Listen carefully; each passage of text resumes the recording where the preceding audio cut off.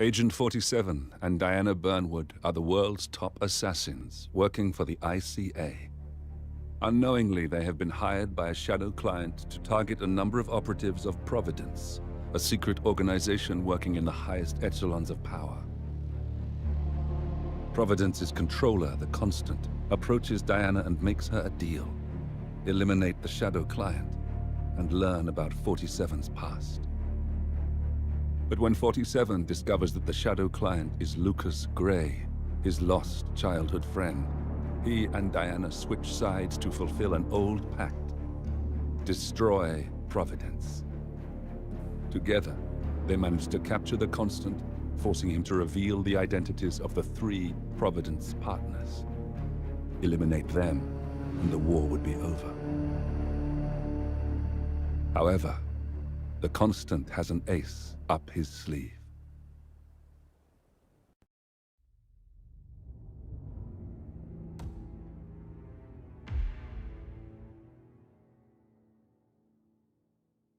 Look closer. In the shadows. Behind the everyday world.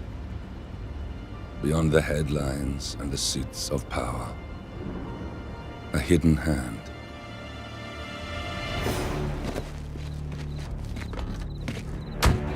A kind of company known as Providence.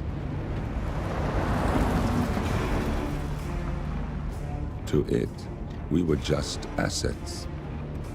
To use and throw away. To do the unthinkable. The unforgivable. And it never gave us a second thought. Until now. After decades in the shadows, we are fighting back. Me and 47. Much has been lost, but we are closer than ever. We trapped the Constant, Providence's chief controller, and finally learnt the names of its 3 partners. In their downfall, we lay the past to rest. And, just maybe, look towards the future. 47. It's time.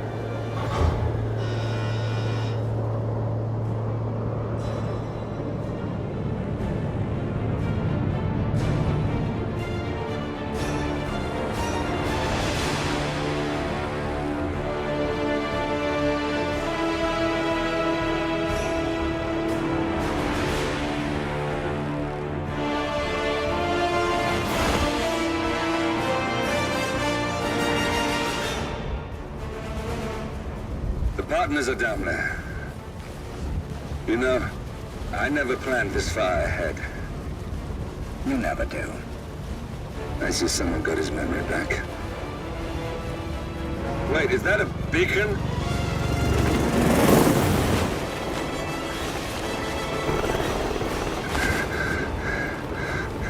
What the hell?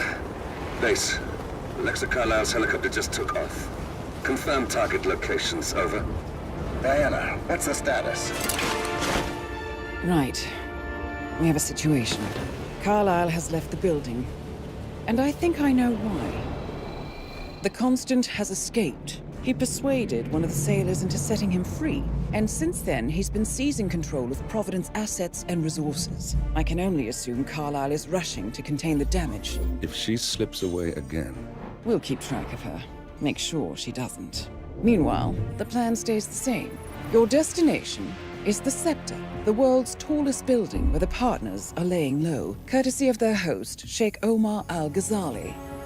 Marcus Stuyvesant is 5th-generation old money. His family made its fortune in real estate and banking, and were at one point the chief landowners in New York. Carl Ingram is a powerful Washington kingmaker whose family grew rich selling gunpowder during the American Civil War, and later established a globe-spanning empire in oil, coal, and steel. Both families long since retreated from public view, but their quiet dominance endures to this day. Now, the partners likely suspect that we're coming, so Mr. Gray will infiltrate building controls and disable all electronic doors and elevators. Stuyvesant and Ingram are about to find They have nowhere left to run. Right. This is our moment, 47. Providence ruined our lives with the flick of a pen. Today, we return the favor. Happy hunting.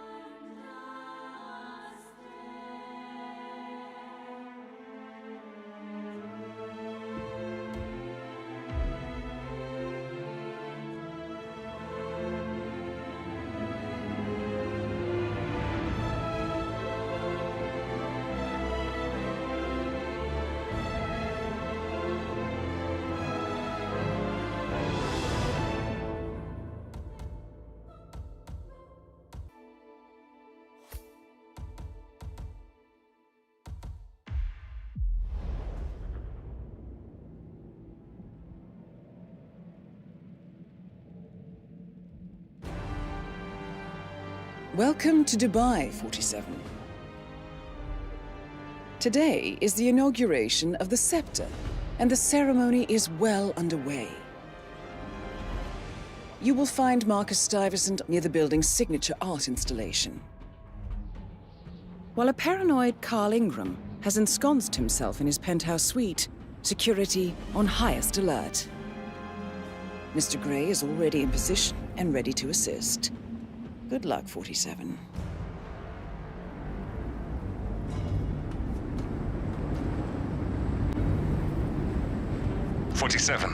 Come in. 47, do you copy? I'm here. Are you in position? I'm heading towards the point of entry. Good. Get back to me when you're there.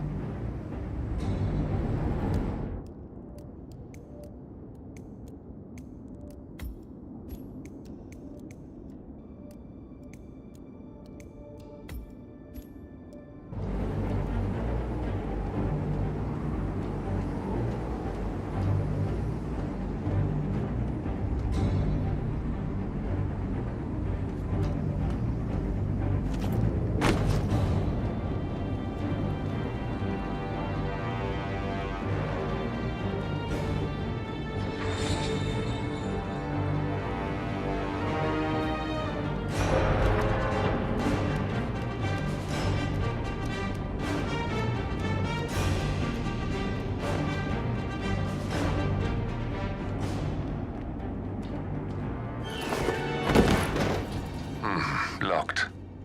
47, use your camera and scan the lock, will you? I think I can override the Windows controls from here.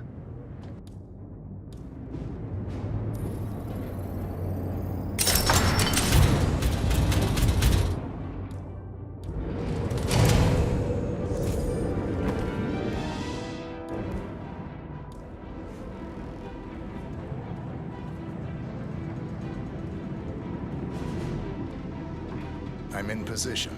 47, the inauguration is taking place close by. Once you've infiltrated it, get your bearings. I'm sure there must be floor plans somewhere. Understood. We need absolute focus on this one. If Ingram and Stuyvesant are alerted to our presence, we may lose them for good. We are so close, 47. Don't worry. They're not going anywhere.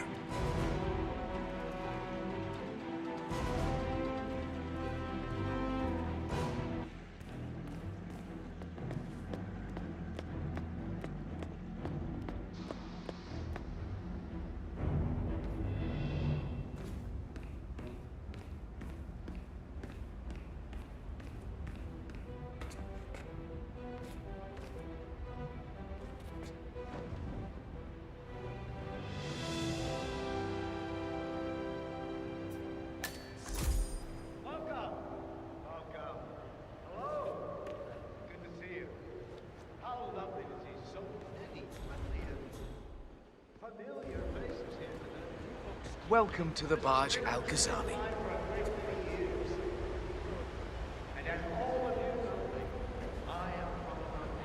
How are you, bhai? Kaise ho? Okay, right. But what if they get the keys? Or a lockpick? I think those would be acceptable.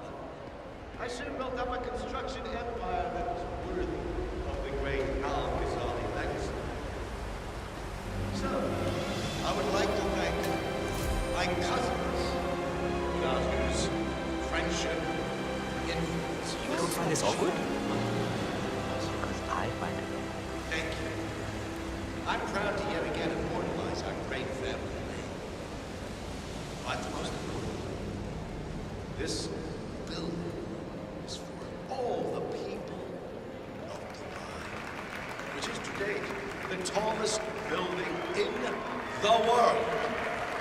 I think I'm very proud to actually keep it in my pocket. So, I'm humbly proud to open the Burj Al Ghazali. Oh, if you don't like that, the scepter. Hardly ever named too. Now, please, be my guests and celebrate. And thank you.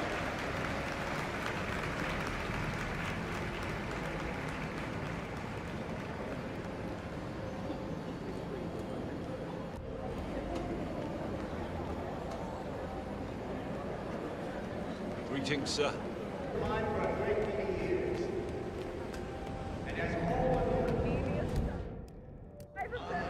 Oh, you're here! How wonderful! You know, I didn't think you'd come after your tragic loss. Thank you, Lucy. I would love to chat, but Marcus Stuyvesant was a god to us struggling artists. His and your generosity helped so many. that's kind of you. But I have a meeting. Ooh, with who? Can I come? No, Lucy. This is a private matter. Besides, this is your big day. You should mingle, have fun. Oh, don't worry about that. My art speaks for itself. Well, I have to go. I'll call you when I get back to New York. Lucy, you are needed at the inauguration. And there are some other issues I'd like to run by you. Oh, that can wait. Cornelia, don't go!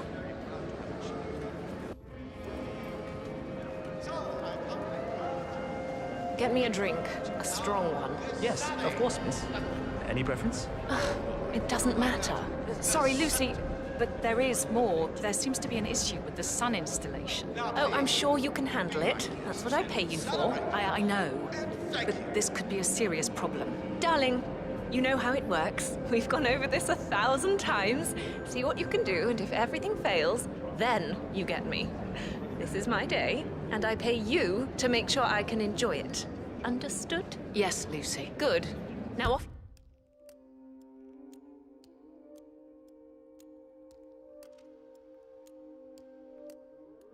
You go. I have important things to take care of.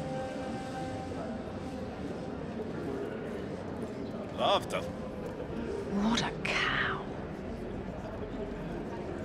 Sorry, sir. A crisp shirt will only get you so far in life. Know what I mean?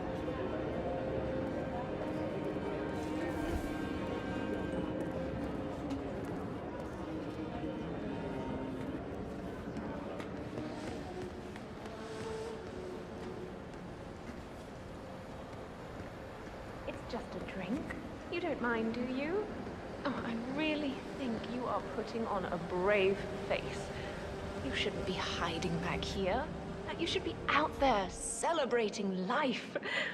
Oh, now that reminds me, I'm supposed to talk to Richard Voltaire. You know, I'm really frightened of him. His review on the Senses exhibition was brutal. But I'd rather be here supporting you. Thank you, but it's really not necessary. I have... As long as you know I'm here for you. As I said, it's only if something goes wrong or that dreadful critic insists on speaking to me now that I'll be kept away from my friend Cornelia Stuyvesant. Everything is going fabulously out there. I really want to say how much I appreciate all you have done for me. Without you, I wouldn't be here. You know, not to sound arrogant, you have such a good eye for talent. Lucy, seriously, could you please just give me a half an hour alone? I need to think. You know, Cornelia, I really worry about you. Oh, wow. Oh, do you see that? Oh, just a sec.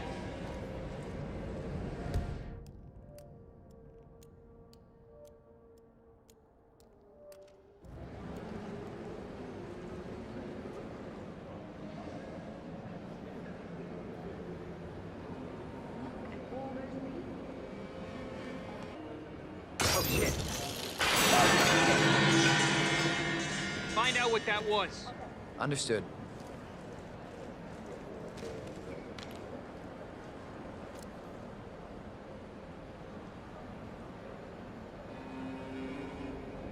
Yeah, we're clear. Okay. Yeah, Central.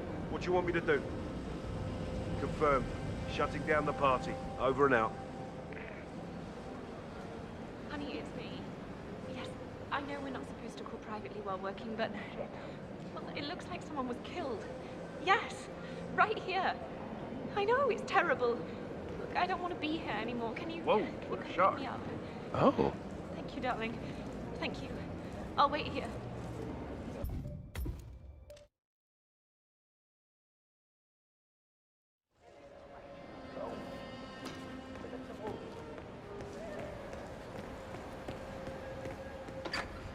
Any news on the new guard assigned to codename Pinky? I got word that he entered the building, but he hasn't reported. Probably.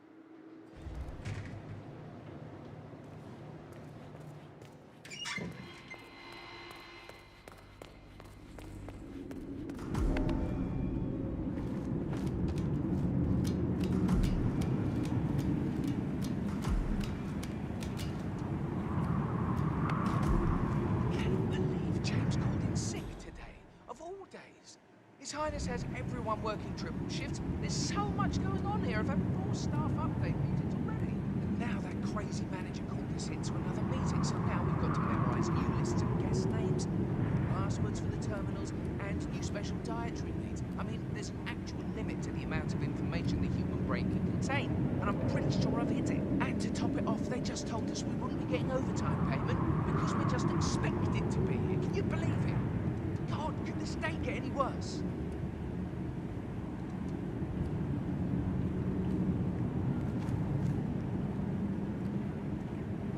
Blessed silence. Finally. Thank you, God.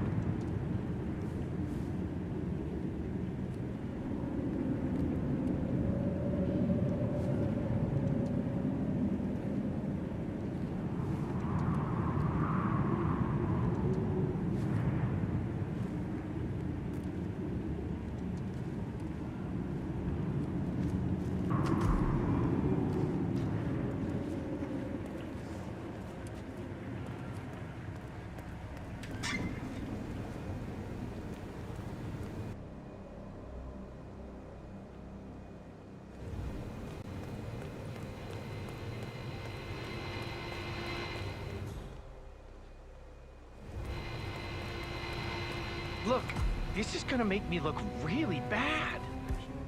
Sure, it's around here somewhere. Don't you worry. A colleague is also out there looking. But this is awful. I mean, I'm in my boxers and you are a woman. It's just so embarrassing. Oh,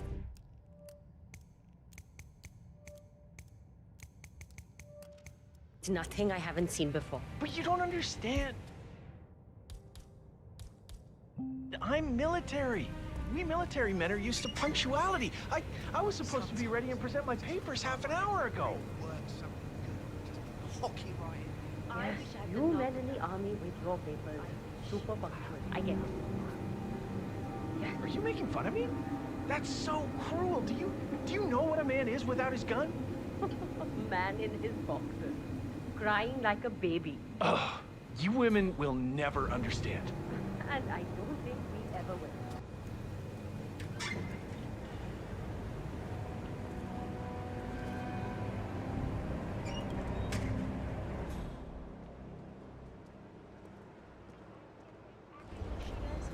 She's management, I'm not, obviously, but... I think I can open that window remotely. Scan the lock with your camera and I'll have a try. Ah, shit! Oh, isn't that just... Oh. This is ridiculous. Someone else deal with this shit.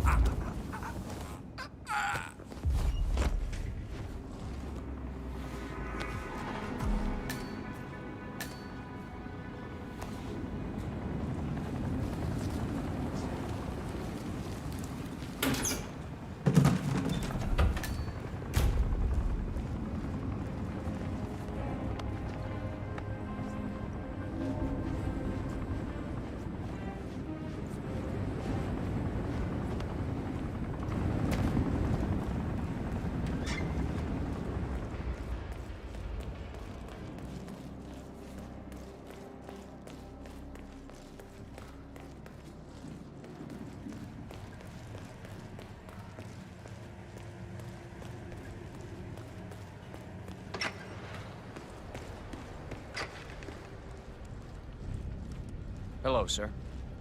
Reporting for duty. About time. Our client has been going out of his mind waiting for you. Do you have the papers? Yes. Good. I'll call him now. How should I address him? It's classified, so you don't call him anything. But officially, he's just known as codename Pinky.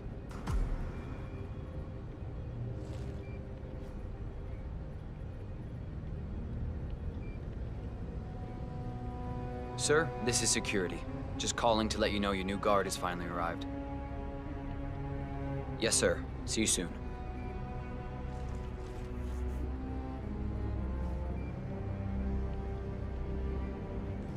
Okay, wait here. He'll be here shortly. Mumbai.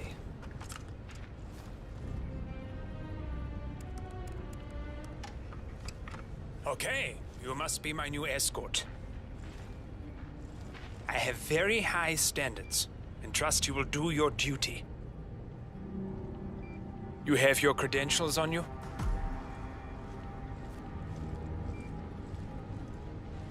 Let me see here. Yes, that looks good. I like it. A cutlery expert, no less. I have no idea what that means. But your CV is very impressive. This looks perfect. Come on, let's walk. Need to tell you a bit about what I expect from you.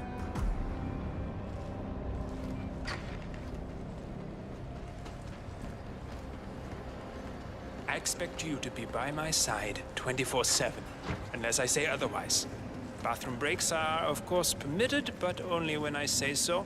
I have a very important and delicate meeting today, in which I expect you to keep your ears closed, but your eyes wide open. Understood? Now, your papers were indeed impressive, but I need to see what you can do with my own eyes. My father used to take me hunting. He was an avid hunter. I personally hated it, but always admired his skill with a knife, and grew to appreciate what it takes to gut an animal. Have you ever tried to gut an animal? Yes. Good. Then you know it's not so easy as it looks. Like trying to stab a rubber ball. It bounces back if you don't stab it correctly. We are almost here. You have to understand. I didn't get where I am by blind faith. Okay, we are almost there. You see the shooting targets? Any fool can shoot a target. But with a knife? Oh, that's where the talent lies. My father always used to say, if you are good with a knife, you're even better with a gun. I want to see your skills. I don't know why, but I've always trusted a man who would throw a knife. I'm sure a psychiatrist would have a field day with that statement. So, show me what you got. Do well and you work for me. Fail, we get out of here, and I never want to see your face again. Let's just hope it's half as good as you were. Only time will tell. But I doubt it. You cocky idiot. Oh, spot on. Look at that. Not bad at all.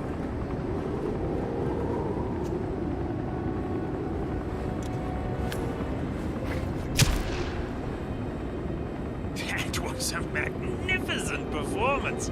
I like you. I think we will get along just fine. You've gained Okay, his I trust. think I got the right man now. What to do Thank with you for all your that services. power? Take the rest of the day off. You deserve it. Thank you, sir. It was an honor. Thank you, sir. You impressed me. You really did. Please, give me some space. Now. You impressed me. You really did. But let's get to work. Some things you should know about me, and this is very much on a need-to-know basis. I am here incognito. So I want you to stay close, but not too close. Especially when we are out in public. If you see a man with a bodyguard, it draws attention. Understood? Yeah, of course you do. Come on, follow me.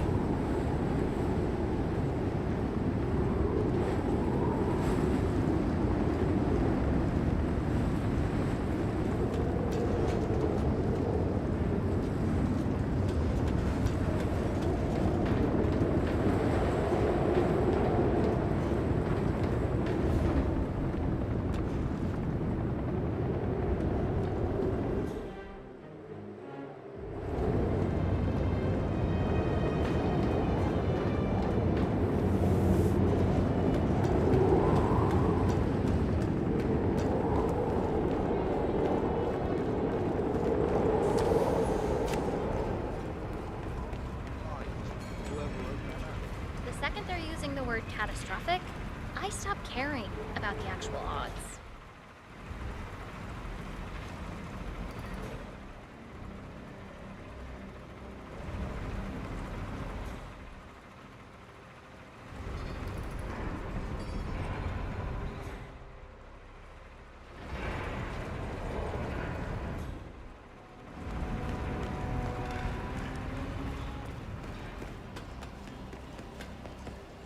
Look, it's just a precaution. I've been personally invited by the Royal Highness Omar Al-Ghazali. I should have clearance. The name is Zaina Kazim. Sir, I understand. Zana Kazim, aka the Vulture. One of the top agents working for Crystal Dawn, the Pan-African terrorist organization. I almost hired him myself once, but chose the Maelstrom instead. Now what is his business here? But you can't enter without being searched. It's standard procedure. This is ridiculous. Well, that's how it is. Think about it and come back if you want. I'll be waiting upstairs in the reception. Understood? Crystal.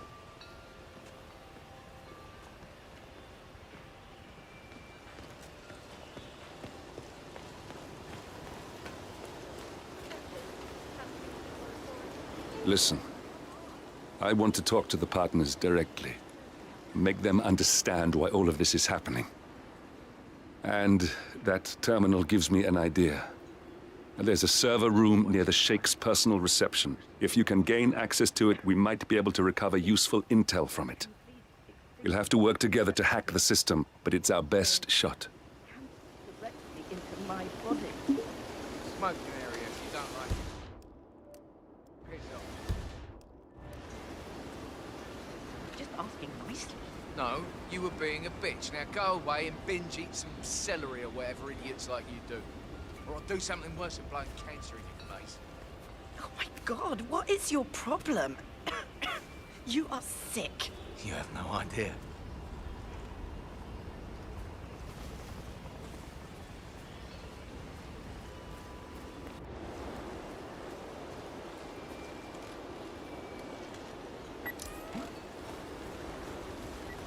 Hello, sir.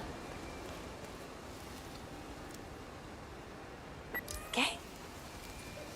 For leaning into scorch marks on a piece of toast. And she's getting rich on them. Wow. Thumbs.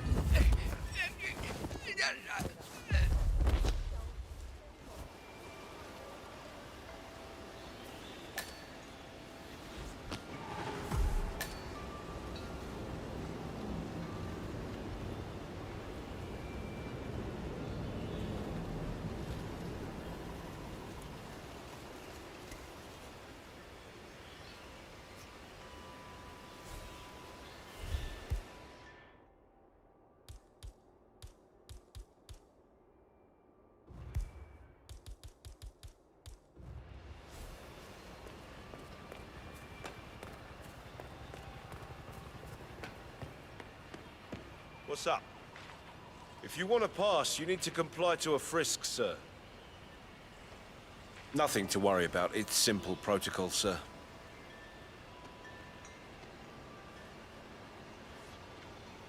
You're good to go, sir. Thank you for your patience.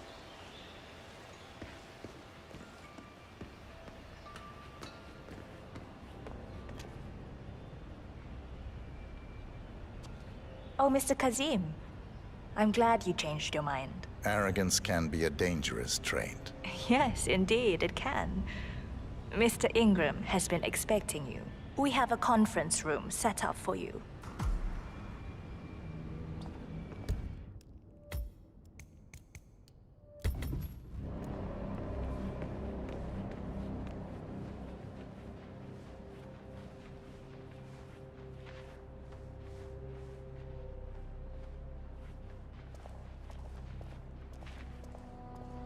How you been?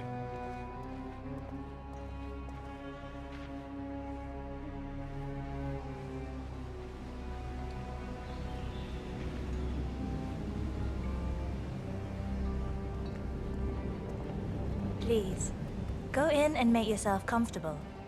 Mr. Ingram will be with you shortly. Thank you.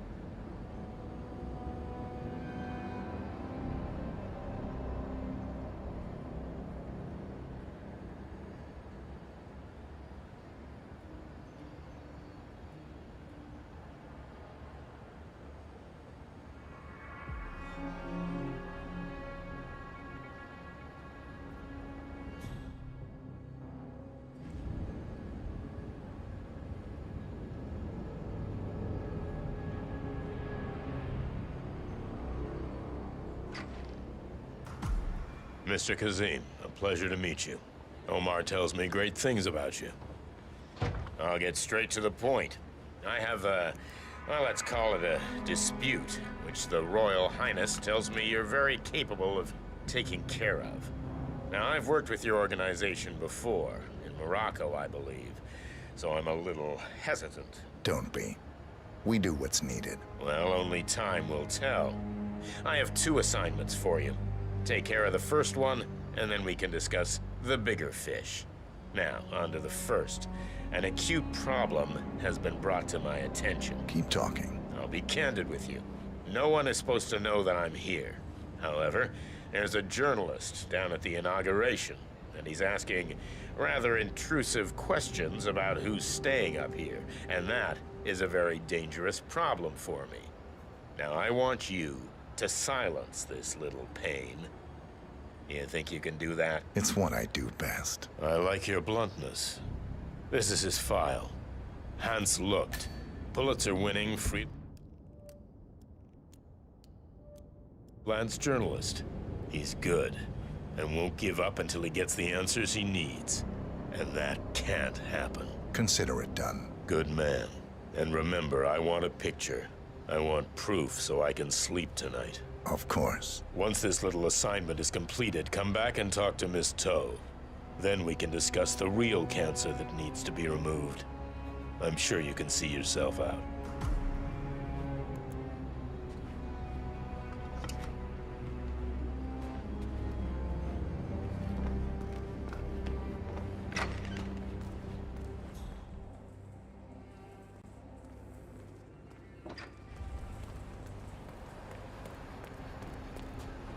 Hello? Yeah, just wanted to remind you about the lockdown.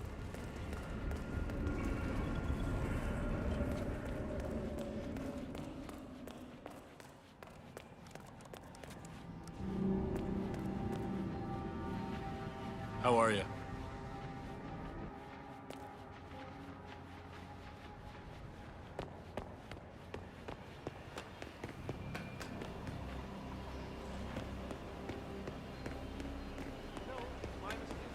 Hello, I don't mean to pry, but upstairs, do you by any chance know who's staying there? I hear it's not just the Royal Highness. I'm going to ask you politely to move along.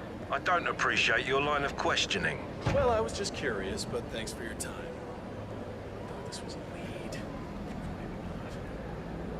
I'll keep asking. Mr. Looked, I hear you're looking for information. Oh, really? Okay. You know what's happening upstairs? I know more than you could imagine. But we can't talk here. Follow me. Great. Lead the way.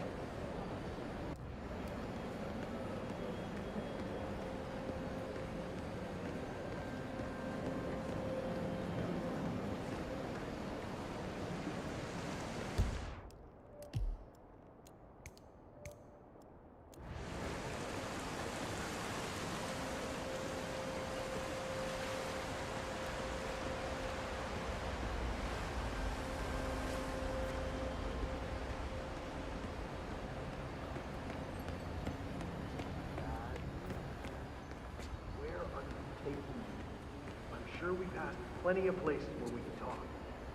I hope it's worth it.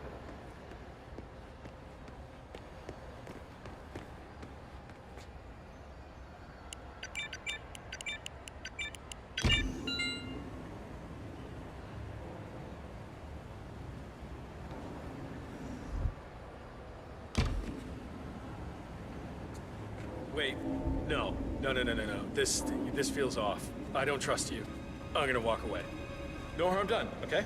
Talk to me again if you mean business.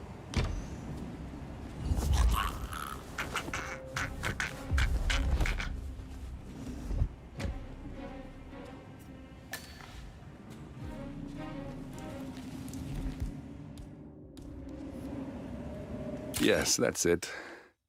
Now Ingram trusts you, it's like shooting fish in a barrel.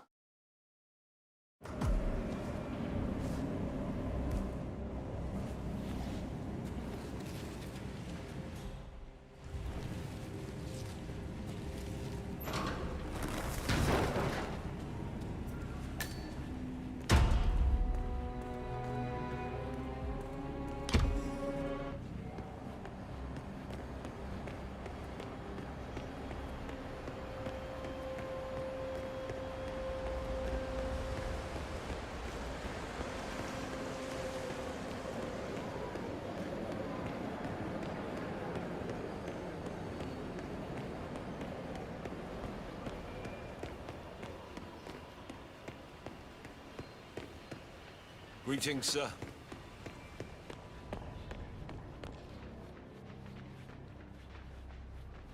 Greetings, sir.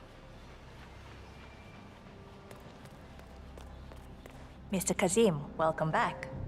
So, you have the picture?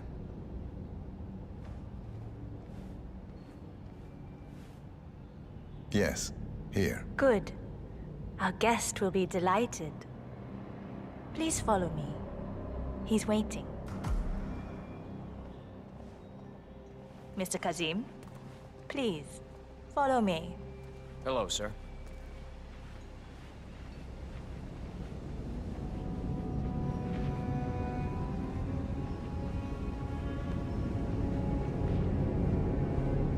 I hope you have had time to see the art exhibition. His Royal Highness has a keen eye for the arts. If you haven't yet, I highly recommend it.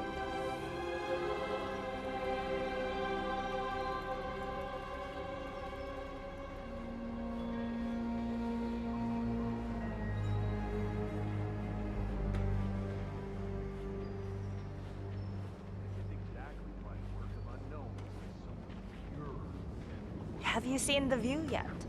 It's quite spectacular. On a clear day, you get a wonderful view of the Arabian desert. It's a sight to behold, the vastness of it. Back in China, this would never be possible, because of all the smog.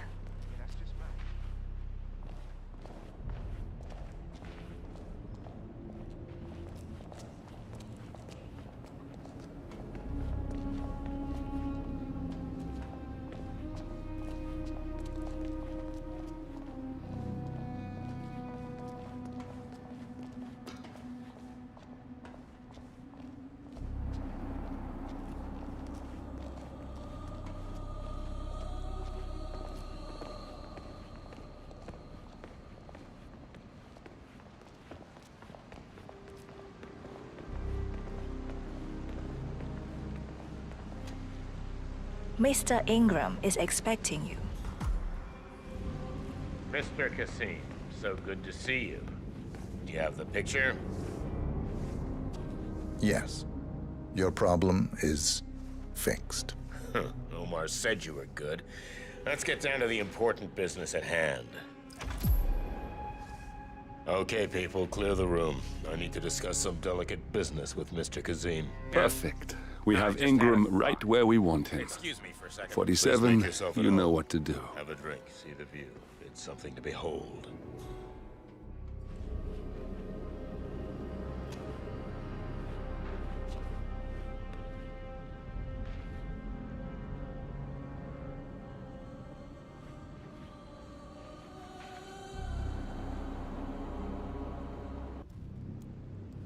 Now, where was I? Oh, that's right.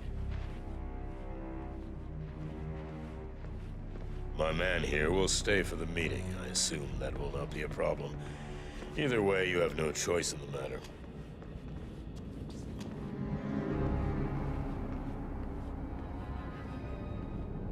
It's interesting we haven't come across each other before, Mr. Cassim. Well, maybe not. I usually have my people talk to people like you. I can imagine. I don't know how much Omar, the Royal Highness, has told you. But my guess is very little, so let me get straight to the point. My organization has been hit by an unpleasant cancer that can only be removed by cutting it out of the gut, if you get my drift. Yes, I do. Good. This little turd is spreading his vile, toxic cells, and I want him stopped. Brutally. Chemo won't remove him. Only the knife. I have his file here. Arthur Edwards. A sly little devil, if there ever was one. Me and my associates, well, we underestimated the little worm. We want revenge. I think you and I share a common interest. I doubt that. But I want you to make him suffer. This is not a horse that needs to be put out of its misery. This is a rabid dog that needs to be put down. Am I making myself clear, Mr. Cassim? Yes. Consider it done. Good. We're now in business. We are. I'll have Miss Toe send you anything you need. We're done here. Oh, one last question. I'm just curious. You're nicknamed the Vulture. Why? I find it's best to wait for the perfect kill. I think you'll be perfect for the job. Nice to meet you, Mr. Cassim. I look forward to receiving an update. Safe hunting. Guard! Yes, Mr. Ingram? Please show Mr. Cassim out. Yes, sir. Mr. Kazem, please follow me.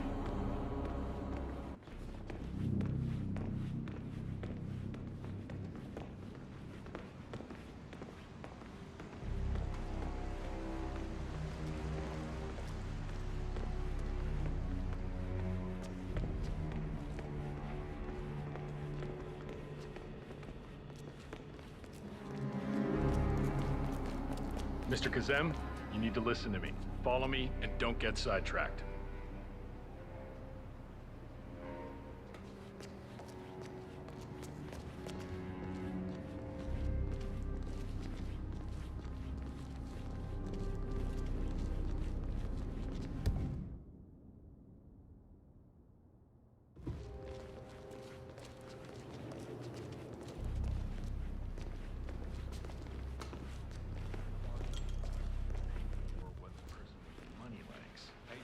Mr. Kazem, you need to listen to me. You know how much I respect you.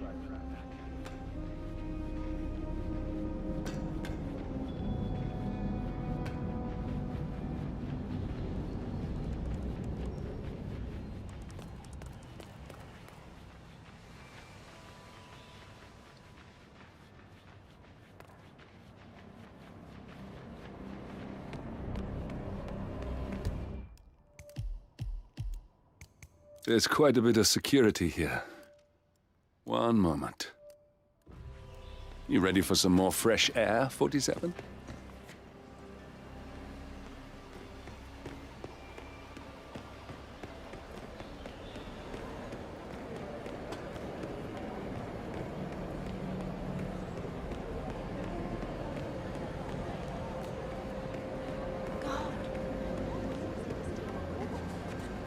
don't even remember. Every few years, it's like you just... Hello.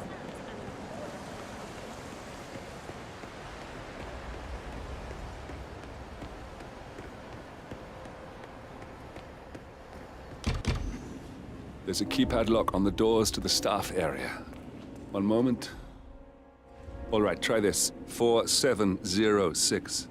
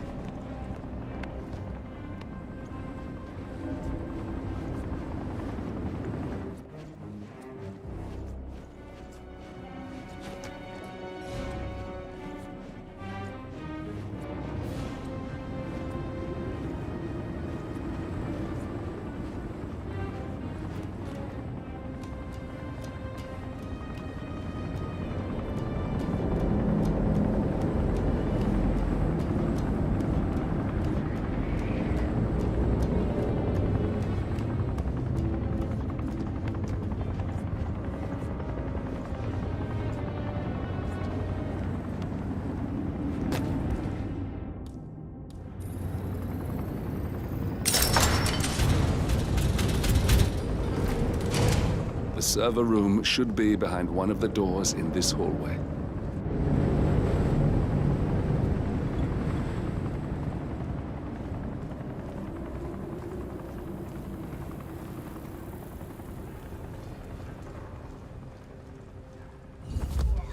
Why are you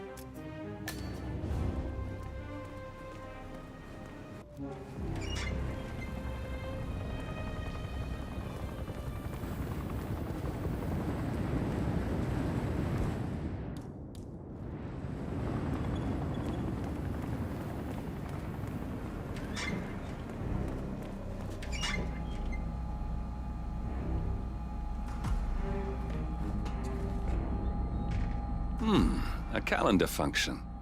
We can use this to summon the partners to a fake meeting, 47.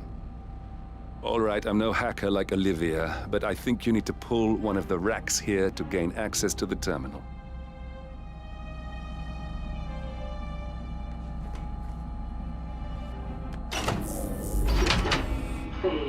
Damn it. A silent alarm has been tripped. Security is on its way. Hide, 47.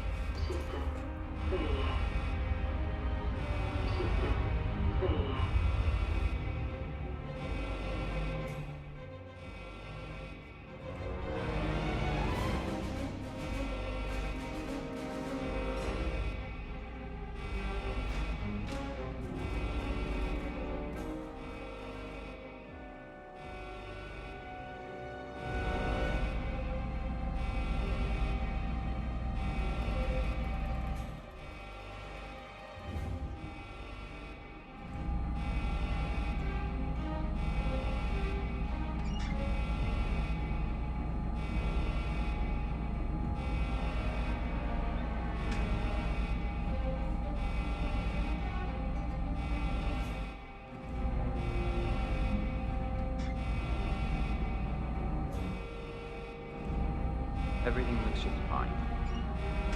Damn IT guys and their stupid equipment. I'm sick of coming down here. System online. Yes, sorry about that, 47. Let's try again, shall we? I think I've got it. We'll need a keycard to gain access. Someone in maintenance should have one we can borrow for a spell. Hey, it's me. I thought about what you said. Yeah, I changed my mind. It was an insane idea to start with. Exploding golf ball. I don't want blood on my hands. I've never taken things to such an extreme before.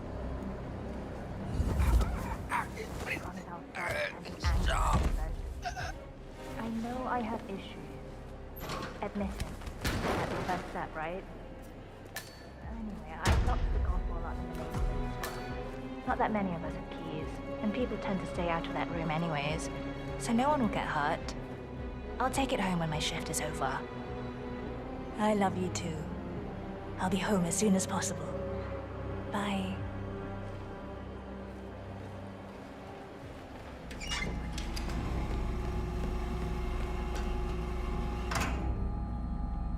Well, that must have done something. Can you see anything different in the room?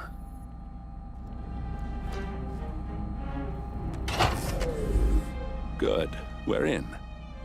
Now all you need to do is access the terminal and use the calendar option to summon the Providence partners to a meeting. Good work. The meeting has been booked. The partners should be moving up here shortly. Looks like the lounge can be sealed off for private conversations. Handy. Excellent. I see the partners moving. You should join their meeting. Time to end this, 47. Building cameras are now disabled.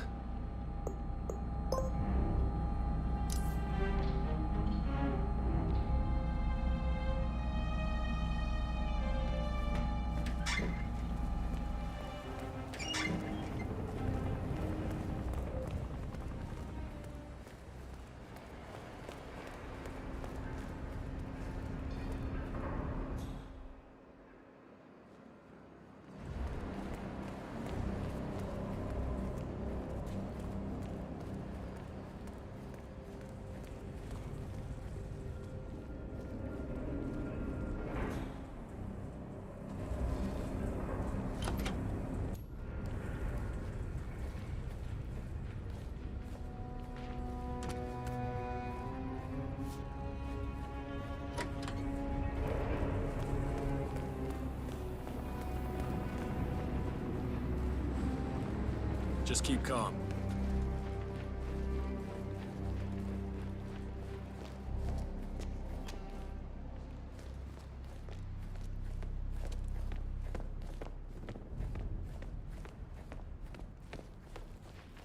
Please stay back.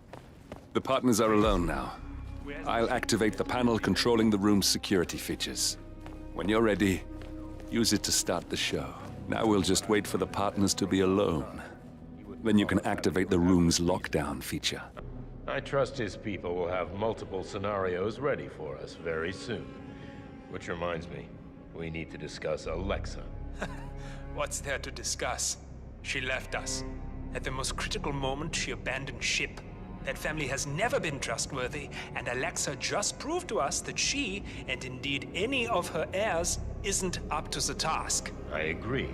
She displayed extremely poor judgment. I hope Omar is able to step up. At this time in particular, we need a solid foundation to rebuild from, and someone to help us hit that traitor Edwards where it hurts. Oh, he'll get what's coming to him. You know, Marcus, my father taught me many things throughout my life. Loyalty, respect, dedication. Edwards has betrayed all of those. I look forward to teaching him the most important thing my father ever taught me. The power of fear. I think it's safe to say this situation has revealed some structural weaknesses in our organization. We'll deal with them as swiftly and as harshly as we've been taught by our predecessors. Now, what's holding up the Sheik?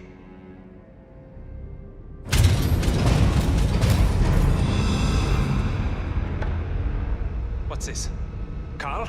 Did you do that? I certainly did not. I have no idea what's going on. Gentlemen. What's the meaning of this? You're the one responsible for all this. Gray, what do you want? Something that has been a long time due. Revenge. Revenge? How banal. You killed Cobb, Navikov, Caruso, the Washington twins, everyone at Haven. You broke into our bank, and you outed Providence to the world. Whatever perceived slight we've done to you is insignificant to the amount of damage you've caused us. You've caused the world. You're a murderous terrorist. Nothing more. What did we ever do to you anyway? You specifically? Nothing. Providence? Everything.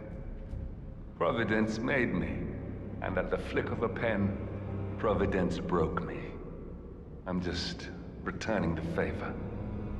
Providence has ruined the lives of countless people, expecting and facing no consequence for its actions. You take for yourselves and those who support you, and you burn everyone and everything else to the ground from the comfort of the shadows. No more. You're delusional. Exposing us achieved nothing beyond moving a few pieces around on a board much more complicated than you can fathom. The world believes we're dead. What more do you want? Me? Nothing. My friend, however, well, let's just say he's a bit of an expert. I'm just here to watch you die. 47. Finish it. 47. Don't hit me! Finish it. I need help! Get out. Here. No!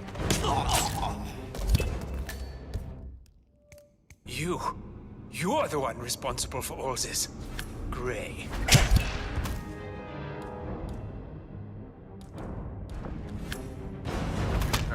Gotta get out of here. Where the hell is that security panel? Oh, shit! Not a patient man, are you? Finally, Stuyvesant and Ingram are gone. Providence will soon be no more than a bad memory. 47. Thank you. I'll meet you at the rendezvous on the edge of town.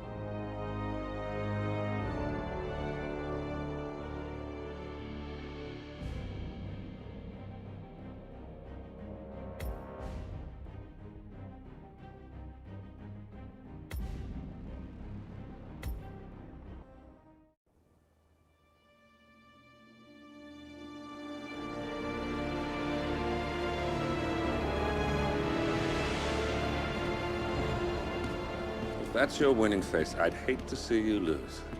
We underestimated the Constant. Yeah, he's a glorified desk clerk. He's not just after the money. He wants it all. We caught him once, we can do it again. And, well, we're not the ones who let him escape. You still don't trust her. I don't like executive decision makers. Look, you don't have to follow her. you know?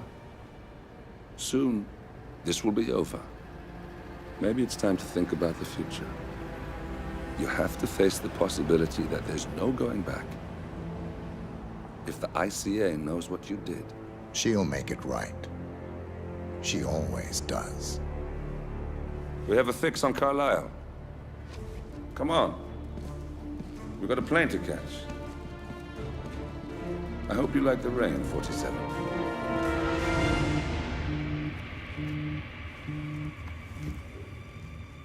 Miss Burnwood. How did you... I have everyone's number. You really ought to know by now. You planned this? All of it? Don't be silly. I just played the hand I was dealt. We'll find you. You had me. Where'd that get you? We handed you an empire. It's for the best. The partners were complacent, set in their ways. But power is more than just security. Providence can be an agent of change. Surely you understand. Or you will. Soon enough.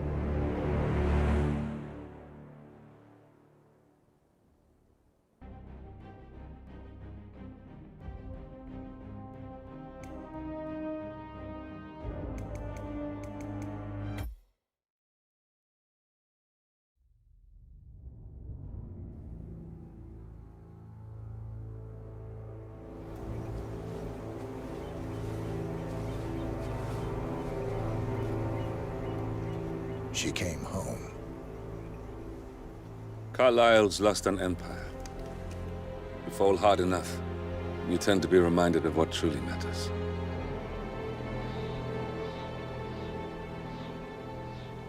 So, the end of the line. You ready for this? Are you? Who will you be, without a score to settle? I guess the world's most wanted fugitive will have to do.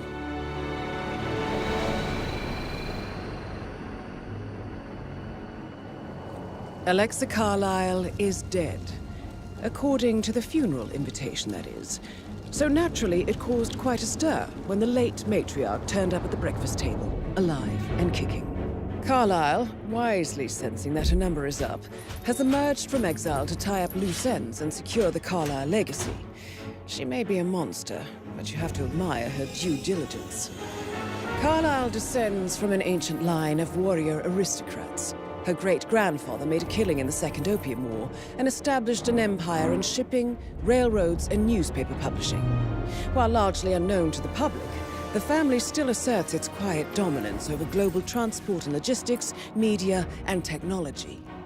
Most senior of the partners, Alexa Carlisle, is cold as ice, tough as nails, and sharp as a razor.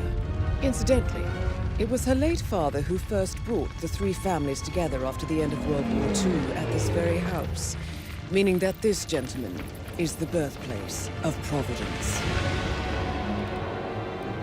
It began here, and it ends here. Talk about poetic. One more thing. According to our intel, Carlisle keeps a case file on the Constant. Information that may be helpful in his recapture, so don't leave the estate without it. Right. Happy hunting, 47. See you on the other side.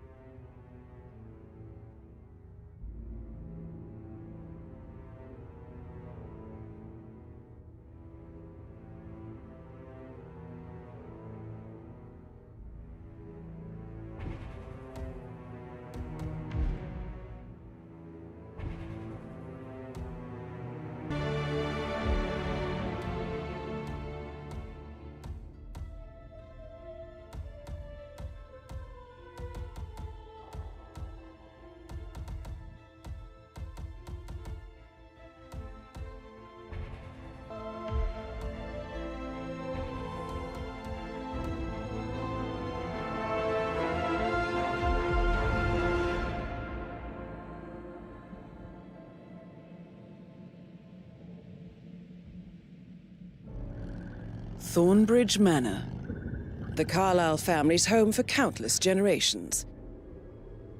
The Revenant Alexa Carlyle and her 3 adult children, younger brother Zachary, grandson, and daughter-in-law, are all gathered to conduct Carlyle's sham funeral. Curiously, Carlyle summoned a famous London PI soon after arriving this morning, but his purpose at Thornbridge is yet unclear. Now, the target knows that you're coming, and her guard detail is top-notch. So Mr. Gray will secure their nearby field HQ and intercept all calls going in and out of the estate.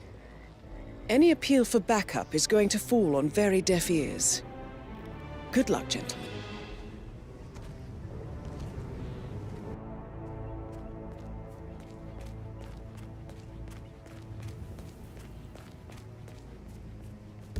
This is a private area, sir. Phineas Whitmer, private investigator. I have an appointment with Madame Carlyle. Please wait. Mr. Whitmer is here to see Madame Carlyle. You can go right in. That is Phineas Whitmer, the famous private investigator hired by Madame Carlyle this morning. I'm curious why he's here. Maybe you should do some detecting yourself, 47.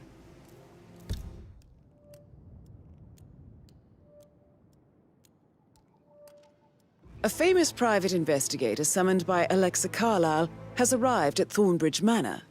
If you take his place, it may be an opportunity to get close to Madame Carlyle.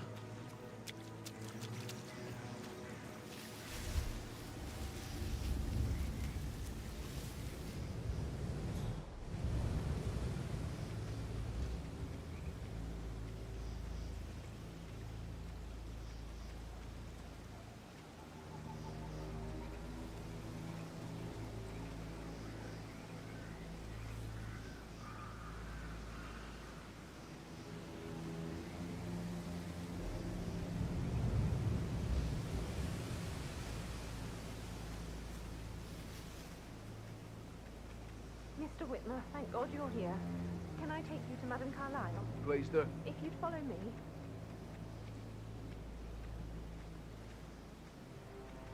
I know I oughtn't say anything, but I'm so relieved you're here. Everything's just so strange. Preparing for Madame's funeral, and then she turns up alive. But then the awful business with her brother Zachary, and all this security. I've never seen the place guarded like this, and I dare say I don't like it at all.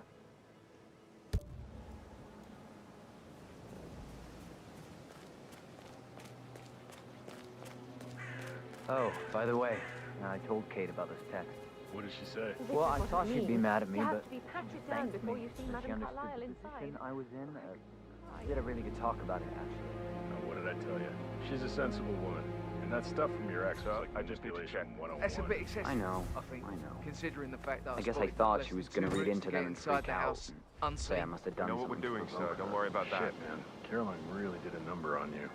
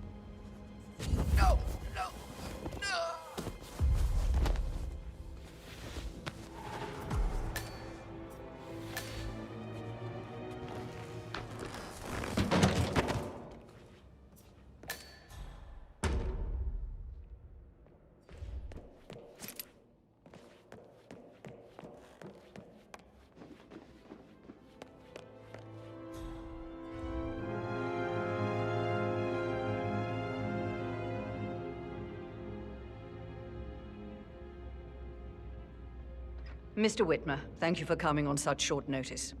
A great tragedy has fallen upon us, and I need a quick resolution, handled with absolute discretion. Results and discretion are my specialty. Very well. I suppose you will want to start at the crime scene. In my experience, a thorough examination of a potential crime scene is half the job done. Good. Fernsby will take over from here. I am Mr. Fernsby, the butler.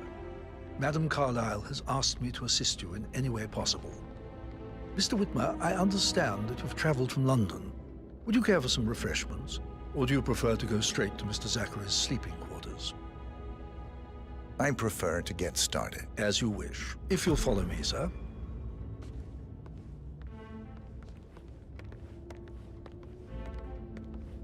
I think Patrick is giving you a really hard time. You deserve better than that, Lauren. I feel obliged to point out that current affairs surrounding Madame Carlyle are of a delicate nature. You may be familiar with the recent announcement of her death. You will probably learn that a staged funeral is scheduled to take place tomorrow. Madame's children were not informed until this morning that their mother was in fact not dead at all. So please bear with them if they seem affected by the rather unusual situation. I trust I do not need to remind you that there will be consequences if word gets out that Madame Carlyle is still alive. I'll consider her dead when I leave. Before you inspect the crime scene, I will tell you this. The case concerns the death of Mr. Zachary, Madame Carlyle's younger brother. He was found dead in his bed this morning. The door was locked from the inside, and a suicide letter was found in his room. However, Madame Carlyle suspects foul play and will not accept that he took his own life. I've prepared some information for you, so please do come and see me when you've finished your investigation of the crime scene. This is Mr. Zachary's room, to my right.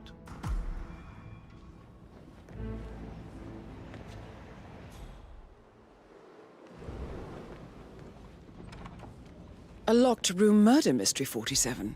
I trust you'll get to the bottom of this.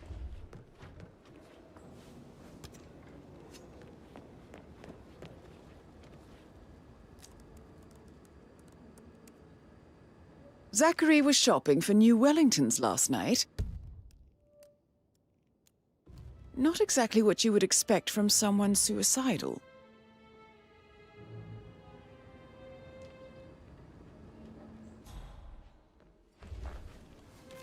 Zachary's suicide note.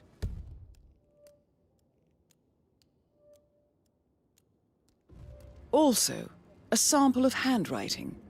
It could be relevant to compare to other samples to establish its authenticity. Why don't you use your camera to scan the dead body, 47? Throat markings indicate a rare, short-lived plant poison killed him. Spread shows time of death at around 10 o'clock last night. You do know your poisons, 47.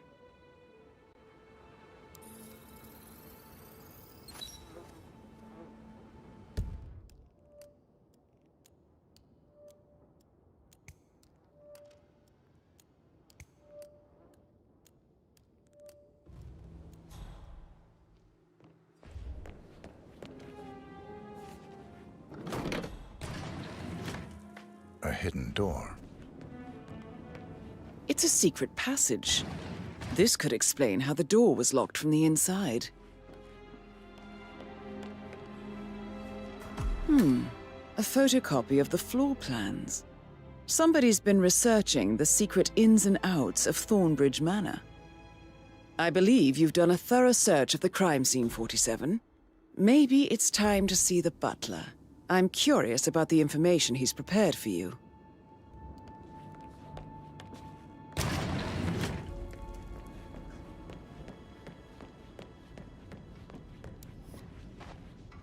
How are you, sir?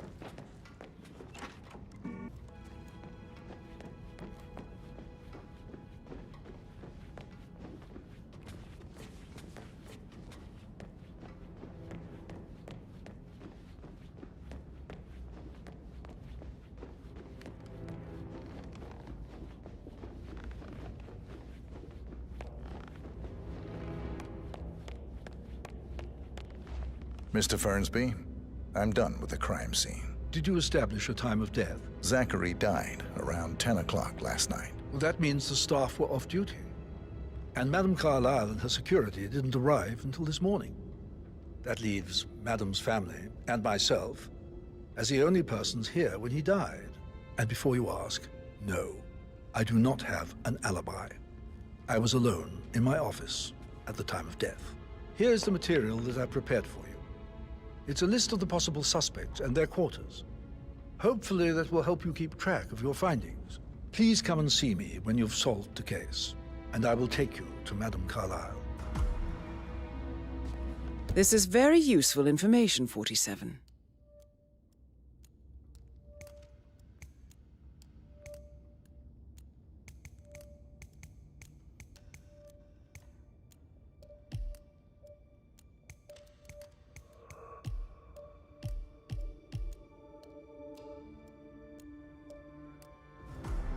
So how does one solve a murder mystery, 47?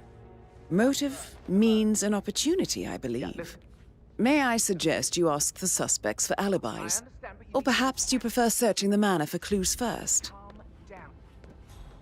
Yes, I understand. I'm sure we can come to some arrangement, but you really need to talk to Anthony. He's the man with the papers.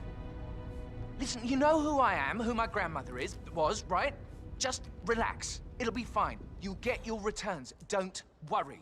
Give Anthony a call, okay? Patrick Carlyle, can you tell me where you were yesterday evening? Shit, it's that sneaky butler, isn't it? He ratted me out. Elaine, give us some privacy, would you? Don't tell Mother, okay? She's really tense these days, and the last thing I need is more hassle. I took that pretty blonde, Rosie, for an evening stroll. I mean, how the fuck am I expected to cope for an entire weekend in this shithole? I'm bored out of my mind. If that's all, I think I'll get back to my slow death by boredom. What did you think of Zachary? Creepy as hell. No ambition. Imagine deciding to live in a museum. You know, Father says Zachary and Alexei used to be two of a kind. He had a great future ahead of him, then suddenly, he just gave up everything.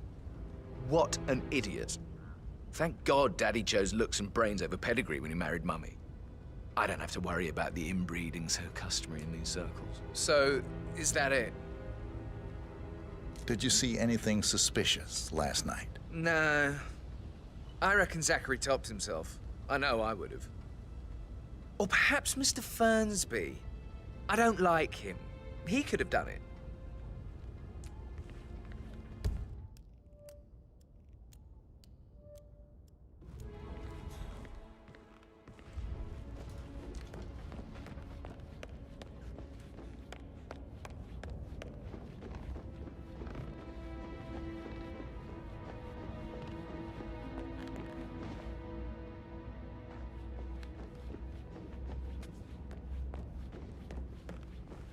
If you only knew what we face, I wonder what you would do. Attack? Regroup? Close the gates and wait it out?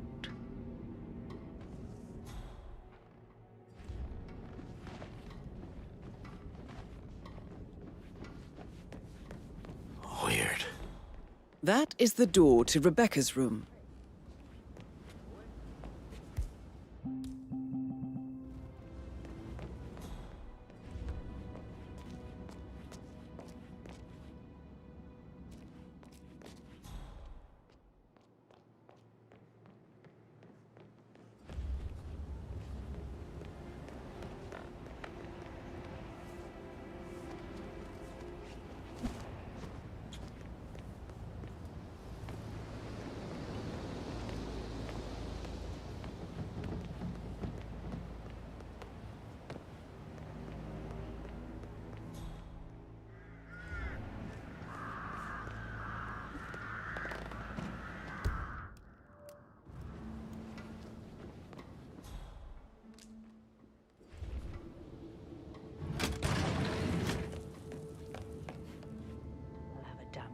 reason for not being here in person. Christ. Really don't have a clue, do you? I'm talking about that weasel Arthur Edwards. Can we get back what he stole from me? So far, it looks like we can't. All the transfers of funds and privileges I've been through have been bulletproof. He intercepted the arrangements our office worked years to put in place. That's why Don Yates should be here. He made the arrangements. He should bloody well be the one to clean up this whole mess. I don't know what to say. I'm sorry. Don't kill the messenger, Alexa. Please, continue your efforts, Mr. Ford.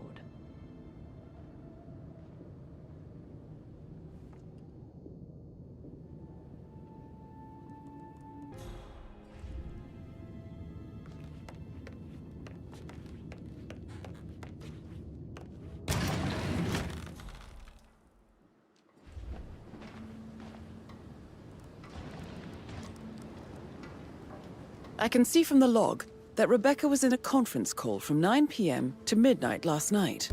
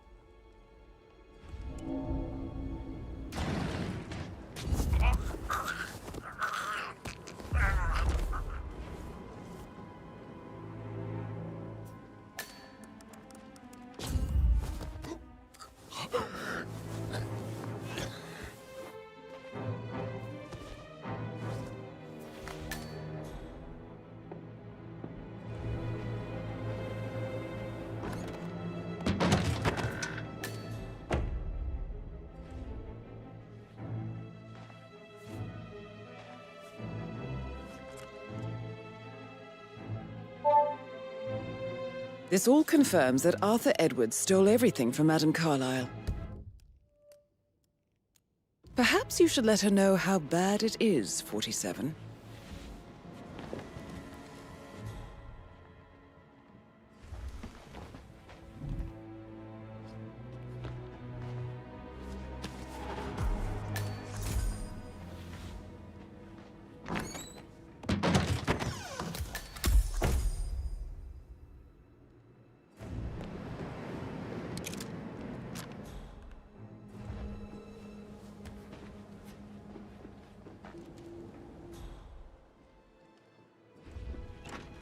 I received a vault token for the Milton Fitzpatrick London Bank. Did I understand correctly that I should give it to Rebecca in case of your death? Exactly. She holds the other one. I want her to have the file on Arthur Edwards if I die. You're not fearful she'll be in trouble?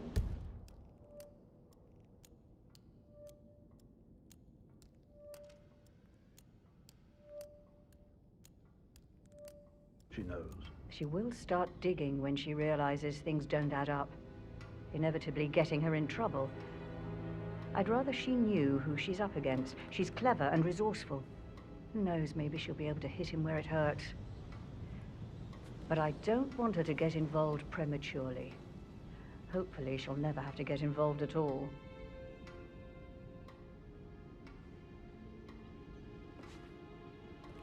You faced great obstacles too, I know. We will persevere. It is my duty to make that happen.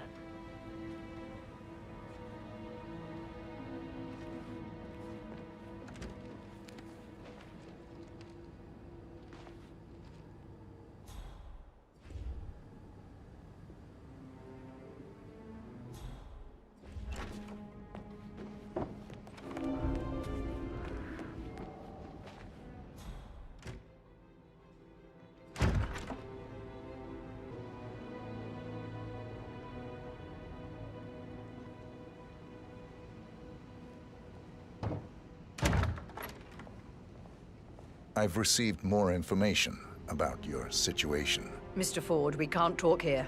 Go back to your office. I will be there shortly.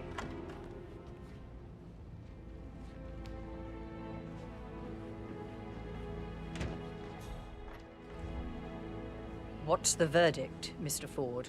Undoubtedly, some of my assets must be safe. No. Everything is gone. Thornbridge Manor, surely. That too. But that's not possible. I'll kill him, I swear, if it's the last thing I do. Thank you, Mr. Ford. That will be all.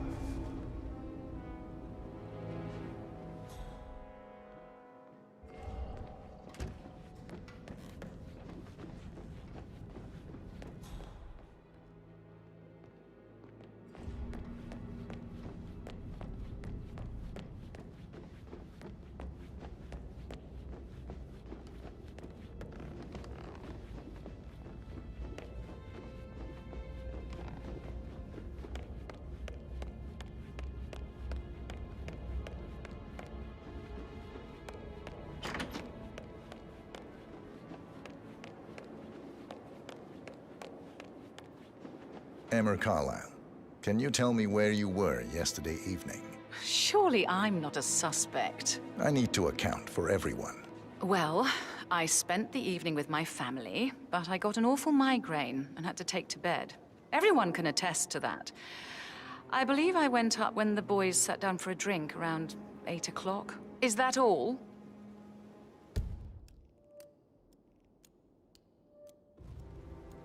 How did you feel about Zachary? I might as well be honest. His presence was always awkward. How do you have a meaningful conversation with a man who only cares about plants? In my opinion, Alexa bears some responsibility for how this ended. She supported his self-limiting behavior by letting him live here.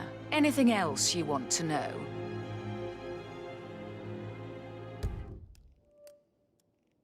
Have you noticed anything else out of the ordinary? Nothing special comes to mind. Except, perhaps, I did get a feeling that Zachary was depressed, not just sad.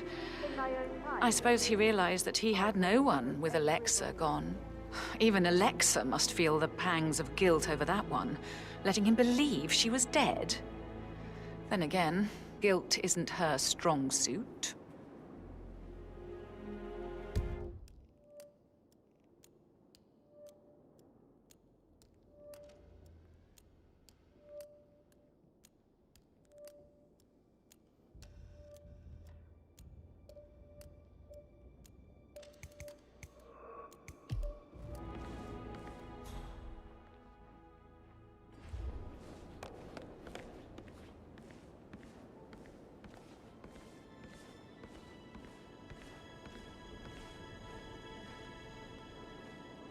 Right, let's get started.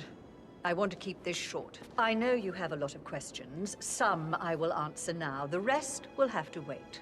First, Zachary's sudden death is a great tragedy, but also a great inconvenience, as it happened just now. I'm dealing with the situation in a discreet and efficient way, and I expect your cooperation in all related matters. Secondly, the arranged funeral event tomorrow will take place as planned. No one can know that I am still alive. I expect you all to act your part. Last, as you all know, I have a lot on my plate and need to focus on sorting everything out, so please do not disturb me with your petty concerns. You are all adults, and as part of the elite, You will eventually have to deal with difficult situations like this. It comes late for most of you, but this is a chance for you to show what you are made of. That will be all. Rebecca Carlyle, can you tell me about yesterday evening? We don't really see much of each other, my brothers and I. exit. I suppose it takes our mother's funeral to bring us together, and even then, it's not like we sit on each other's laps. Now, Edward. Patrick, This is your Gregory's chance. son, Oh, God. disappeared straight I have to after finish dinner. that eulogy. You know, I think he might be in some sort of trouble. Edward wanted to go as well, but Gregory convinced him to stay for a few drinks before they went off for a pint at the local at 9:15. I swear Gregory enjoys Edward's discomfort over staying here. I had a conference call with my New York office at 9, so I spent 3 hours on my laptop in my room and went straight to bed afterwards. I don't know about Emma. She did act a bit strange. You know, I bet she was making lists for changes needing to be done once she gets her hands on Thornbridge Manor. Quite the shock she had when Mother arrived during breakfast. Is there anything else you want to ask me?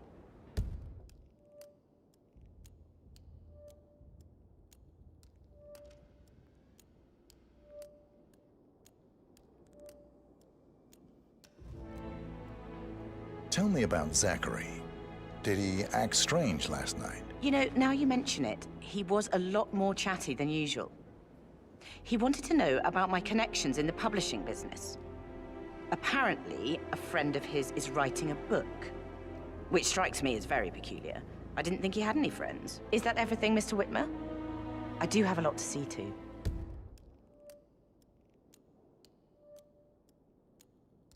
Anything else you feel like mentioning? I may be wrong, but I saw Mr. Fernsby, the butler, leave Zachary's room early this afternoon.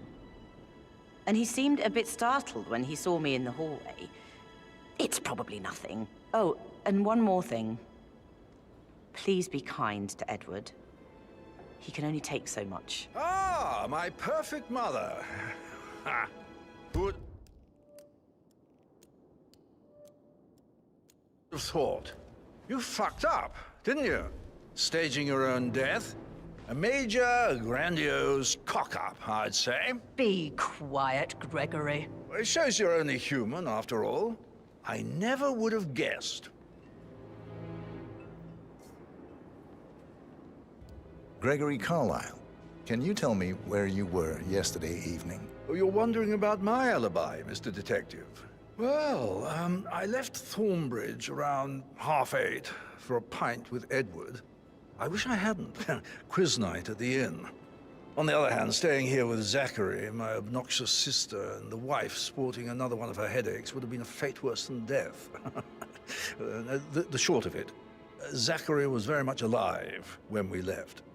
I stayed for the last shout, and I was back here just before midnight. Anything else you want to pry from my intricate intellect?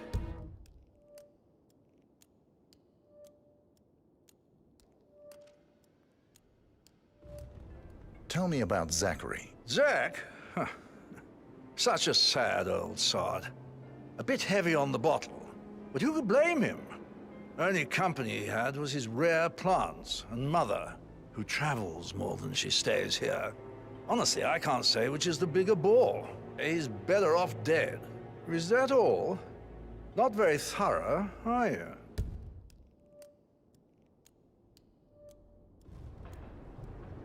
Anything else you'd like to tell me? Nothing, really. I'm just enjoying the show. Our perfect mother obviously fucked up, didn't she? Faking her own death.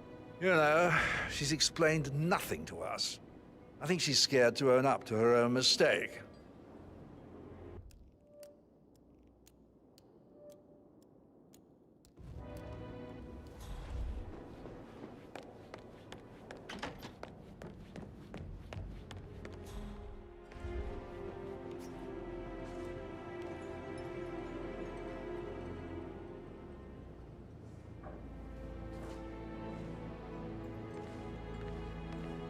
Professor Edward Carlyle, can you tell me your whereabouts for last night? Oh, yes, this dreadful business with Zachary. I stay at the local inn. You see, I prefer not to spend the night here at Thornbridge Manor. My brother Gregory came along for a nightcap. He'll never admit it, but I think he understands that I find this whole thing upsetting and wanted to provide some comfort. I believe we went to the Stag's Head around 8:30. Anything else I can do to help?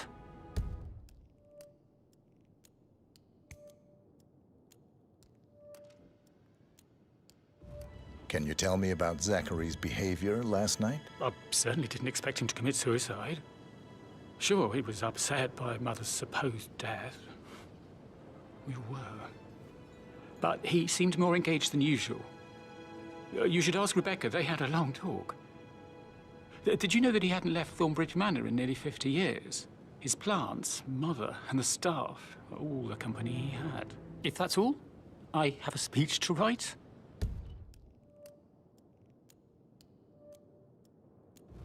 Did you notice anything else out of the ordinary? You mean apart from the fact that we came here to bury our mother and she shows up alive and kicking?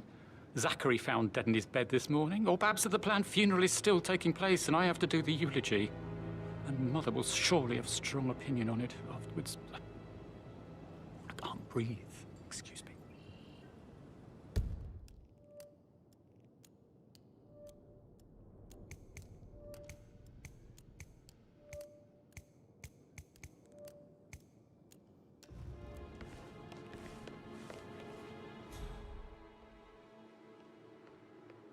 You always led by example rather than by words and meaningless gestures. Like hugs and encouragement. Just a single spontaneous caress, what a difference that would have made. Right. I clearly remember when I was 5. I climbed a tree and could not make my way down. I was scared and called out for help. Of all people, you heard me, and when you saw me, you climbed the tree. I was relieved that help had finally arrived. But you... Can I help you in any way, Mr. Edward? Fernsby, thank you. No, I'm afraid not. Some fresh air may do you good. It might, but I need to finish Mother's eulogy for tomorrow. She doesn't think I can do it, does she? Did she say anything to you? Mr. Edward, your mother has very high standards. I'm under the impression they are rarely met by anyone but herself. Oh, God.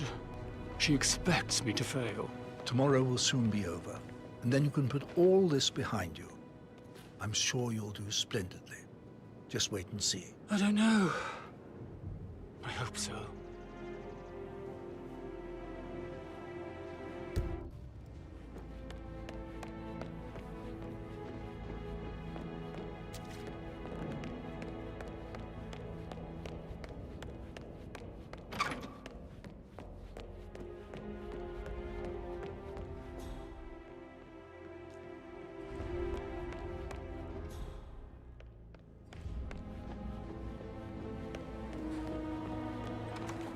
That is the door to Mr. Fernsby's office.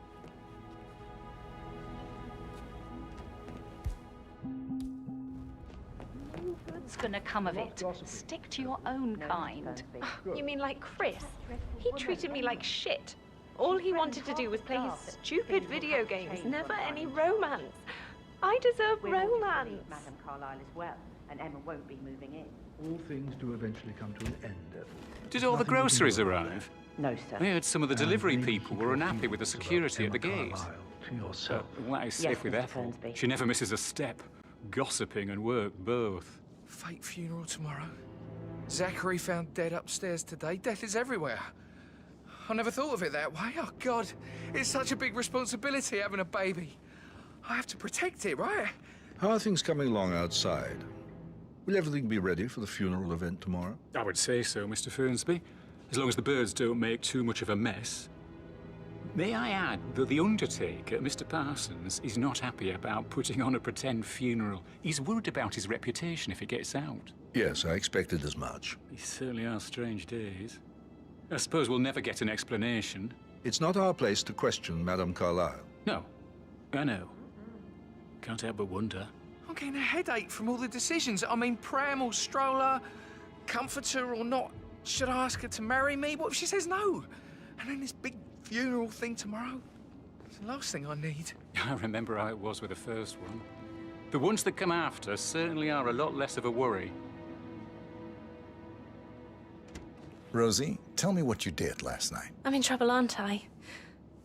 I spent the evening with Patrick. We met after dinner and I went home at 1 in the morning. He said he needed someone real to talk to. When he looks at you, it makes you feel like the center of the universe. Like a real princess. But now he just ignores her. Well, he's under a lot of pressure.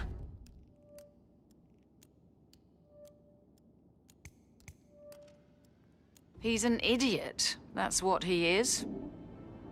Did you notice anything out of the ordinary? Any strangers outside the house? No, we saw no one outside. Except Patrick's mother, Emma. We were sitting on the bench behind the greenhouse talking when she came out and, we had to hide. You won't tell her about me and Patrick, will you? She'd insist Madame Carlyle fire me. I'm sure of it. Too right she will. She's always going on about how things will change once she's in charge of Thornbridge Manor.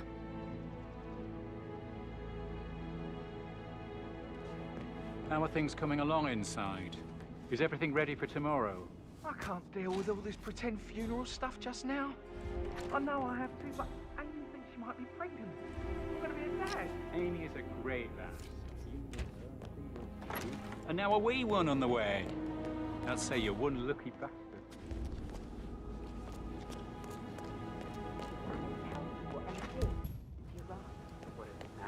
She turned up and demanded to be put up in Madame Carlyle's bedroom.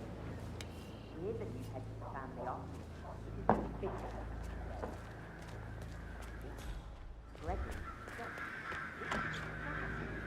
He normally accepts his wife's outrageous behavior without batting.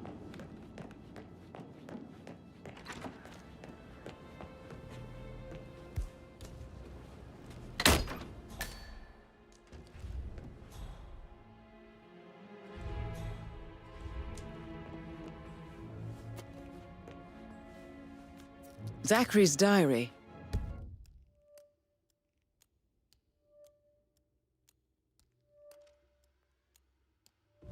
This is big. He was about to confess to the world that he and Alexa murdered their older brother Montgomery 46 years ago. And apparently, Mr. Fernsby helped make the murder look like an accident. And 47, the handwriting doesn't match the suicide letter in his room, proving he didn't write it himself.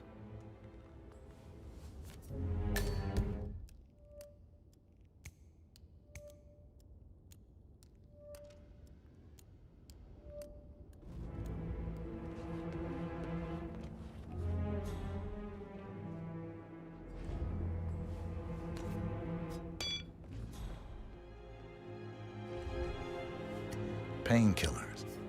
Lethal if you use enough of them. But not the poison used to kill Zachary. Of course, Madame Carlyle doesn't know that. Are you considering to frame the butler, 47? Mr. Fernsby clearly didn't commit the murder, but I think you have enough evidence to convince Madame Carlyle he did. Maybe you should tell him you are ready to present your findings. Unless, of course, you want to do some more detecting, 47?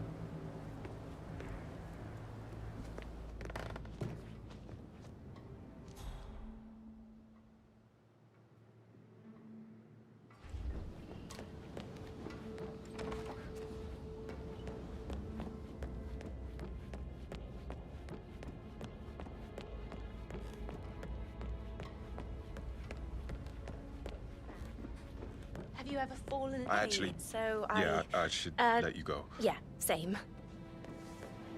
That door leads to Emma and Gregory's room.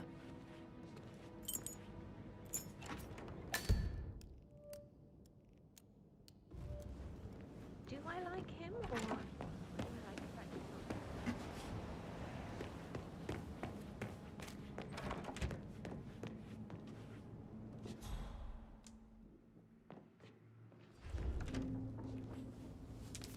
A keychain pendant for the greenhouse. What's that doing in Emma and Gregory's room, I wonder? And why is the key missing?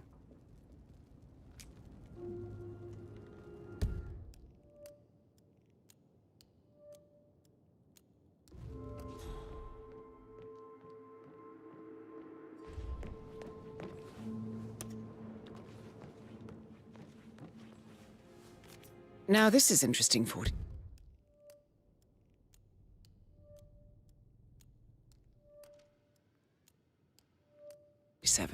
A letter from Emma's mother stating that Emma is the illegitimate child of Alexa's late older brother, Montgomery.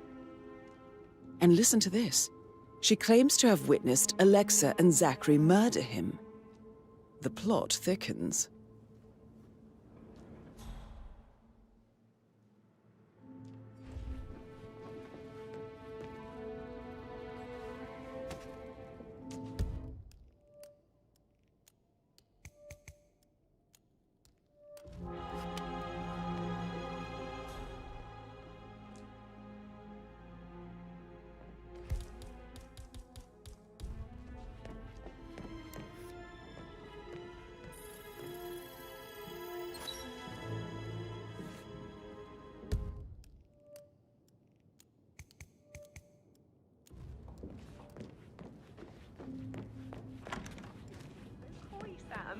Can't you tell me about I the way should you put a pin let in you it? get back to Yeah. it. Sorry.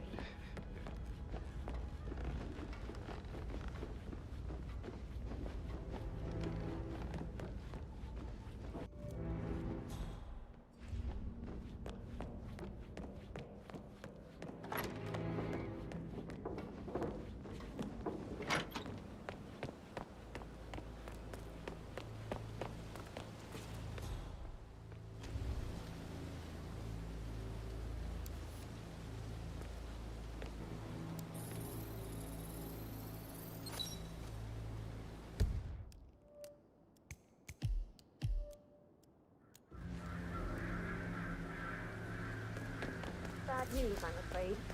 We don't have any extra fuses. Ethel looked everywhere. You've got to be kidding me. No power, no portrait. Oh, Madame Carlyle will be furious. She expects the family photo to be done any moment now. I need this shoot to happen, okay? And I need it to be perfect.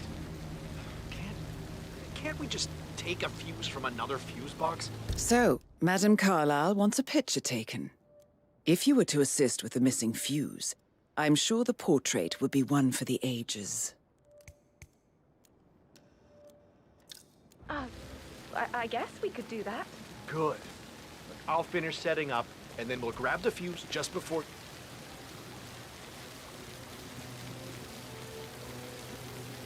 Good. I'll finish setting up, and then we'll grab the fuse just before you call down the family. Good. Yeah, that's a good plan.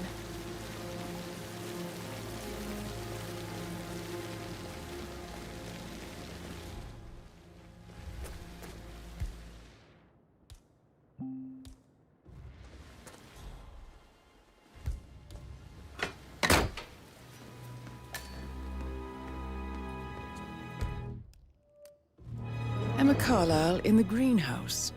How curious. Damn it. I need this to work.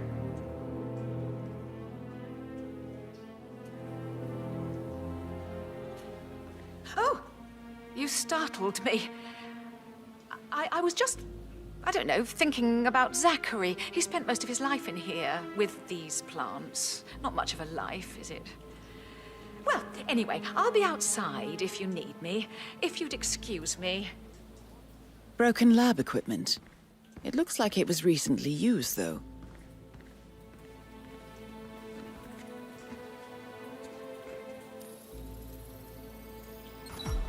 This is a table showing lethal dosages for the poison used to kill Zachary. Something is circled, 47. Female, age 65 to 79, 60 to 64 kilograms. I'd say Madame Carlyle is next in line for a poisoning.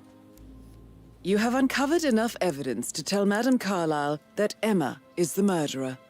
Quite the detective, 47. I'm impressed. I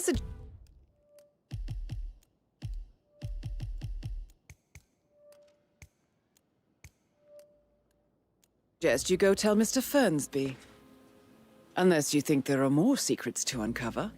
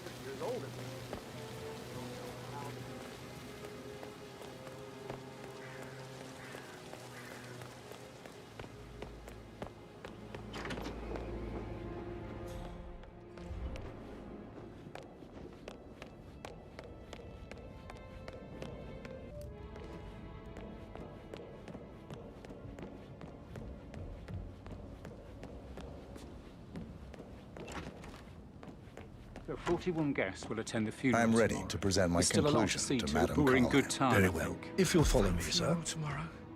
Zachary found dead upstairs today. Death is everywhere.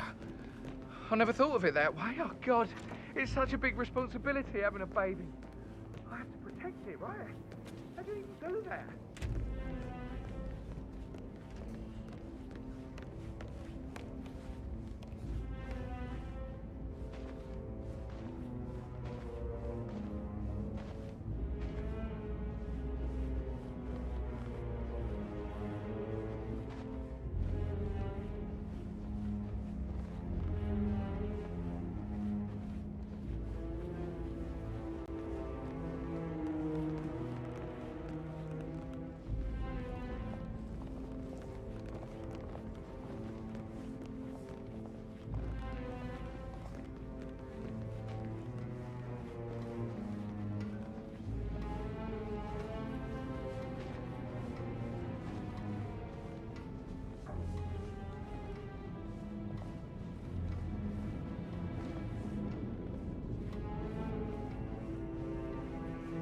Hi there. Are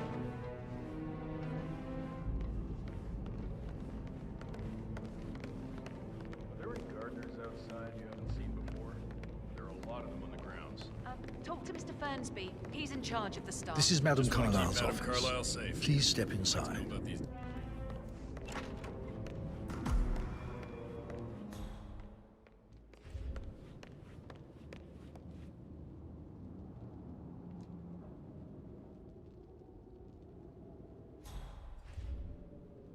Your detective skills have gained you access to the Lion's Den, 47. Now, go claim your reward.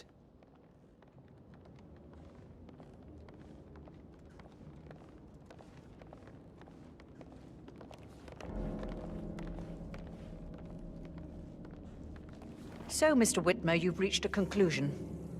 Take a seat. Please, go ahead.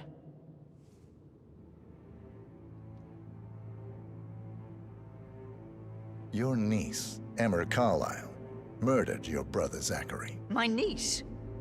Emma is not my niece. She's my daughter-in-law. And your niece. Emma is the illegitimate child of your late older brother Montgomery, who you and Zachary killed 46 years ago. That's preposterous. You asked me to find out what happened to Zachary. Would you rather not know? No. No, go on. I found a letter from Emmer's mother, Jane, who was the fiancée of your older brother at the time of his death. She witnessed how you and Zachary pushed him off the balcony. She believed you did it to steal the Carlyle empire from her and her unborn child. And she raised Emmer to reclaim what she lost, marry your heir, Gregory, get revenge, and secure the Carlyle empire for her bloodline generations to come. Emma is the daughter of Montgomery and that local girl, Jane. She is. Well, the girl got it wrong. I didn't steal anything. I did what was necessary to protect the future of the Carlyles. Montgomery wasn't cut out to take over from Father. All heart and no balls. Emma used the funeral gathering to speed up her installment as the lady of the house, seizing the opportunity to stage Zachary's suicide. She did her homework, used a poison made from one of Zachary's rare plants, found old floor plans from Thornbridge Manor to gain access to his room through a secret passage. That scheming bitch. More than you think. I found proof that she will try to poison you next. Well, I'll have to take care of that. Thank you, Mr. Whitmer. You have not disappointed. I promised you I would reward you generously if you solved the case. So, what do you suggest? I want the file you have on Arthur Edwards. Edwards, the Constant. But how do you... Oh, I see. I expected you might show up. But to kill me, not help me. But I've been wrong on so many things lately, so why not this one? I will give you the file on Edwards. You've earned it. I don't suppose I could convince you to deal with my daughter-in-law now you're here. I would like to see her dead. No? What a shame. I'll have to see to it some other way then.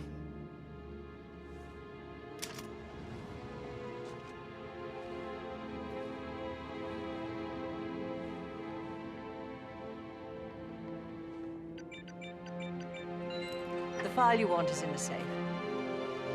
God, I hope you get it. Greetings, sir. Make him hurt. I need some privacy. Thank you. Good work, 47. That's the file on Arthur Edwards secured. Time to take care of Madame Carlyle.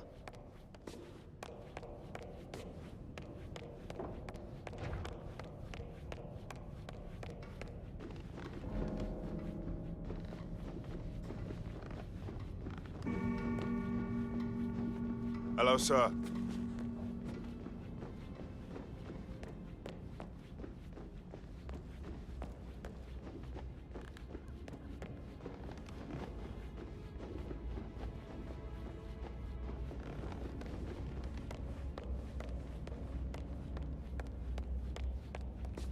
How are you?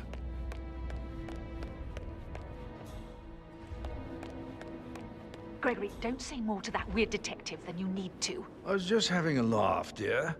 Must admit, he's pretty good. What if he believes we had something to do with Zachary's death? Oh, please. He's circling us. I don't see him snooping around your sister.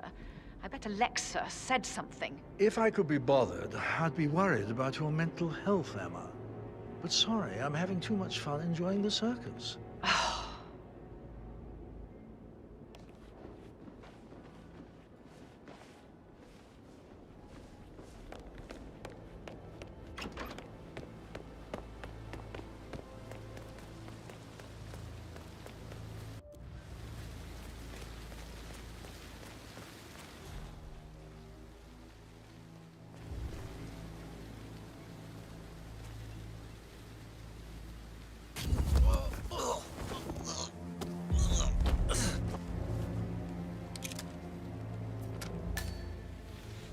Forget how the rich do things.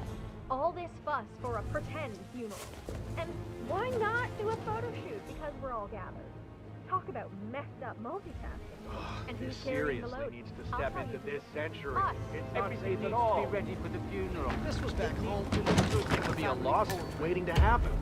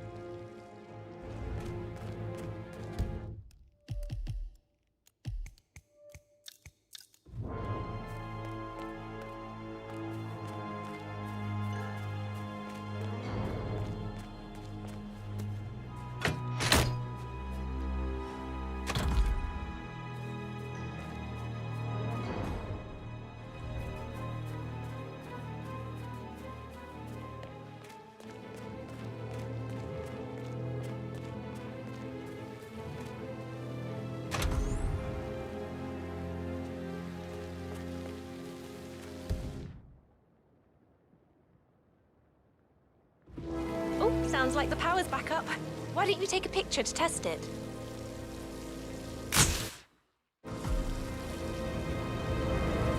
It works. I'm ready for the shoot. Perfect. I'll call the family down now then. Excellent, 47. Madame Carlyle is on her way down for the family photo shoot. Let's see if any memorable moments will play out in front of the camera.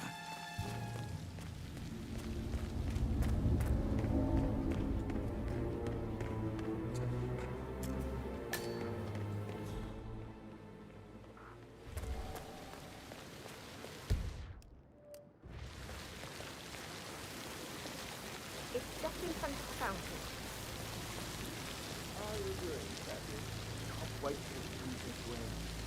Hi, good afternoon.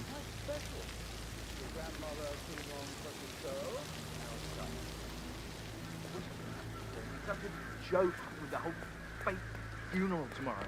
It is, isn't it? It won't last, though. My mother will have things back in order in no time. That's what she does.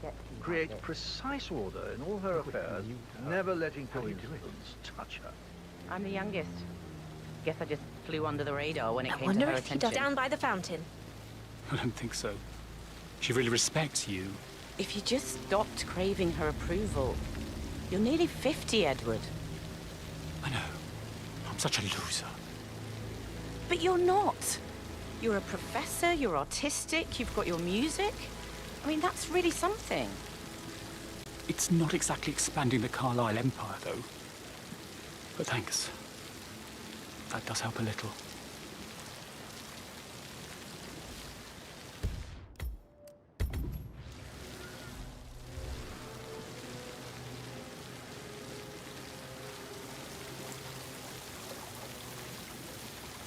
I wish he'd hurry up.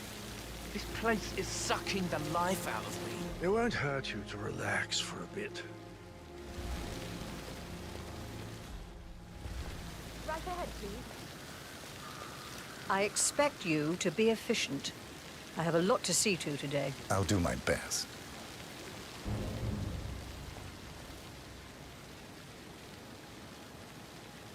Right, get in position. Let's get this over with.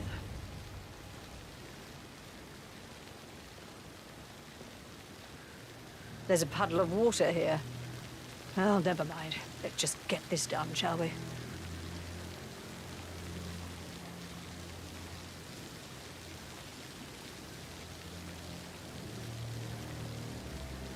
Chin up, Edward. No one wants to look at that long face. You're such an idiot, Gregory. I'm fine, Rebecca. Fine? You look like a nervous wreck. Stop bickering. Well, Mother, you certainly know how to lighten the mood.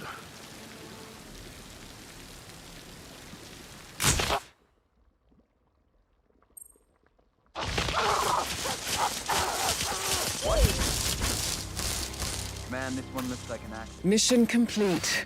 Well done, 47. Oh, God. Oh, no. Oh, you are messed up. Tell you what, I'm gonna go get help.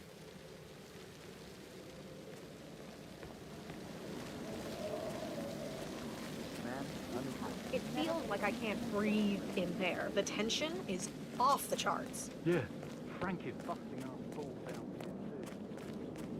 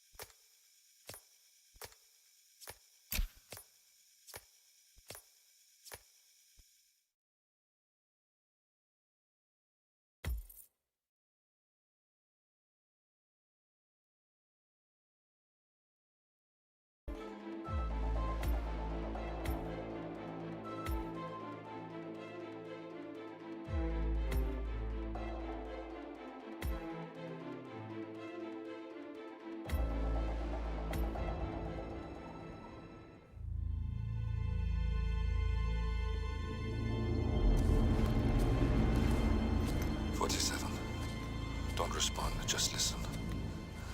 Diana can't help you now. You need to find Olivia. She will know what to do. I wish there had been more time.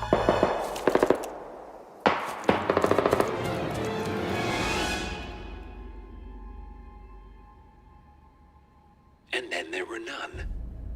Thank you, Miss Burnwood. Now, it's my turn.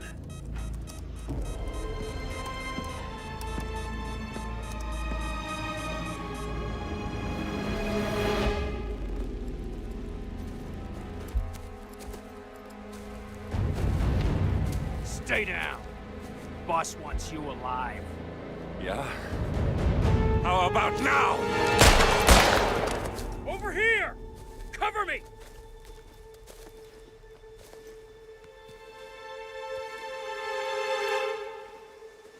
Walk away!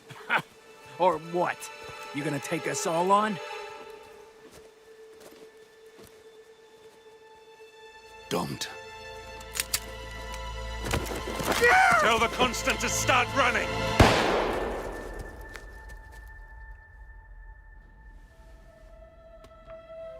You think you've won? 47 is out there. And 47 never misses his mark. Neither do you, Miss Burnwood. That's what makes you valuable. You're delusional. You think I would betray 47? Trust me, you owe him nothing. What is this? I told you we could help each other, and I meant it. I look forward to your call.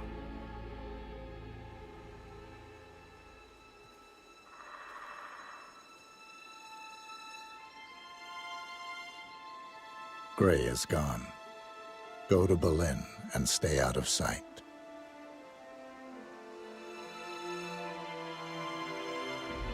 We're all that's left now.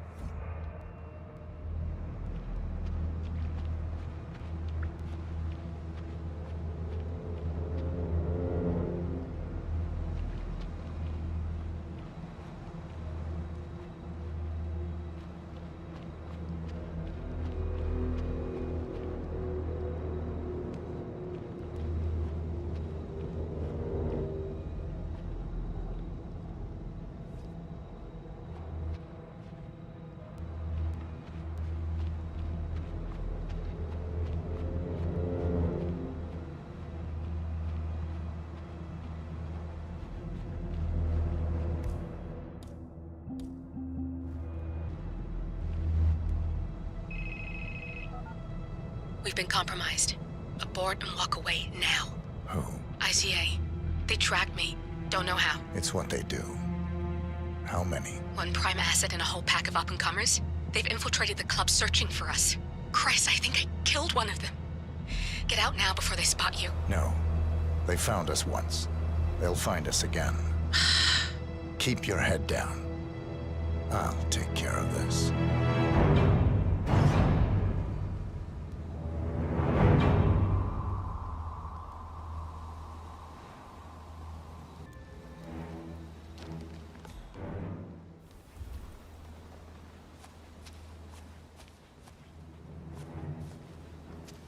Do you copy?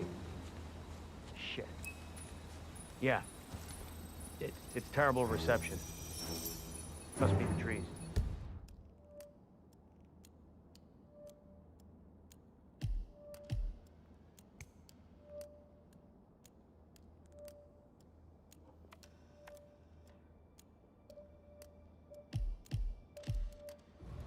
No trace of our target yet. Agent Price. I will. I always work by the book. You don't have to worry about that. Hello? Hello? Crap.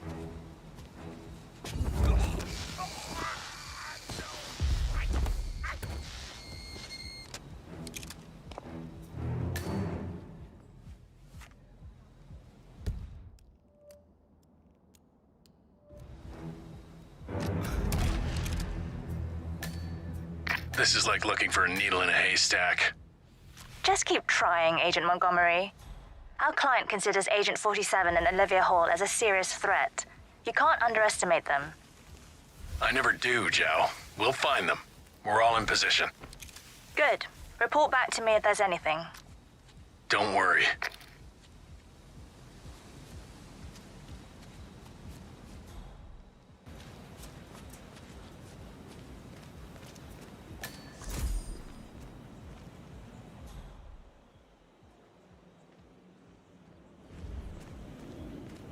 Hello?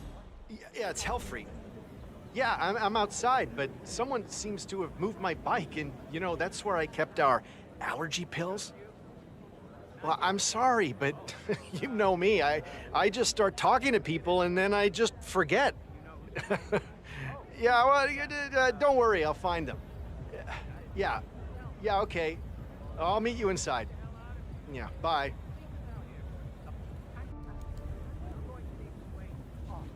Hello, excuse me.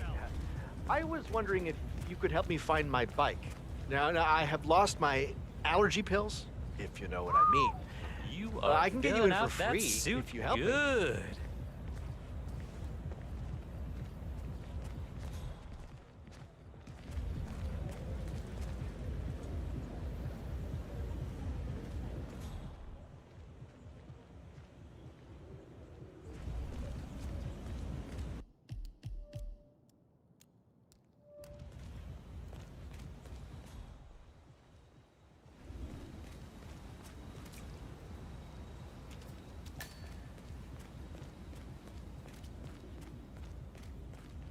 I know you're busy, but you didn't happen to find my bike with my allergy pills?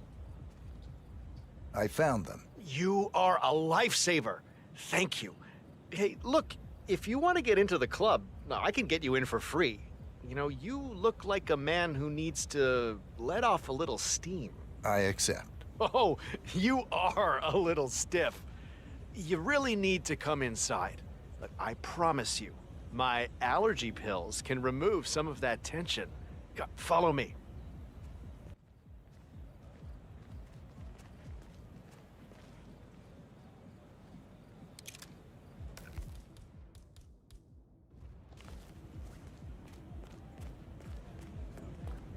Hey, I should be on the list. The name is Helfried Ziegler. And this gentleman is my +1. All right. Go right in.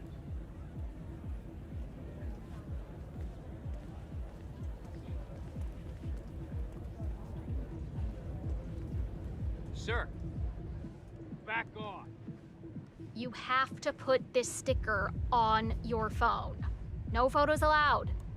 Even when you're on the guest list. Now move along.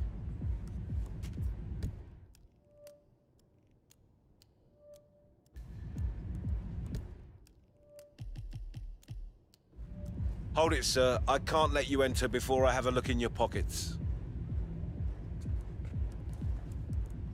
Just a quick pat down, sir. Nothing to worry about.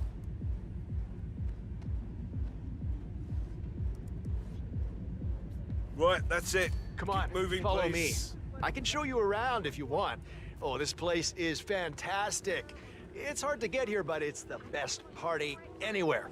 Oh, and thanks for your help, by the way. Now, if you want to warm up first, there is a chill-out area where you can relax. And, oh, don't forget the takes all your allergies.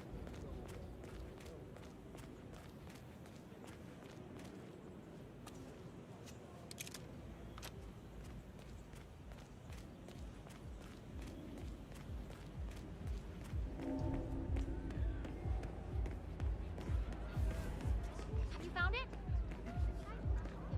No joy. Why did you say it? Thank God we got in this time. I know. I thought I was gonna pass out.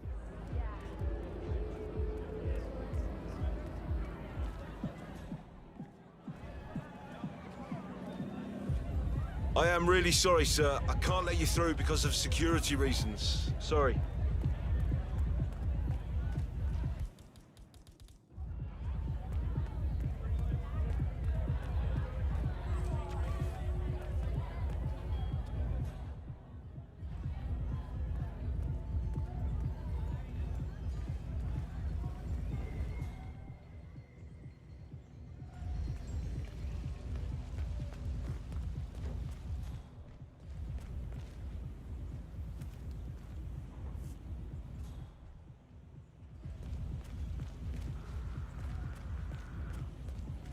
Swan here. All quiet so far. He's here. He has to be. Don't get comfortable.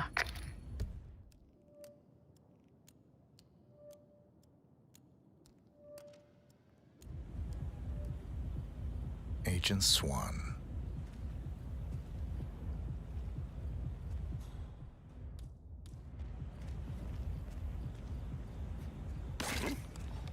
Thanks a lot.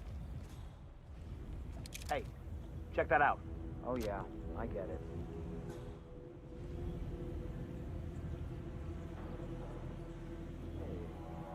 Wait a minute.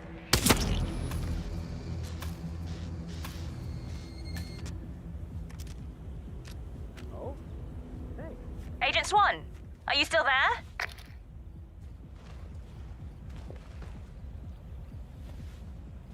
That's a second agent down. Are you all sleeping out there? We could not have stacked the deck more in our favor, and still... Oh. Thanks, or whatever.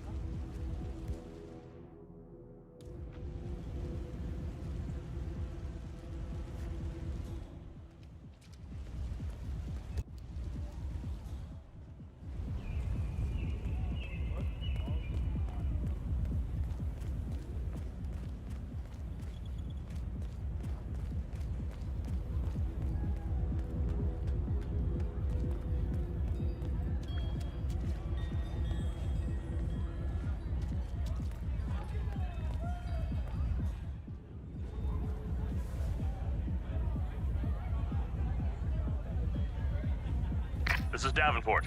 No sign of target. Stay alert. We don't need to give him an opportunity to strike.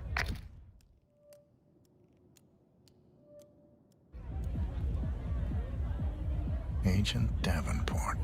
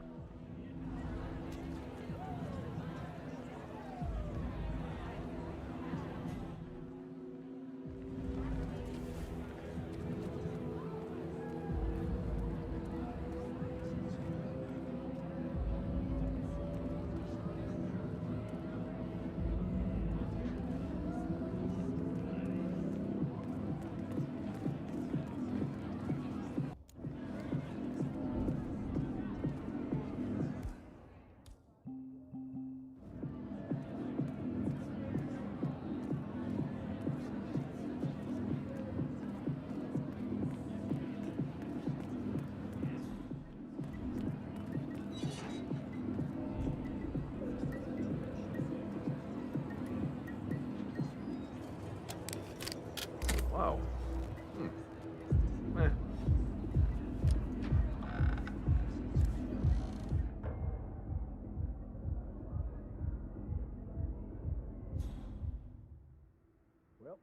you just gotta know what you're doing, that's all. And it's on.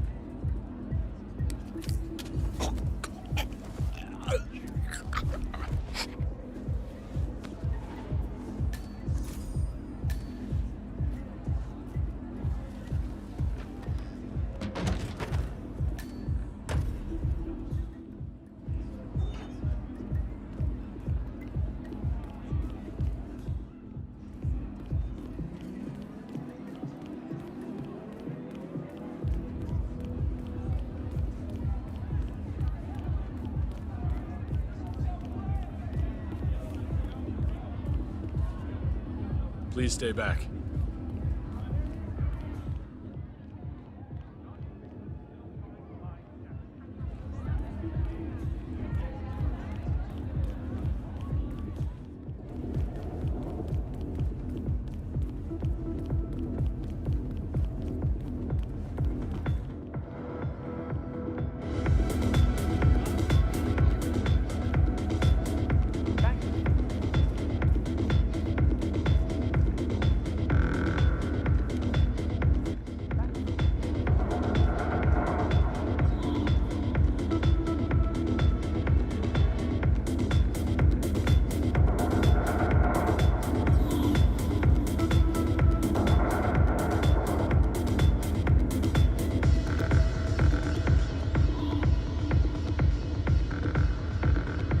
That looks a little precarious, don't you think?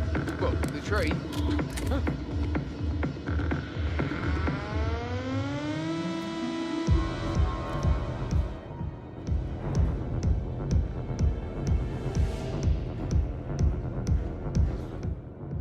This thing looks really old. Flip it, you're on, baby.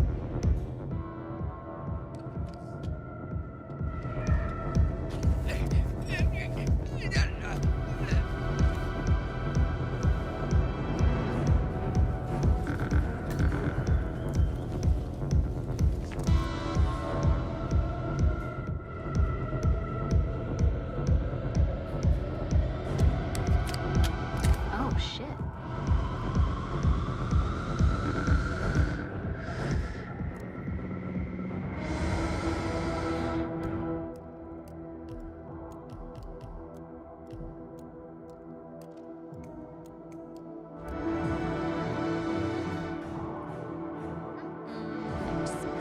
Exposition. Yep. I'm fixing this thing in case anyone was wondering.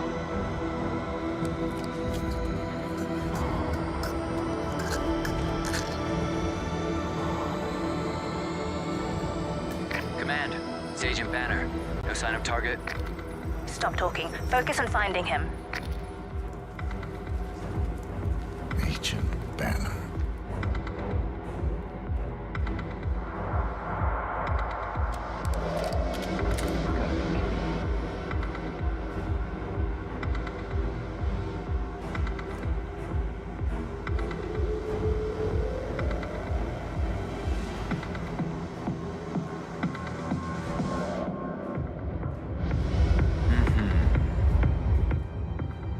And it's off.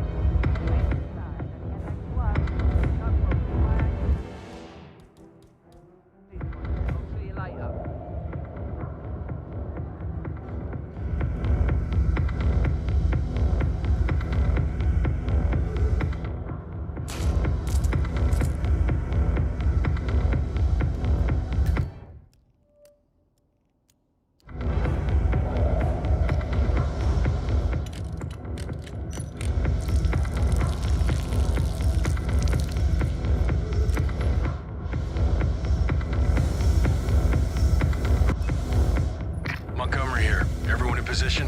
Confirm. Okay.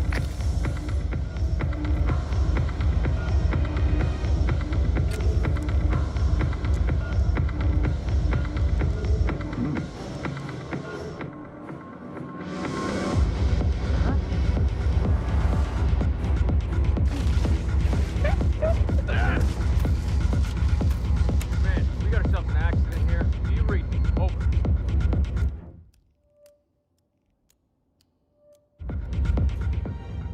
Montgomery? I need a report. Montgomery? No. He got Montgomery. I told that bastard not to get so cocky. Damn it. Yeah, man. That's the deal. Understood. I'll handle it. I'm gonna clean it up right now.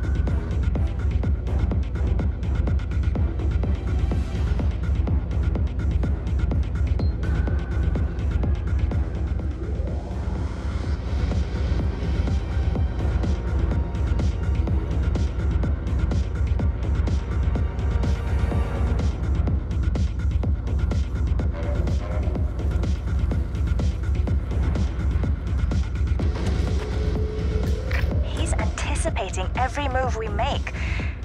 He might be listening in. There's no other explanation for it. Go silent, we can't risk it. Much appreciated.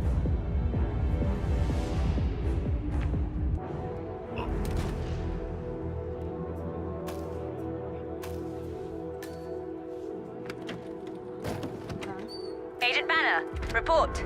Are you there?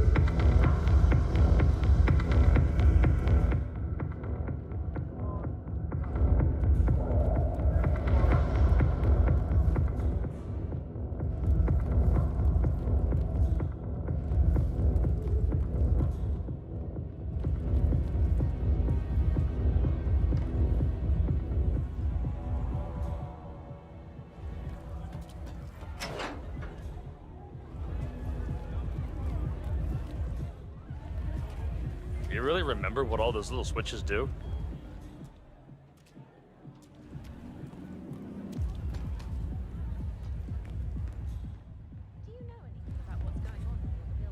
Have you seen the guys hanging around back there?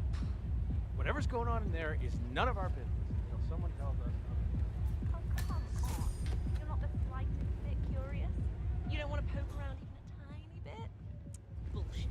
They don't pay me enough to be curious. I'm pretty sure it's supposed to work the other way around. What I'm saying is, unless you're gonna slip me a 50 and play team detective with you, I'm not interested.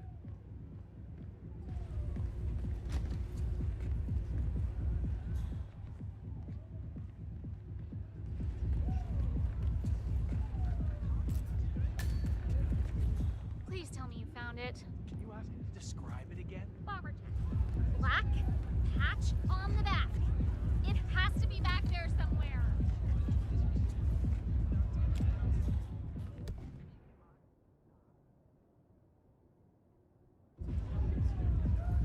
Hey, I'm looking for a man. Regular height, bald, Caucasian. Are you a cop? No, he's a friend. Was supposed to meet him in the chill-out room, but he hasn't turned up. Thought he might have dropped by. It's a pretty vague description you gave. You kind of described every man here. I suppose. But he also has this big tattoo. Who doesn't? Sorry, man, you're on your own. Besides, I don't talk to cops. I'm not a cop. Yeah, right. I haven't seen your friend, okay? Go look elsewhere. When this job is done, I will be back and I'll beat some respect into you.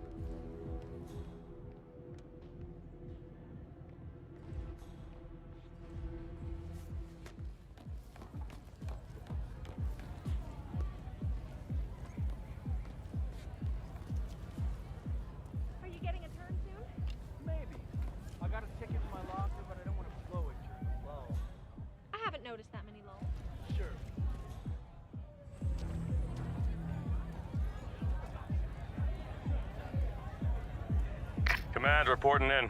No updates. Yet. Understood. Stay watchful. It's only a matter of time now.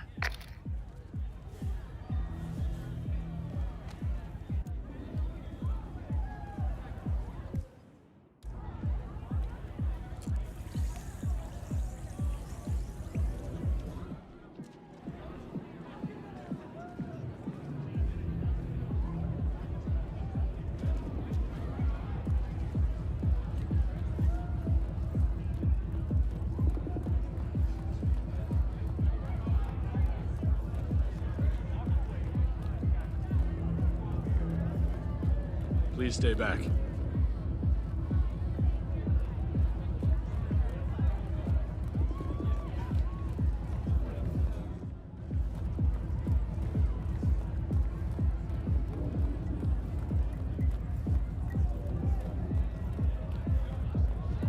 Greetings, sir.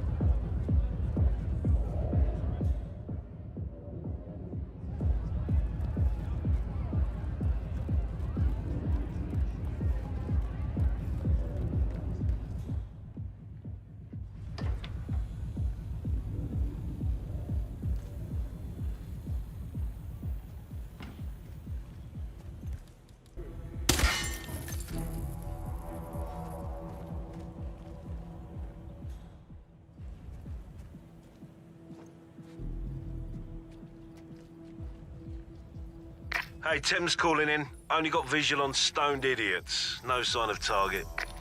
He's here. He has to be. Don't get comfortable.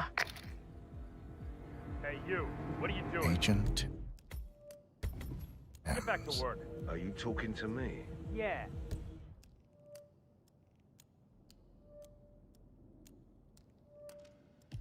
Who else should you be talking to? I am working. Doesn't look like it. Listen here, you two apes. I'll let you in on a little secret. I've been sent from the head chapter, undercover, because they believe some of Rolf's crew, meaning you morons, are being a little light-fingered. That's bullshit. Is it? Well, either way, I can just blame you two. They've cut people's balls off for less. Ask Rolf if you don't believe me. Hey, man. I'm sorry. No offense meant. Just do what you do. I mean, we're innocent. Yeah, right.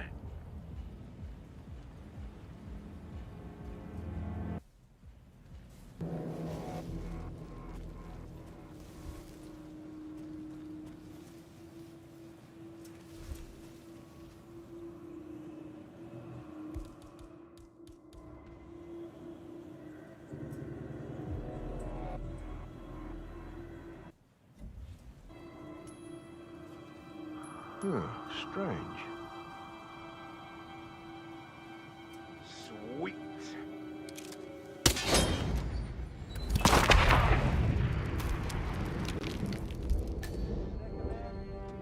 How the hell did he... We're done. Get out. I'm not losing any more of you.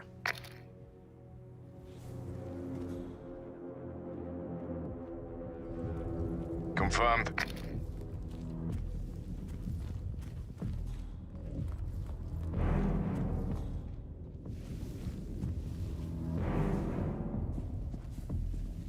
Come in, Command. Affirmative. Bagging and tagging.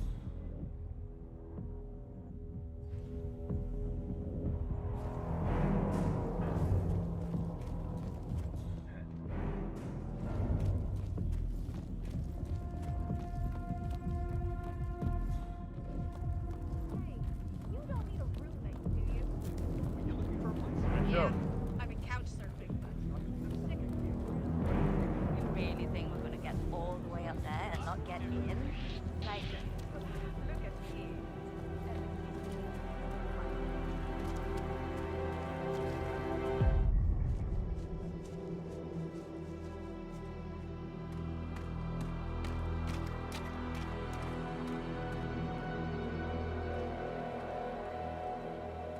We're clear. You killed all of them? They got my message. Where are you? Diner. Up the main road. On my way.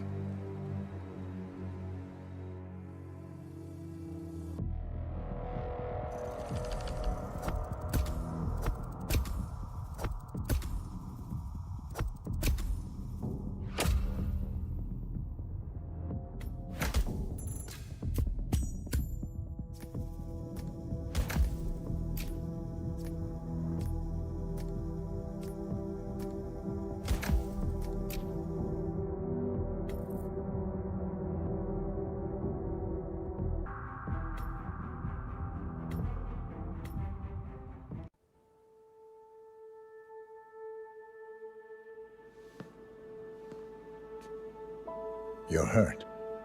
You should see the other guy. Never killed nobody before. What you did back there. You really are all Gray said you'd be. 47. He didn't suffer, did he? He made it count.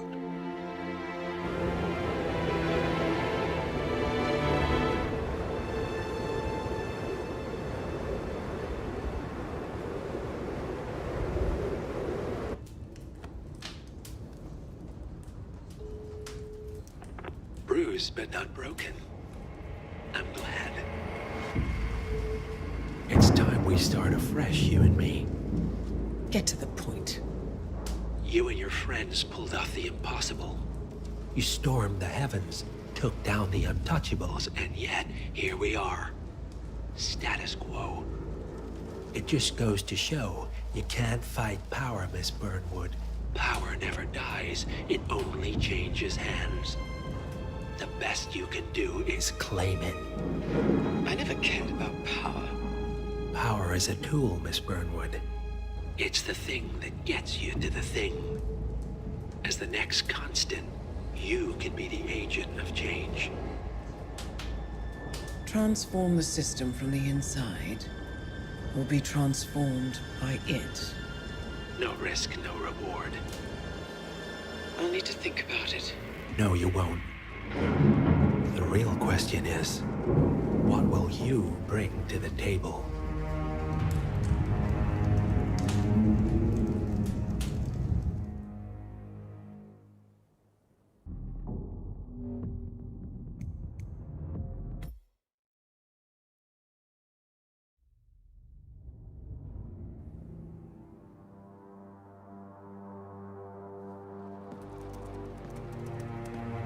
Look closer. I'm telling you, the file is trash. The Constant doesn't so much burn his bridges as blow them up. Arthur Edwards, whoever he was, don't exist anymore.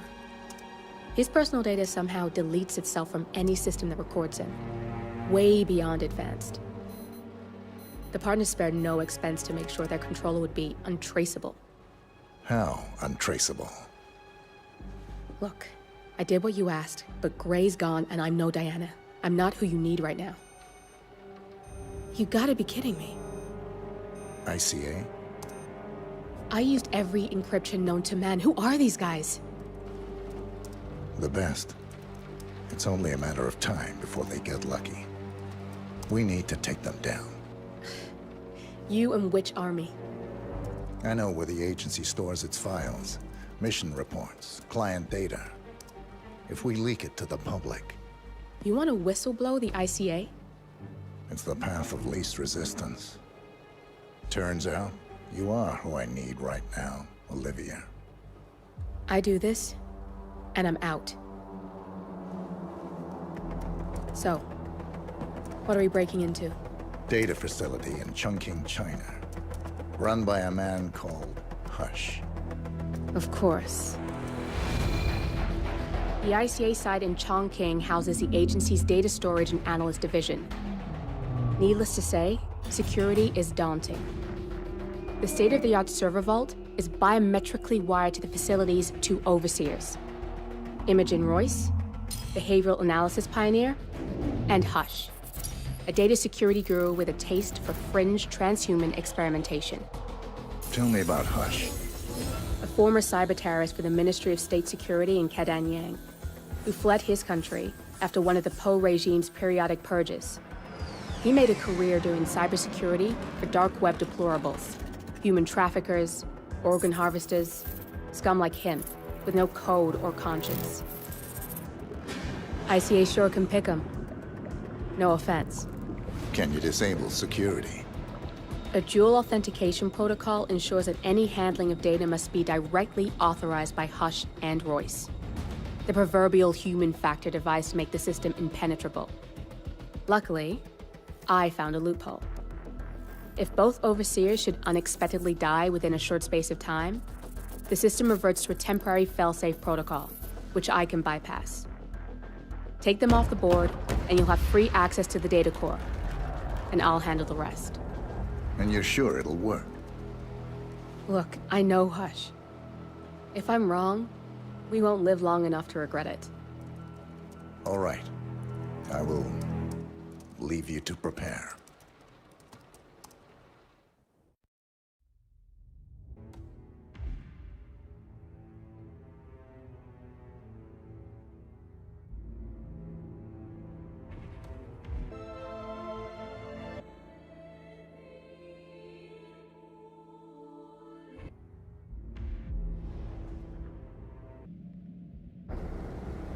Chongqing, China. This city is Big Brother's wet dream with more than 2.5 million cameras covering 15 million people. Privacy is a four-letter word in this place. It's pretty ironic that a cloak and dagger organization like the ICA keeps its most valuable secrets here. You'll find Hush conducting his fringe experiments in an abandoned apartment building, while Imogen Royce, the archivist, runs the day-to-day business of the ICA data facility. I just hope you know what you're doing, 47.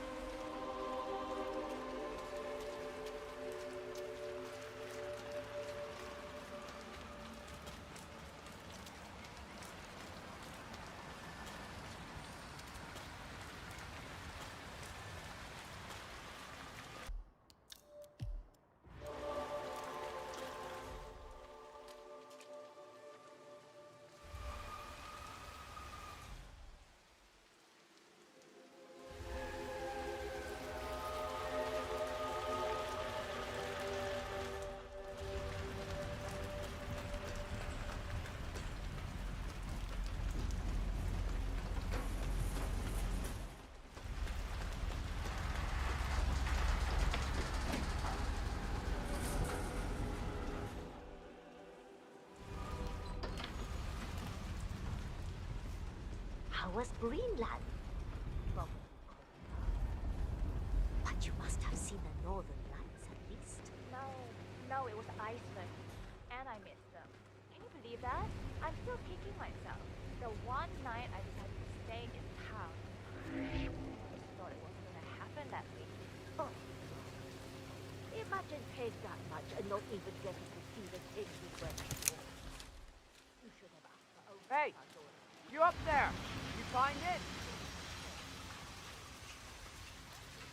What? I couldn't hear you. I said, did you find it yet? Not yet, but it has to be up here somewhere. We'll keep looking.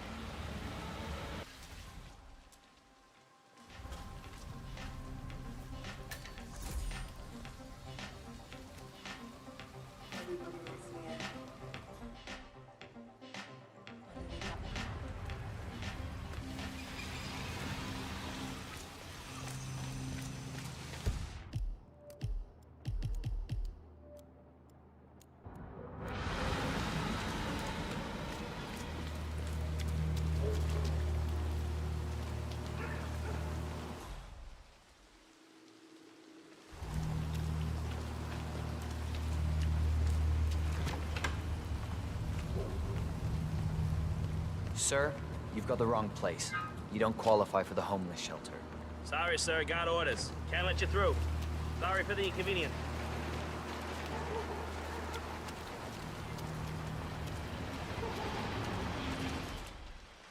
That flyer they started handing out to the homeless really got you flowing in. Yeah, but it creeps me out how they're different when they leave.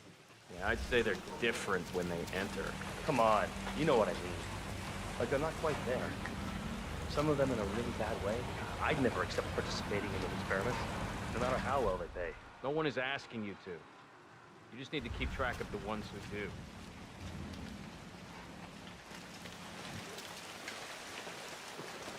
I'm gonna be rich. Get the hell out of here. They say that to make a lot of money to be in some experiment. They don't want people like us for that sort of thing. No, they only want people like us. The flyer says so. That means it's too dangerous for rich people. Don't do it. Oh, I'm going. This is my chance. I just need to find out where it is. The flyer has a symbol I need to find on the building. That's got Hush written all over it. Using the desperate for personal gain. Maybe this is a way for you to get to the bastard.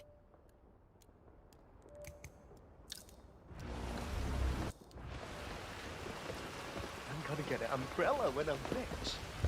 And boots. Sit down, get a house. I'm never going out in the rain again.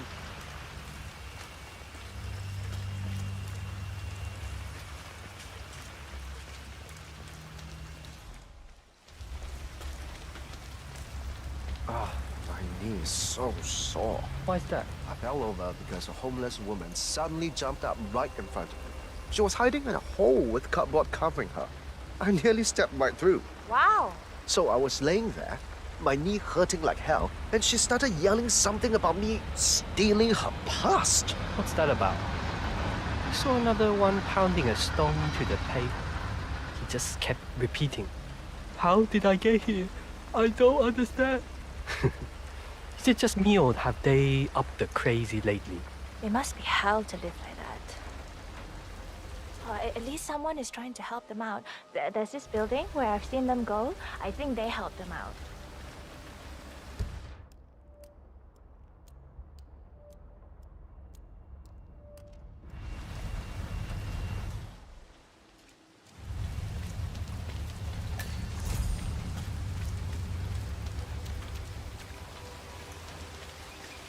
What's going on in that little place? It's 3 in the morning, and I swear I've seen at least... Hey, mister. What's going on in that noodle place? It's 3 in the morning, and I swear I've seen at least 4 chefs turning up for work. I think you might underestimate the power of a late-night noodle run. You up for grabbing some? It's gotta be good if what you're saying is true. I never eat after midnight. But I'm in such a noodle mood. If you're gonna talk like that, you can go alone.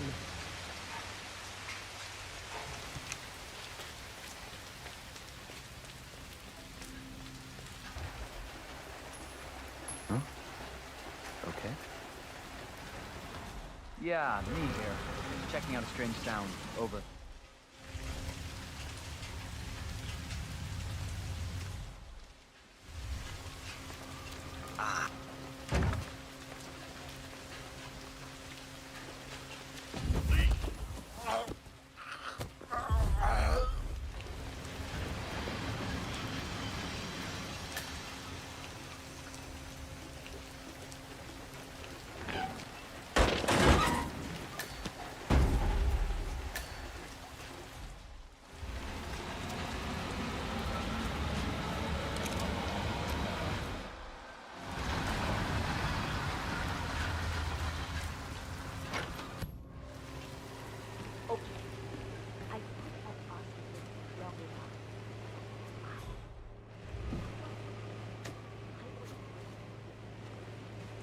Keeping us all safe.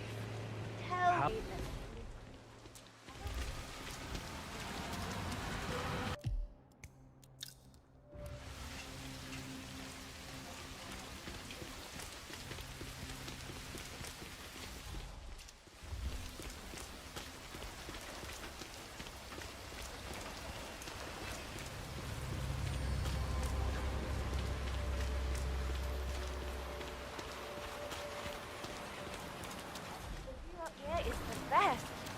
You can see so much more than down the street. Remember when you were taking those down? Shit. Code 1, 3. No. Come on, think. 0, 1. Definitely 0, 1 something. 18?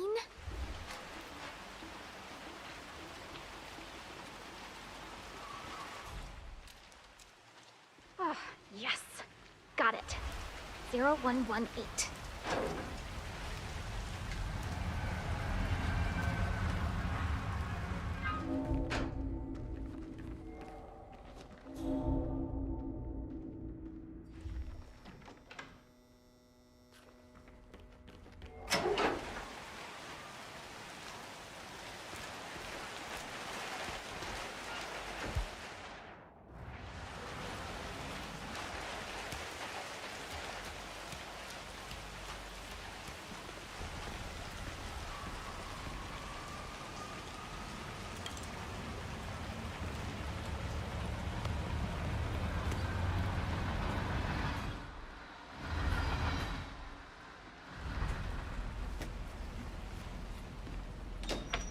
Mr. Pritchard, I presume. Hi, I'm Chen Ting. Pleased to meet you. I'll be your guide on the facility tour. Spare me the pleasantries. I've had an awful flight. 9 hours delayed, luggage lost somewhere along the way, and the airline is trying to avoid their responsibility. I'm hungry and I'm tired, and I want to straighten everything out before I'm doing your tour. Yes, so sorry about your flight. Just let me know when you're ready. Oh, did you bring the P-41 we left for you in the apartment? No, I wasn't informed that I should. Oh. So, someone is here for a tour of the facility. Might be a way to get in. Very sorry, Mr. Pritchard. We need you to bring the P-41 to get the tour. It's procedure. Please pick it up before you come and find me. I'll be waiting by the stairs in the back of the restaurant kitchen.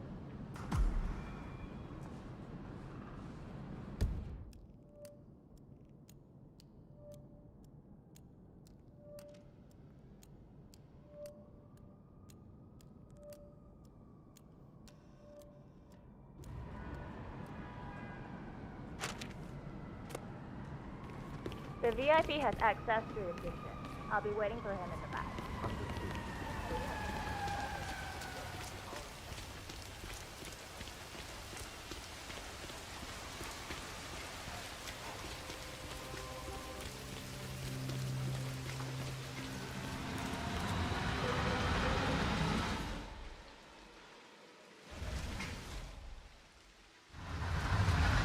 Security, huh? Good.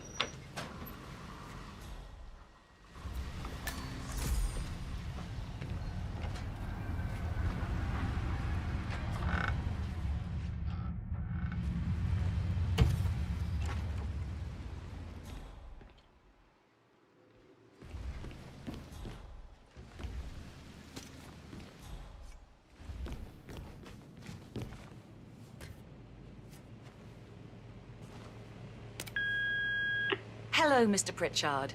I've just learned that your plane will be delayed beyond the lifetime of the entry code you received for the facility.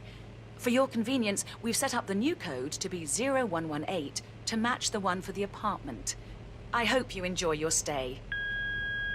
Hi, Chanting here. Mr. Pritchard, I'm just calling to tell you to bring your P-41 for the facility tour. Thank you. Mr. Pritchard, I just read your report and share your concerns regarding facility leadership behavior. I fully back your decision to inspect, and I would appreciate updates on your initial findings as they come in. Good job. Oh, you got new menus. I had no idea. Do you still have the, sorry, what? Right, yeah. Just some sparkling water is fine. So, do you... Oh, they're right here. Yeah, so I'd like to get some soup dumplings. Right, sorry, yeah, with the crab. And how about some of those... Shit, what are they called? The crispy ones? Yes, those. Perfect. You know what? I'll get a double order and a plate of the pork bao buns.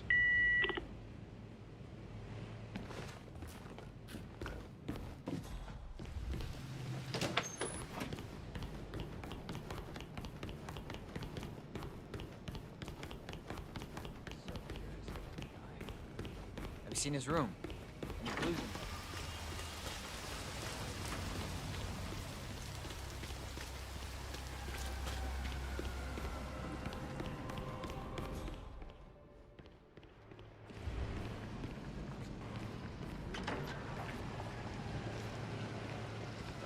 No, I'm not meeting him at the apartment. He went straight to the restaurant. Guess he was hungry after the 9-hour flight delay. I'll give him the tour of the facility when he's ready. Yeah, I'll keep you updated. Sure thing. How am I supposed to focus when the kitchen feels like a train station? Find your inner zen. Close your eyes and focus your mind on a discretion bonus on the paycheck. That's what I do. That is a calming bonus. In here, Mr. Picard is in the restaurant. I don't know when he'll be ready for the tour, but I'll wait for him here. No, he's lost his luggage and wants to handle that first. Of course. I will. Thank you.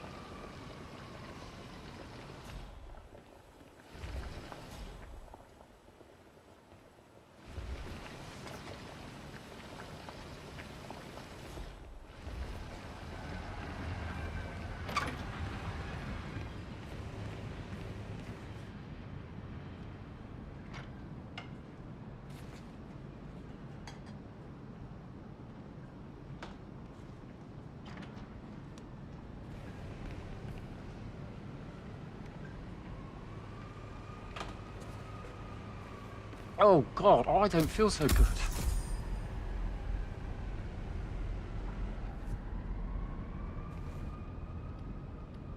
Huh? Just glad it's not me!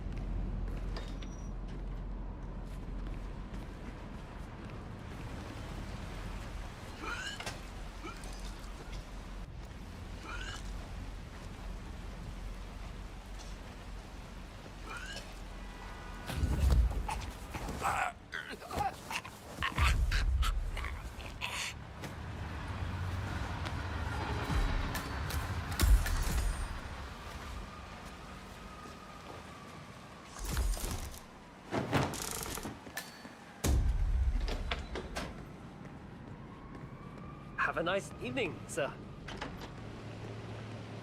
Mom, you can't call me when I am at work. Yes, I know I am not home and that it's in the middle of the night. That was a bit of a hang-up and I had to stay. I am 24 years old. I'm hanging up.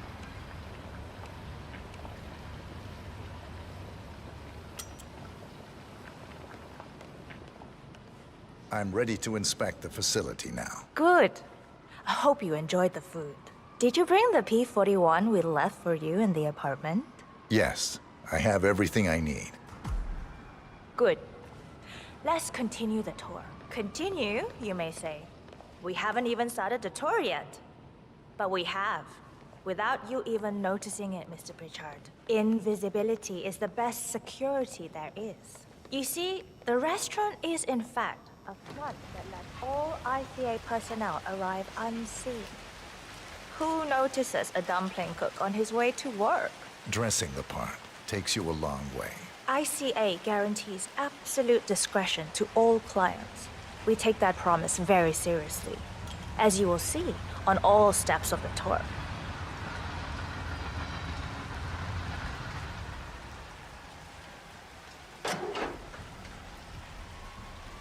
Let's step inside.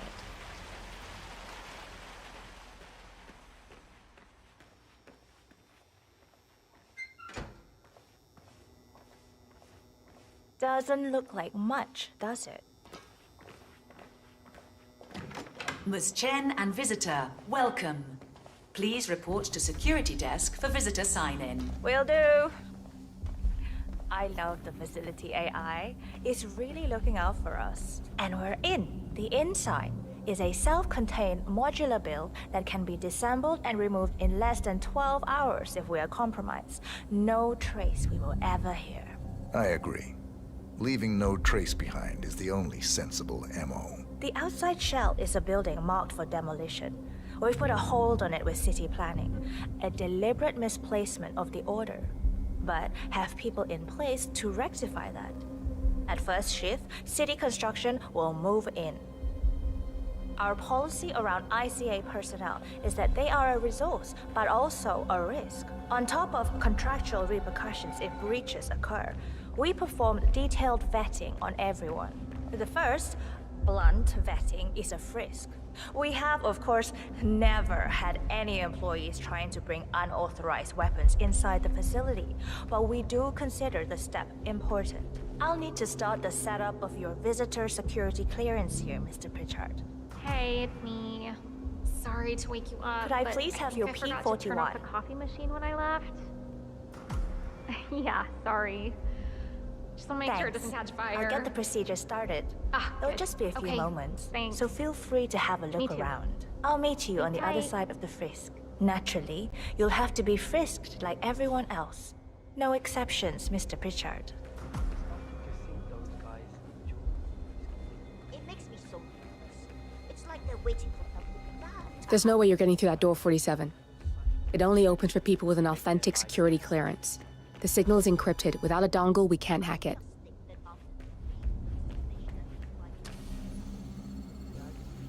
I'll get right on it.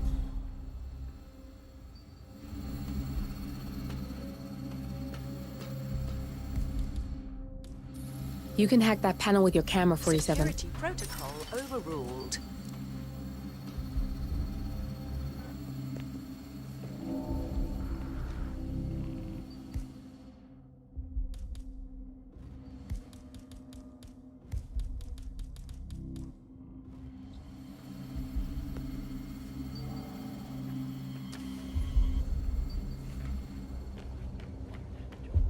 Frisking people, I mean. Feels so... Hey there. Oh. I'm sorry. I thought you were someone else. Danger to whatever they've got going on.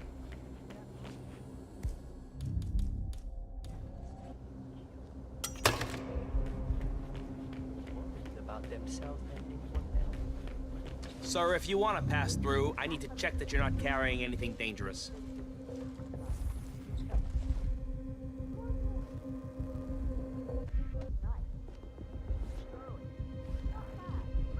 Okay, you're all fine. Off you go.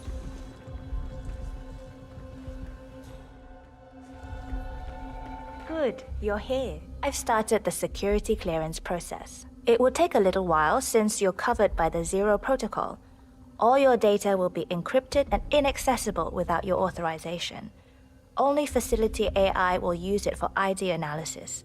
Fully anonymized, of course. But we can go a few more steps on the tour while it's validating. ID analysis? What the hell does that mean? Give me a minute. I'll try to find out. As I said, personnel is the greatest asset, but also the greatest risk of the ICA. The work we do here exerts high-level pressure on our employees, and there is no room for mistakes. We perform a daily, multi-layered, full-body scan to guarantee that no employee will act erratically because of PTSD or other mental issues, drug use, physical health issues, external pressure, or moral hesitancy. The scan only takes a few seconds. Come on, it's this way inside.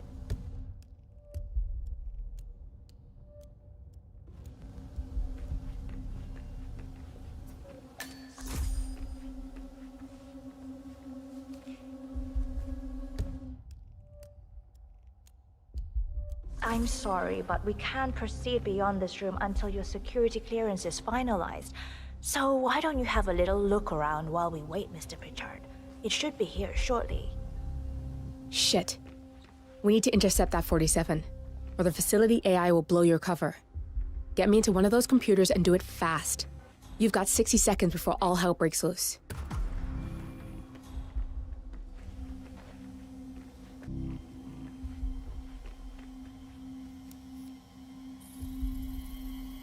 Security protocol overruled.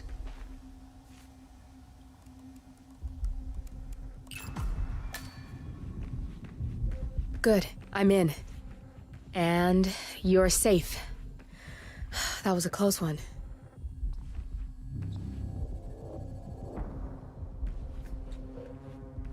Perfect timing. Your clearance just came through. Let's continue. Let's step inside.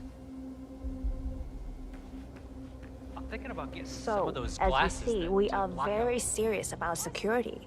What we protect is, after all, core to all ICA operation.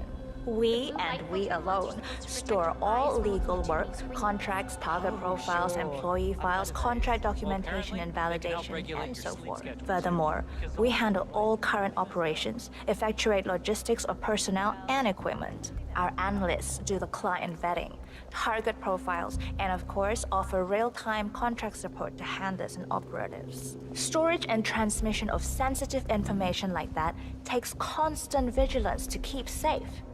We have a team of engineers solely dedicated to that task, and on top of that, we have a dual human authentication process set up. All access and alterations to the source are... Oh, good. There she is. Hi, Imogen Royce. I've been looking forward to meeting you. Likewise. That's Imogen Royce. Quite the bitch, apparently. Nothing wrong with her look, though. Edgy. After you. This is the blast and EMP-shielded core room, the nervous system of the ICA, where we store the past and facilitate the present. In general, only a handful of people can access this room. Hush and myself, plus bodyguards and a chosen few of the engineers. I'm the most likely person to meet in here because I perform a regular physical check-in on the core console as a supplement to the remote authentication procedure. We have a strict routine of daily core maintenance. Part of that procedure is a flash process evaporating all biological matter in the room.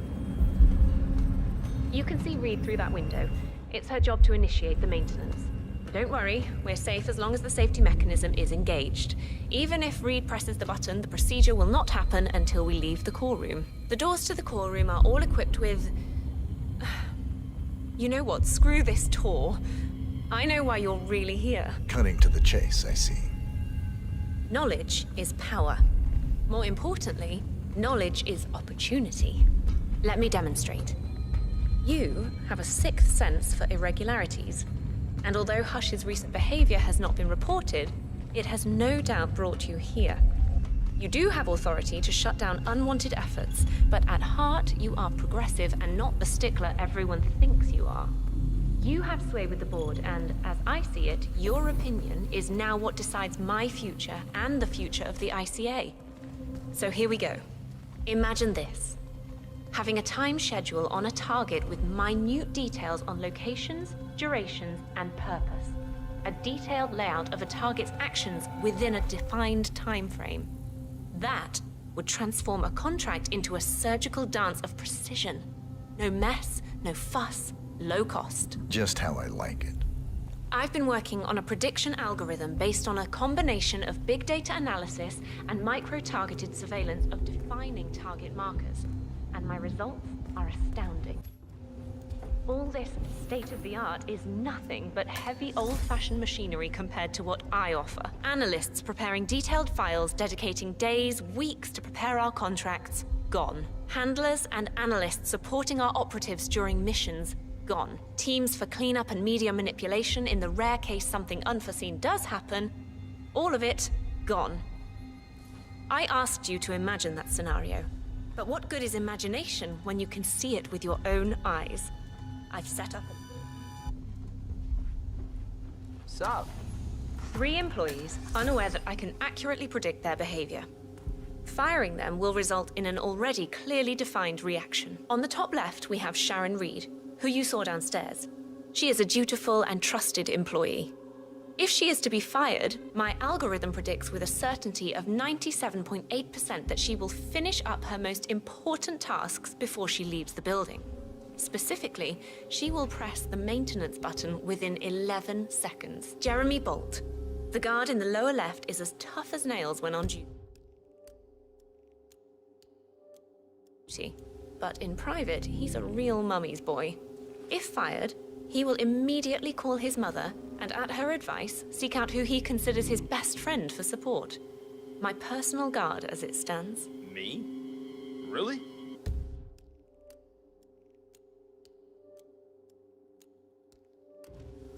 Well, that explains why he's always next to me at lunch. At the top right, you see Alicia Reynolds.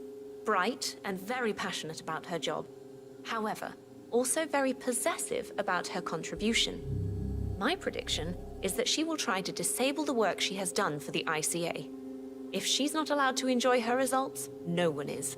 Specifically, that means she will try to enter the core room and disable the safety mechanism. I'll leave you to consider your choice of who you want me to use for the demonstration. Just let the guard outside the door know when you're ready, and I'll be right back.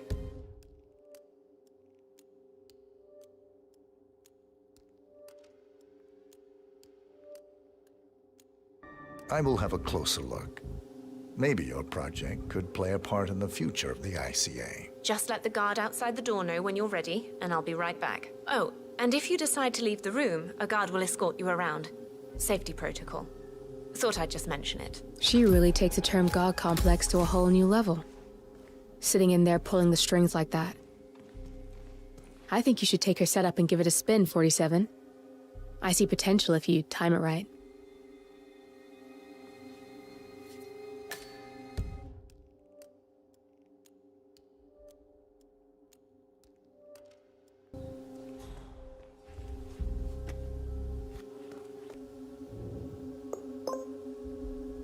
Alicia Reynolds.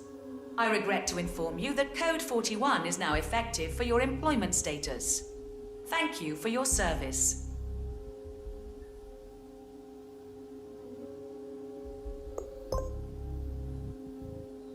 Jeremy Bolt.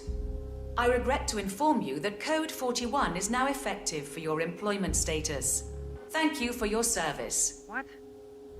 That can't be right. Code 41 is confirmed effective for your employment status. Oh, God. This is not good. This is not good.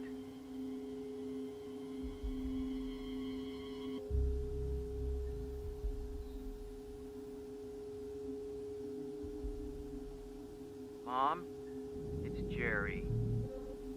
I think I've just been fired. I have no idea. I thought it was going really well. I like it here. I can't believe it. But who, though? Friend. Sharon Reed. I regret to inform you that Code 41 is now effective for your employment status. Thank you for your service.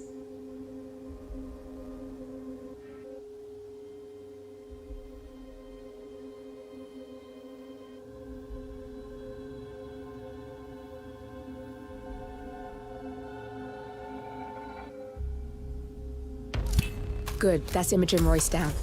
Take care of Hush, and we can get to the core.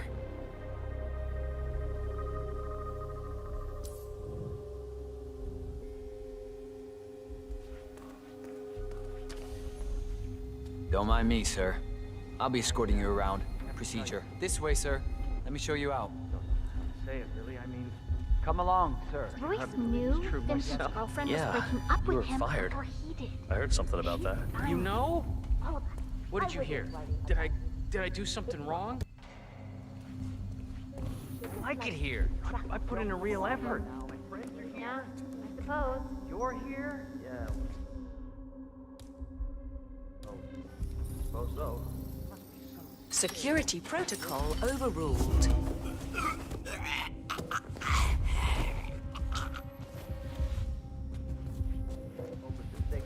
Buying groceries, the gas. What?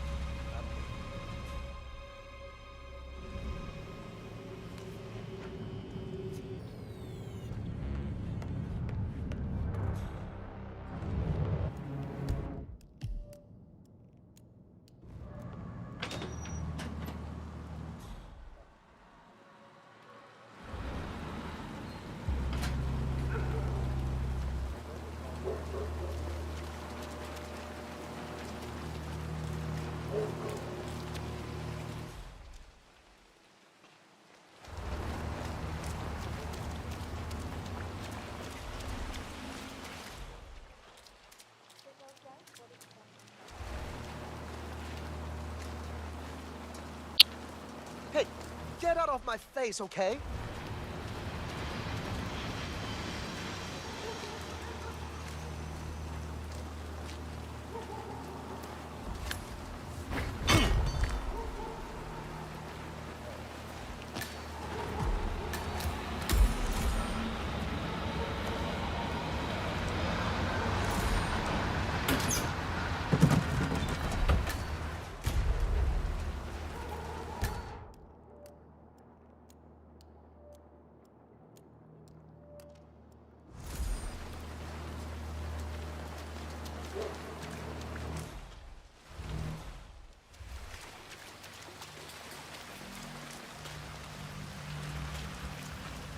Hey, mister.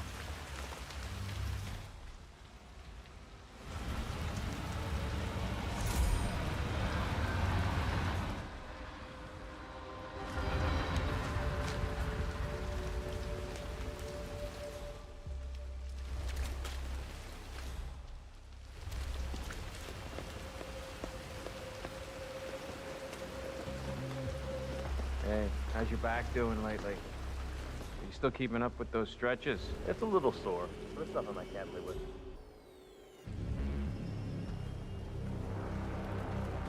You accept that you may suffer partial or complete memory loss? Yes. You understand that full compensation for the above mentioned is part of the agreement when Looking good signed, today, sir. and you waive all future rights to seek further compensation? Yes. Who would you like to benefit from the proceedings if you yourself are incapacitated? Would you excuse me?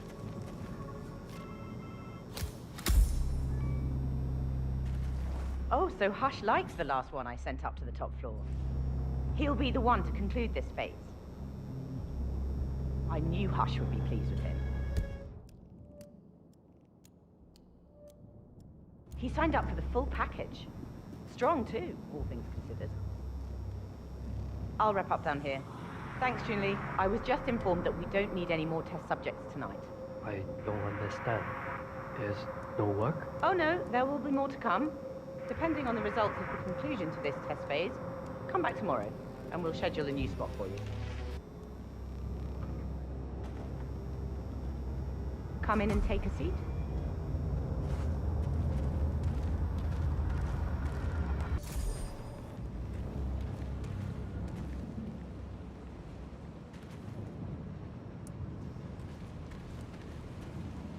You there! I'm sorry to inform you that we have all the test subjects we'll need for tonight. But you're welcome to fill in your information now and come back tomorrow. A guard is waiting outside the door. He'll escort you out of the building when you're done. Help yourself to an apple. For your trouble. I do need my vitamins.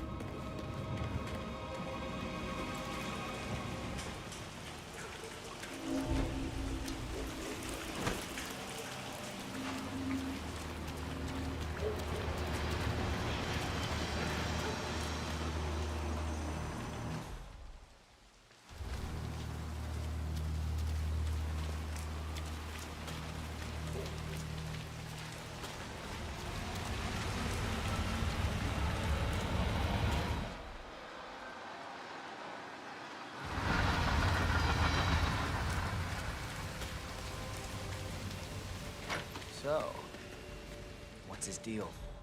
Dirty magazines under the bed, stash of hard candy. This room's so clean you could eat your dinner off the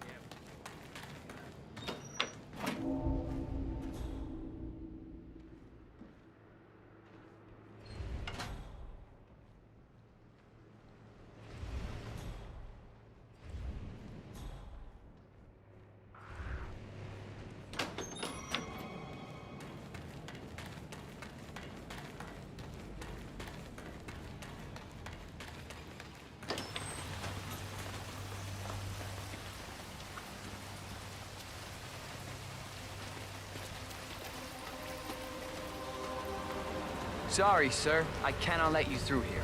Please move on.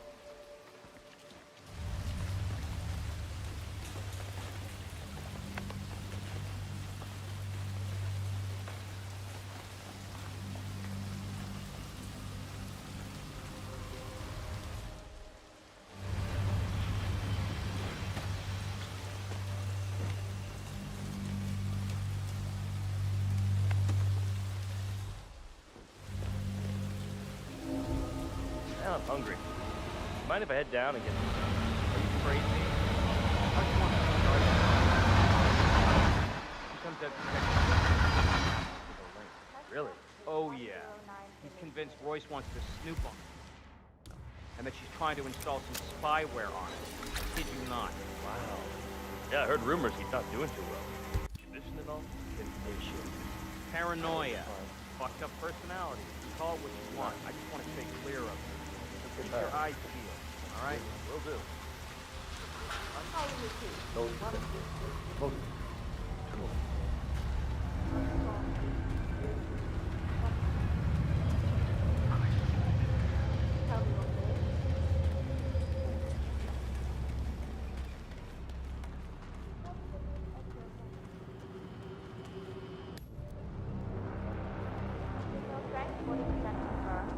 Test prep page 109 initiated. Focus now. Identify defining moment. Prepare incision. Point 017. Link suggestion to defining moment. Execute. Ah, my head. No. Huh? Back.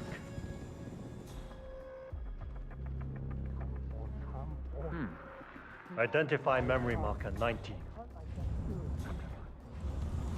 Amplify. Link memory marker 14. Load suggestion. Motor control 44.1. Test prep page 109 initiated. Signal strength at 40% confirmed. Where was I? Oh, yes. Let's see. Identify memory marker, section 14. Amplify. Amplify.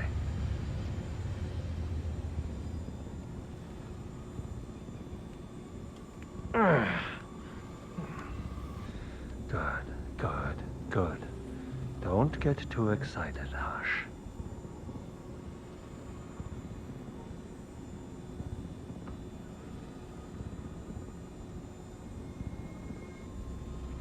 Where's the final test subject?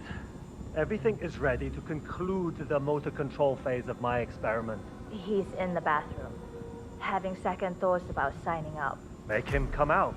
I'm trying. Maybe it's good for you to have a bit of a break before you start the final experiment. I don't want to hear it. Get him out. My big break, it just feels wrong.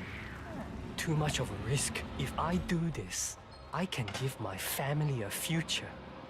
I have to do it. But...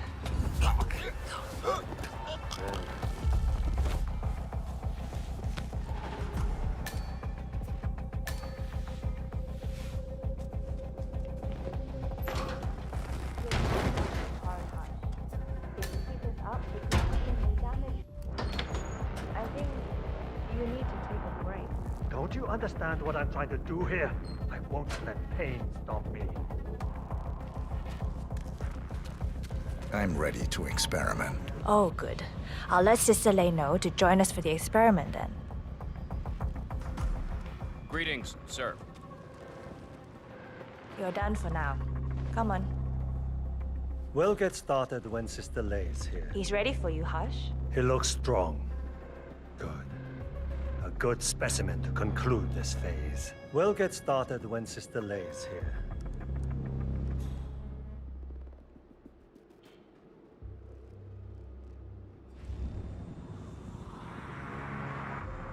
No. Don't have time to chat. So, the test subject came to his senses, I see. Good. Sister Lei, yes. We're about to perform the final test of this project phase.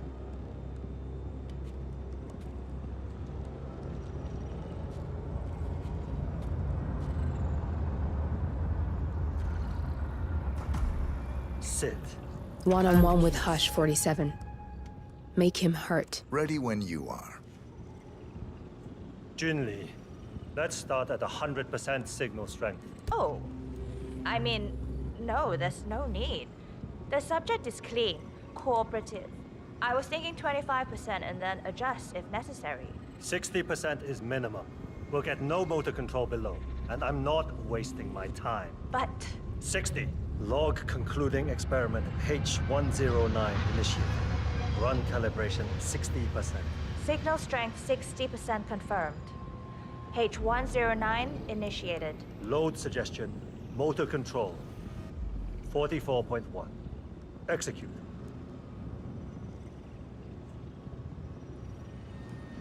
The signal's too low. Shh. I need to focus. Damn it. The signal's too weak. We'll get nothing like this. Go to 100%? It's not safe. You've been working too hard. With your condition, it can cause you real physical harm. It's safe. You're strong. You can overcome it. 100%. Do it. Log, continuing experiment H109. Run calibration 100%. H109 initiated at signal strength 100%. Now I'll see you dance. Identify impulse string. Load suggestion, motor control 44.1. Execute. It's too low. He's got spirit. Come on! Do this. Damn it. We need to go higher. I can get to him. Just need to focus. Abort! You're going too far. No. He's on the verge to break him. Go higher. It'll kill him. It's already way beyond reasonable intensity. This subject is abnormally resistant. He's no match for Hush. Nothing worth shit ever came to be without pain. I'm calling it quits, Hush. You need rest. Okay. A short break. I'll return with a clear head. God damn that assistant. If they'd up the signal, it will kill him. Stay put or stay close. I want you in that chair when That's Hush and close Sister Lei enough. return. I'll stick Go around. away. Right. I'm so glad you decided to go ahead with it. You know, you're gonna be a part of something truly amazing. He's a genius, Hush. And this is groundbreaking research. It's an honor, really. But, he's under a lot of pressure these days, so if you could just go along with it, okay? Don't try to resist the impulses he sends. I don't want him to exert himself. Can you do that? I'll just follow my impulses. That's not, Okay, good. Thanks.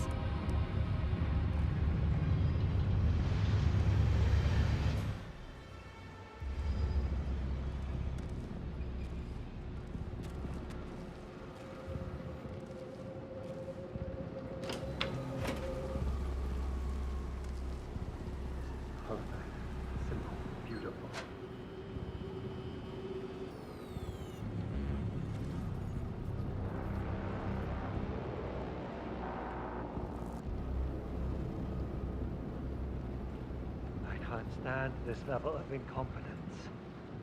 Going downstairs to see Sister later. I need some cheering up. Sir, please.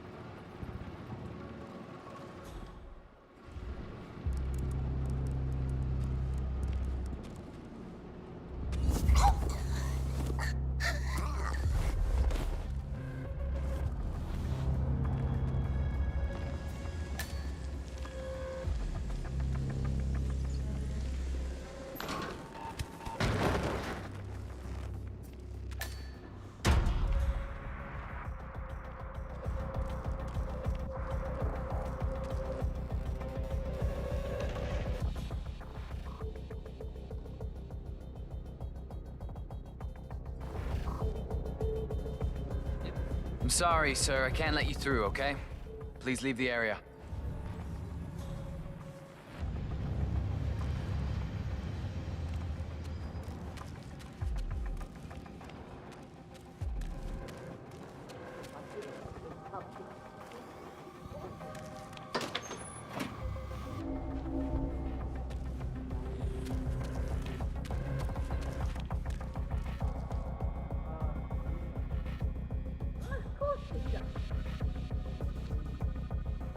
people like this.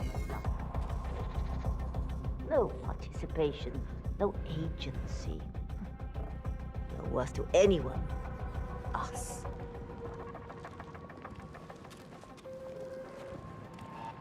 Where's Junli? Never mind her. I'll take over. Let's pick it up where we left off, Sister Lei. At the same signal strength. Yes, 100%. I feel strong. I can take him.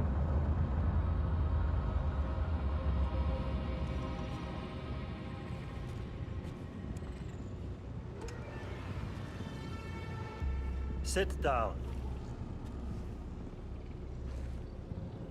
Log, continuing experiment H109. Run calibration 100%. Signal strength 100% confirmed. H109 initiated. Now I'll see you do as I command. Identify impulse string. Load suggestion motor control 44.1.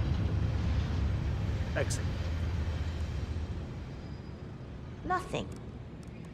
He is a strong one. Quiet. I can't focus. Ah!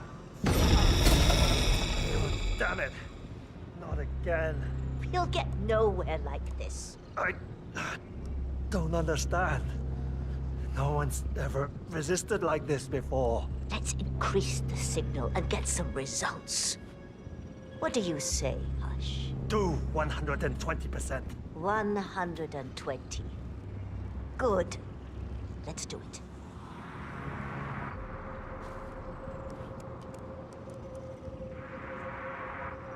Log, continuing experiment H109. Run calibration 120%. H109 continued. 120% signal strength confirmed. Yes. This is it. It's all incredibly sharp. I feel my mind expanding. Identify impulse. Load suggestion. Motor control 44.1. Execute. I feel powerful. I can see you. I'm not scared of you. I could... Both targets down, good. Just give me a second, and I'm in. You can now access the core 47.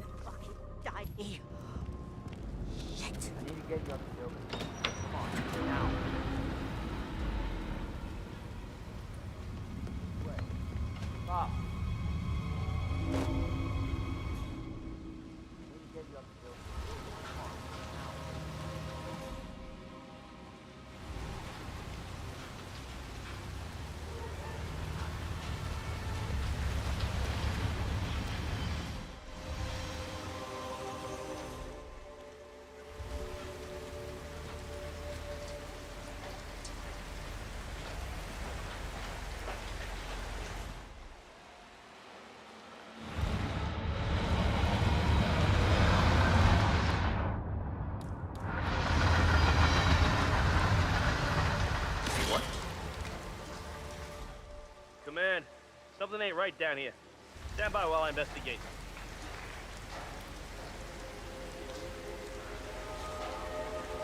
What the hell, man?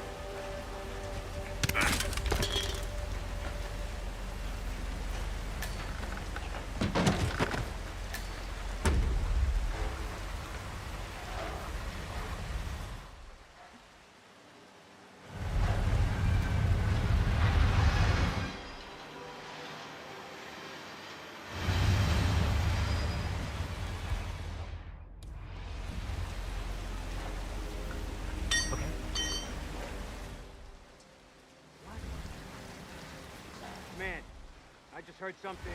I don't know. I'm gonna go check. Get out.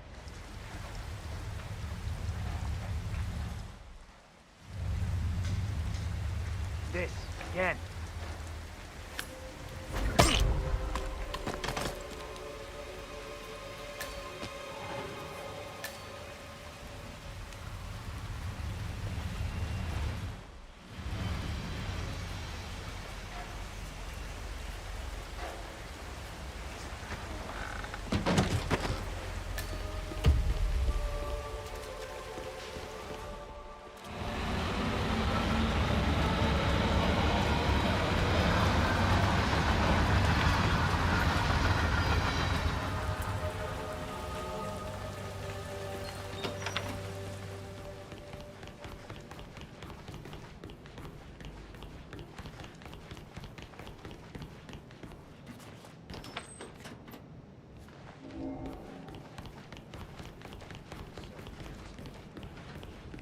seen his room? Any clues in there?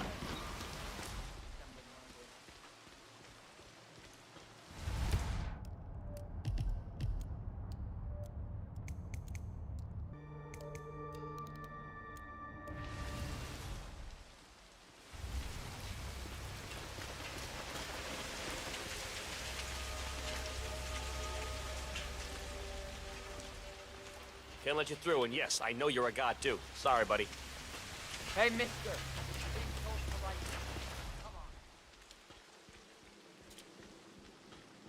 Hi, sir.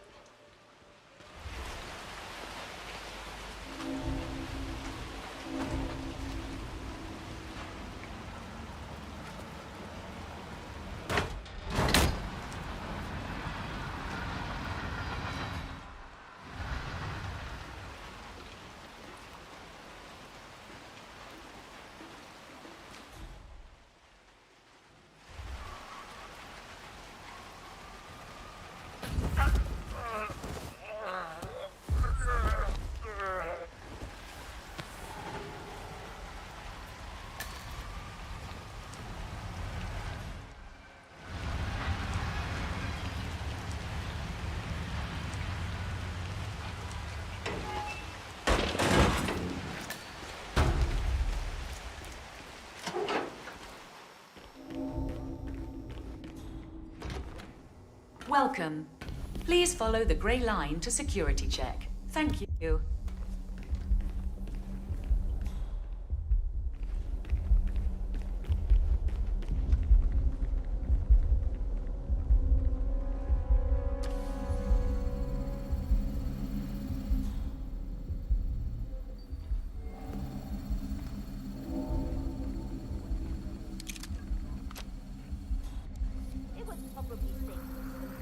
Access granted.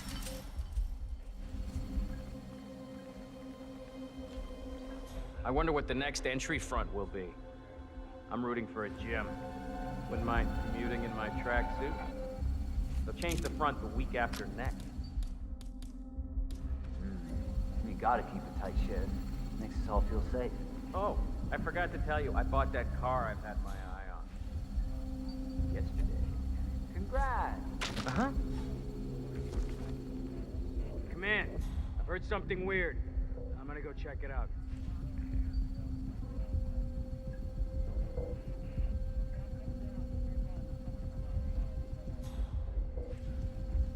Ah, come on! Well, it's not like I haven't been here before.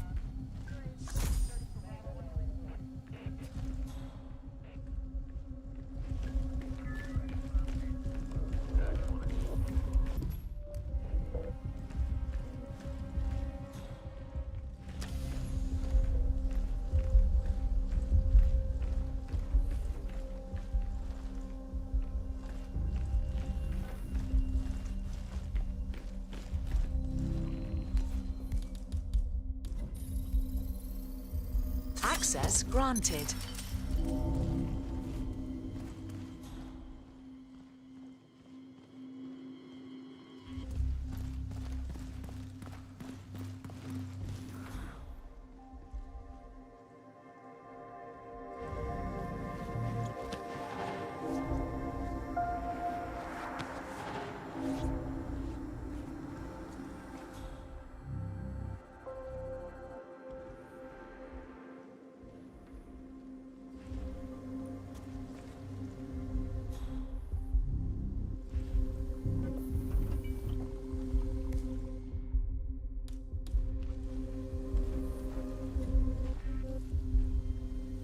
Huh?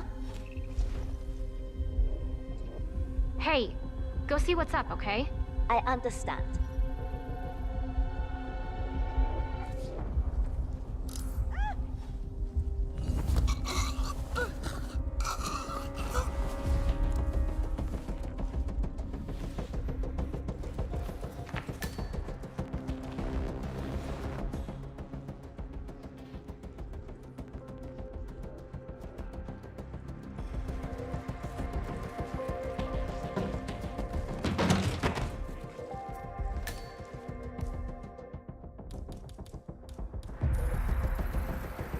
Secure.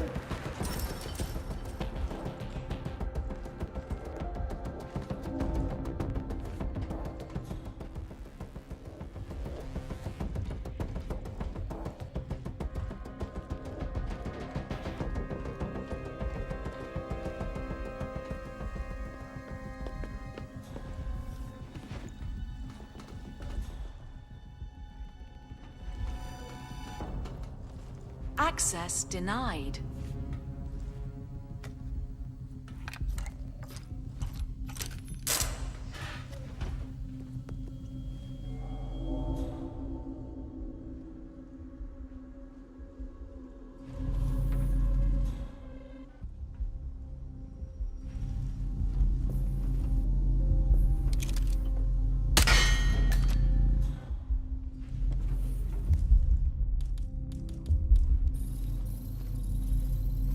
Security protocol overruled. Access granted.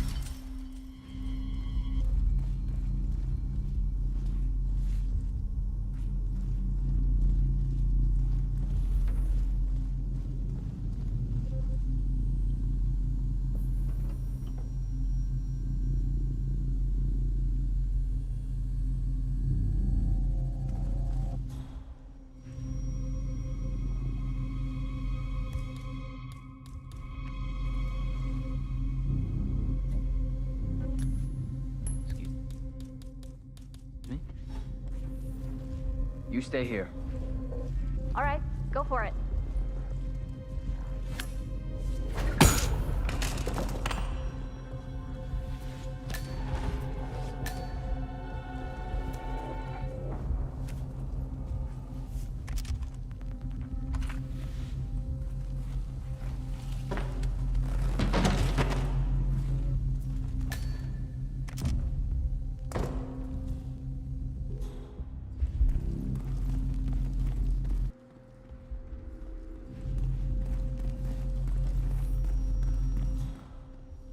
Emitters for the flash heat core maintenance are working like magic. So much faster than the previous. I wish I had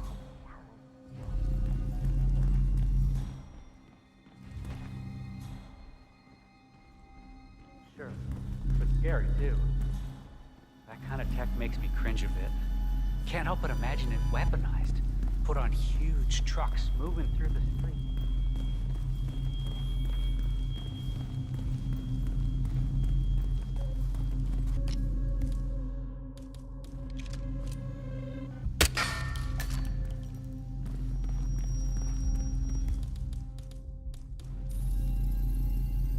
Security protocol overruled. Good, you're alone. I'm sealing the room and dimming the windows, 47. No need to worry about intruders.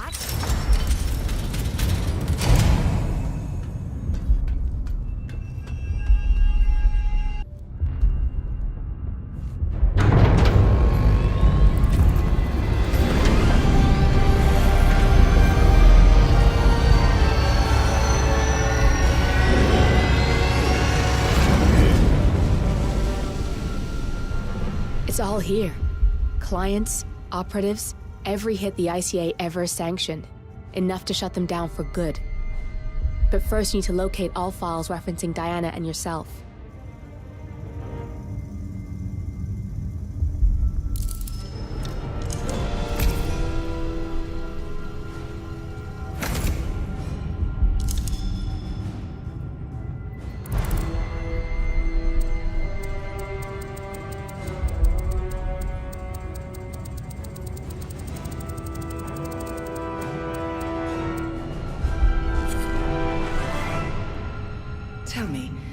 did it feel like?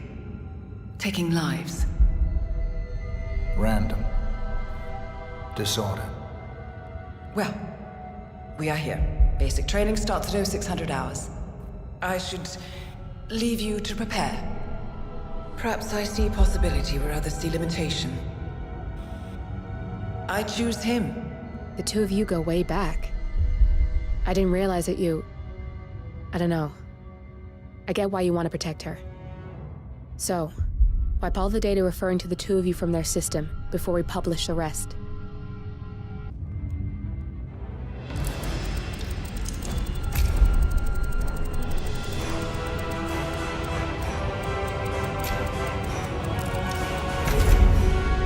Okay, good. I've set up a link to an information non-profit site. When you press that button, it's up there and the whole world will know. There's no undo 47. This will shut the ICA down for good. You really okay with this? It's who you've been for so long.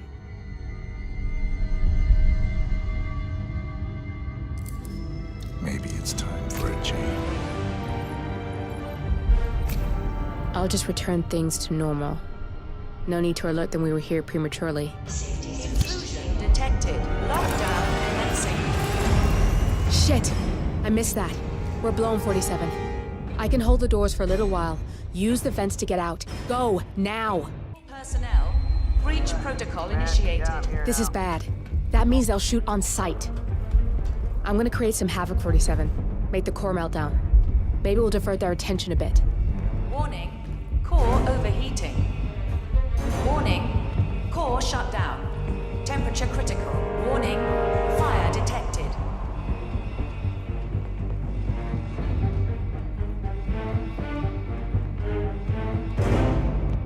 Copy. No sign of any pup. Moving on. All personnel, breach protocol initiated.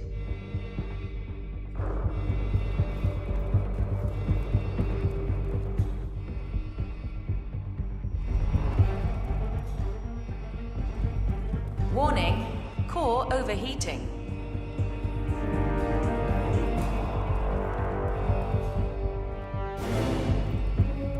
Area clear. Proceeding to next sector.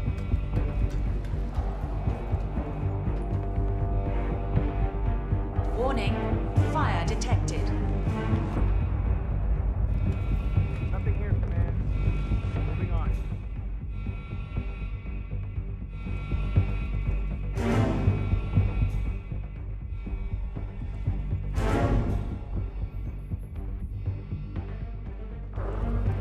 All personnel, breach protocol initiated. Moving on.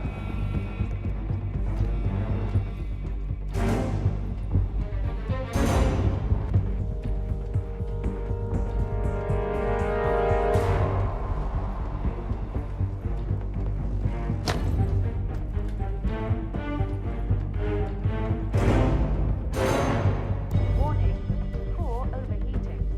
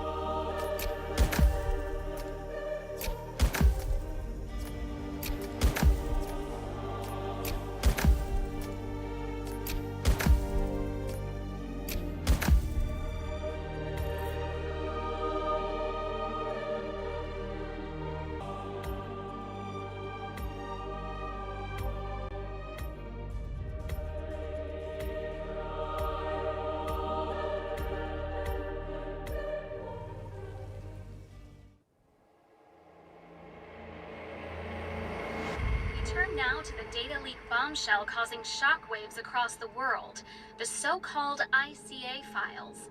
The disclosure of... You win. So, what happens now?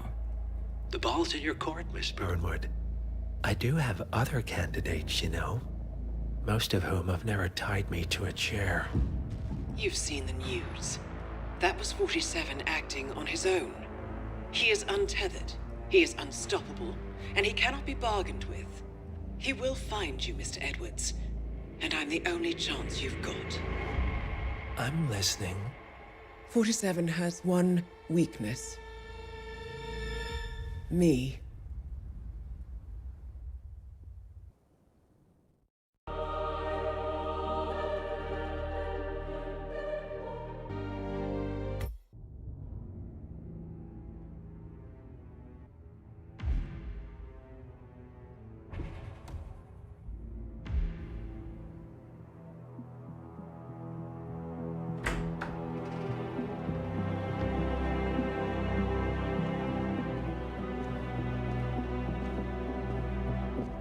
I found something.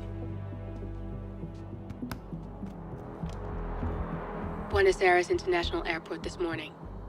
Now watch this. Heralds. Trail ends at the airport, but turns out that a top Providence operative owns a vineyard in the area. Don Yates, of infamous New York law firm Morgan, Yates & Cohn. And get this, he's hosting his retirement party today. She's infiltrated them. She's sending a message.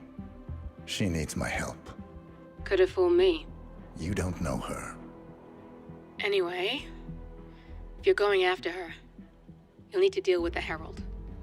Her name's Tamara Vidal, former CIA asset and political firebrand.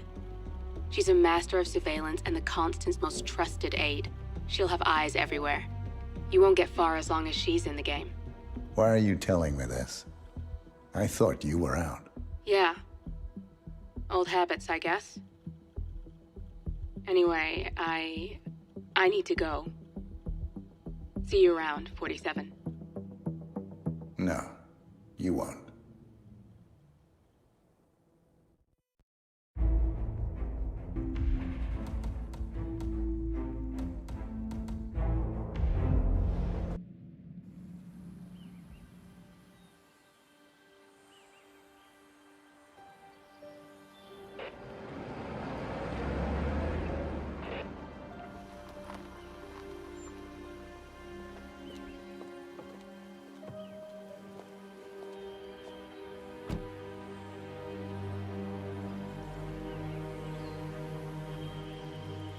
Because you're not an idiot.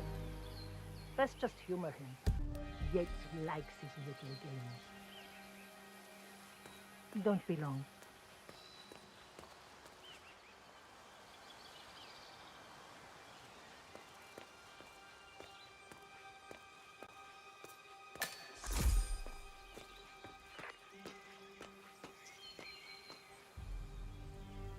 You got my message. You'd never get caught on camera. Not unless you wanted to be seen. So what's the play? You're not the only one who's been busy, 47. I'm this close to becoming the next Constant.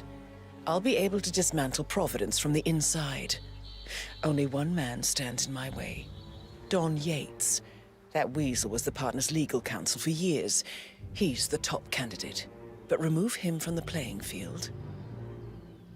It won't work. If Edward suspects... I will convince him you acted alone. Retaliation for Grey. Trust me, I know what I'm doing. The Herald, Tamara Vidal. She has eyes everywhere, and they're all fixed on you. The plan won't work unless we take her out. She never leaves my side for long. Whatever your plan is, I'll help you if I can. You're sure about this? As sure as I'll ever be.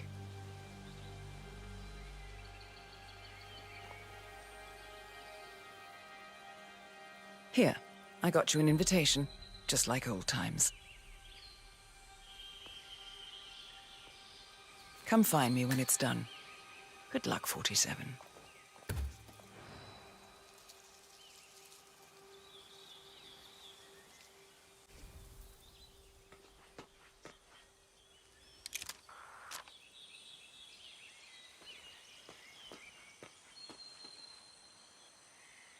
Like I said, we'll talk again when it's done.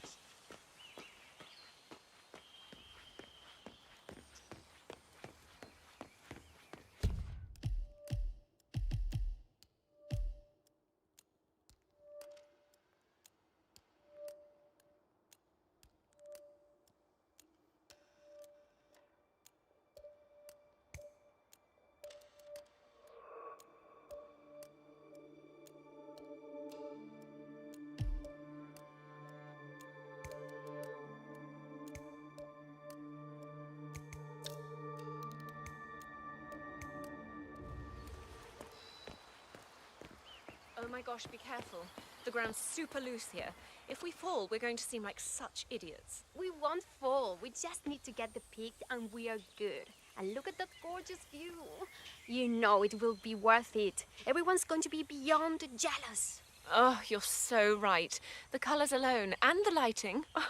Could you ask for better lighting in a million years? It's like golden hour times 20. I'm not going to lie though. This gravel is making me really nervous. Yeah, same. We just have to get the right framing though and snap it, and then I can liquefy our jawlines a bit so we're snatched, and then we can go. Right. Super quick.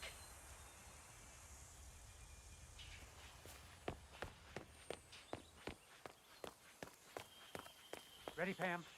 3, 2, 1, and...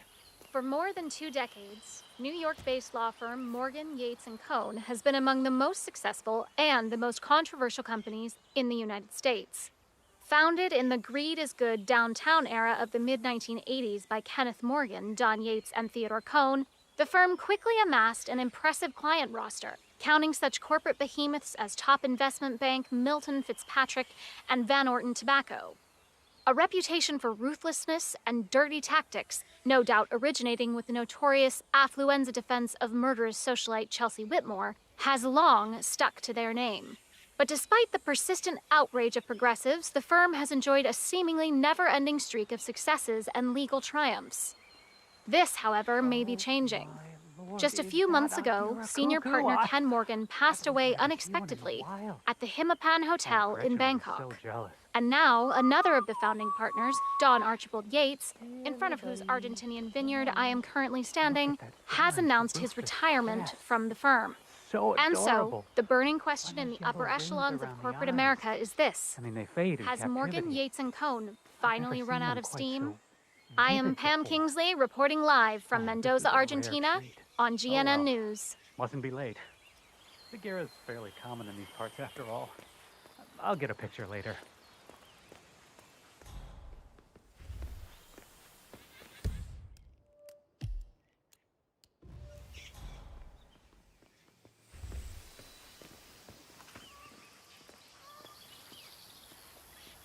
Try not to pick any of the border buffalo.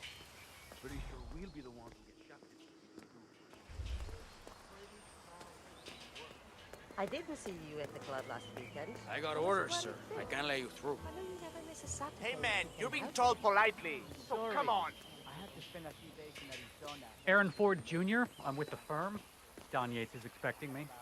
Okay, checks out. But leave the paperwork with me. Absolutely not. Mr. Yates asked me specifically to bring him these documents. You don't want to keep Mr. Yates waiting, do you? What are you? Some kind of office clerk? I no help am a junior partner with Morgan, Yates & Cohn, the most powerful law firm on the continent. Now enough of this foolishness. Let me through. Okay, I'm just messing with you. Step right in.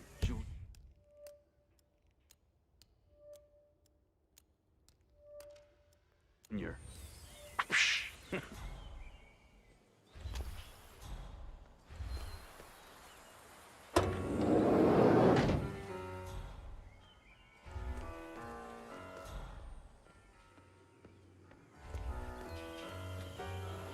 Bienvenidos to Viñeda Yates, señor. May I see your Looking good, invitation, man. please? Looking good. Gracias, señor.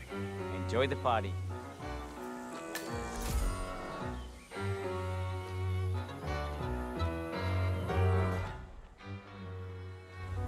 Evening, senor.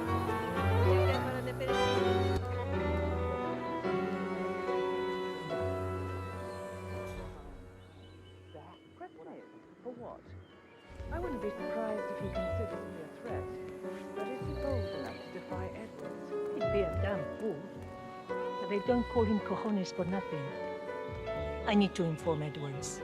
Let him know something screwy is going on. Don't. I know how to deal with the likes of Don Yates. The one we need to worry about is Corvo Black. Yates' fixer. You know him? ICA regular. I always suspected he was a middleman for Morgan, Yates and Cohn. I never took his contracts. Nasty piece of work. Below my standards. But plenty of my colleagues were less picky. Well, they certainly got theirs. I wonder how your agent will feel if he saw you now. He wouldn't.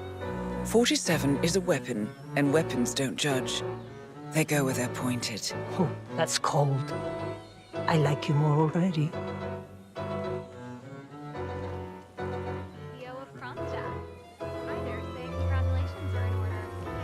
Let's head back to the Hi there. Wherever I was you third go, in the line I of go. succession, after Robert and Sierra Knox. Then the petty contract. Hey. Yes, senora, can't let you go through. Tell me you didn't. Tell me you didn't. Okay. I didn't forget the asado torch, Miguel. Didn't you, Pablo? Why do you have so there's no need to flex. You ain't going to press me. What are we supposed to do? You didn't say because the Yoda brothers forgot the code for the Dallas out of me. Okay, everything seems to be in order here. You'll get to stepping, huh? Just find another course. Don't care.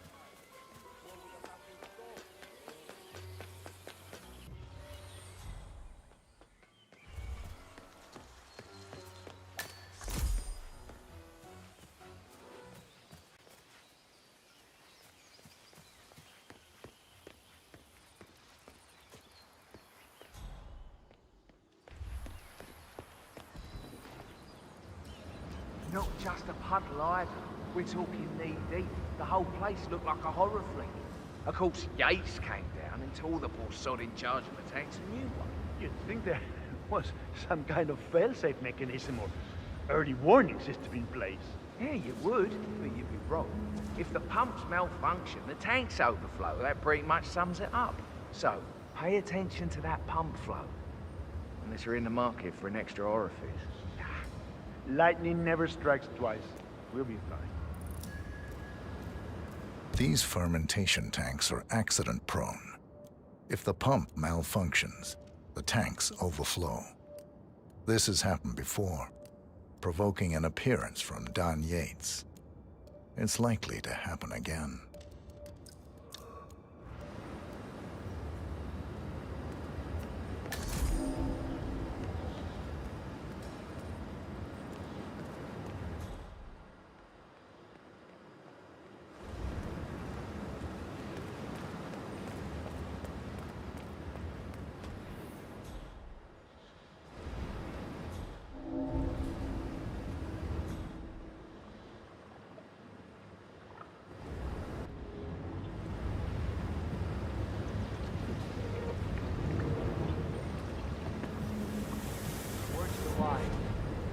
You might want to keep an eye on the pump.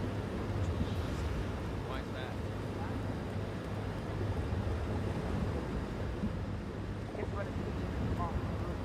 Yeah, we weren't doing much anyway, apparently.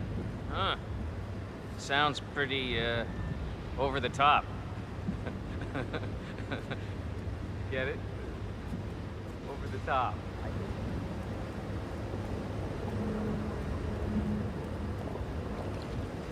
I'm gonna cut you some slack because of the baby, but you might want to work on that attitude. I'm sorry. It's just... Yeah. We've all been there.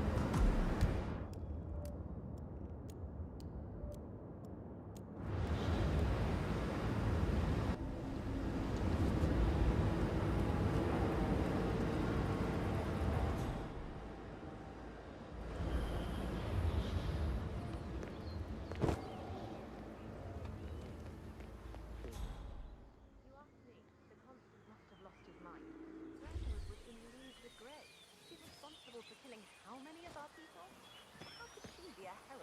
Maybe Vidal will slip her down the stairs. What the?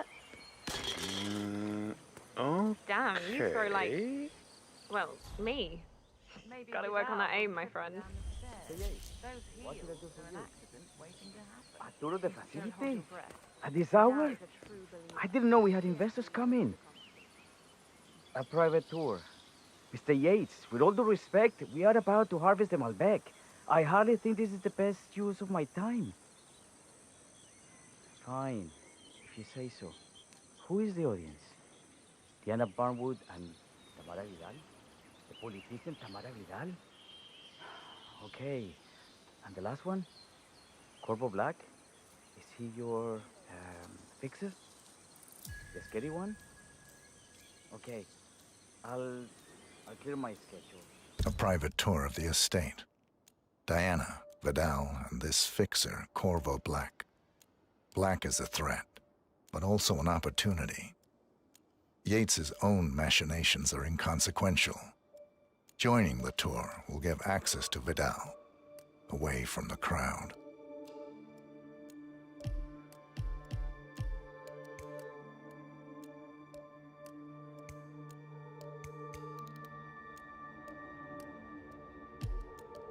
Right.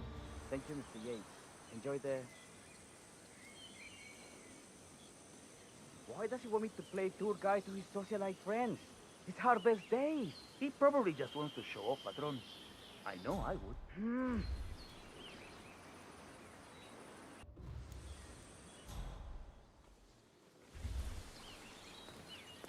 Sir, this is a no-go. You can't pass through here. Listen here, amigo. Sorry, but you're not coming through.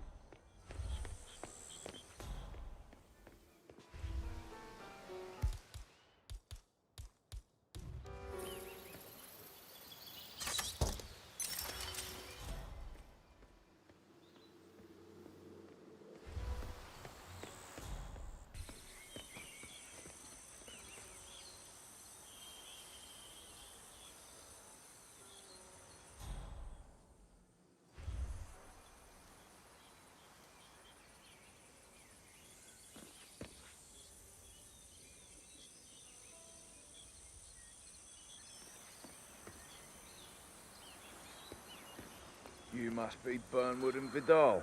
Sir, And you must this be is a Yates' restricted garbage area. man. It's a living. What's your excuse? Well, we're all here, it seems.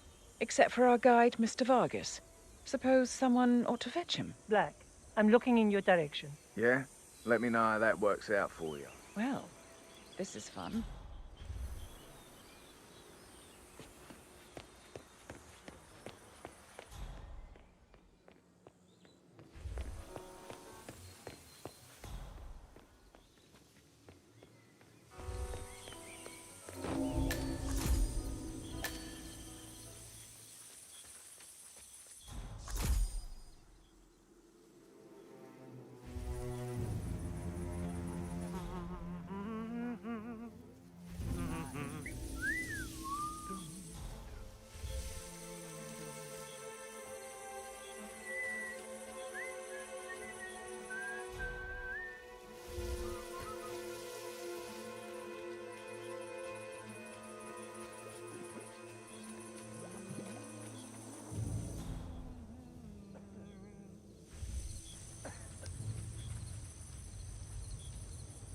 Este hombre sí no tiene la menor idea de lo que está hablando. Para hacer la bandeja no se hace. Entonces aquí se le pone ensalada, que se le pone un montón de... Creo que dijo él.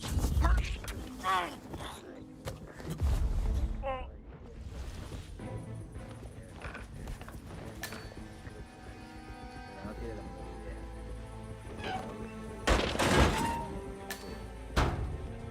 Claro que está ahí.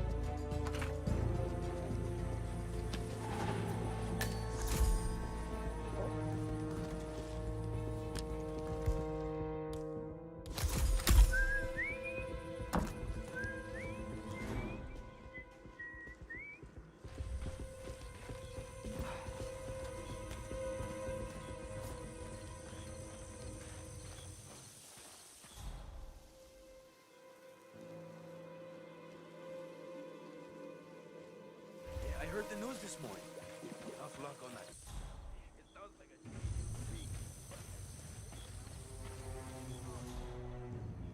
a... Excuse me. Talking about us up there. Very interested in anything going on down here What? right now. What is it now? Because I What? don't. You have some guests really waiting. thought about it like Senor Yates wanted you to give them the grand tour. Remember? If I don't have more important things to do than babysit Yates' socialite friends. It's only harvest season. Better do what he says, Patron. Big shot New York lawyer like that. Don't want to get on his bad side.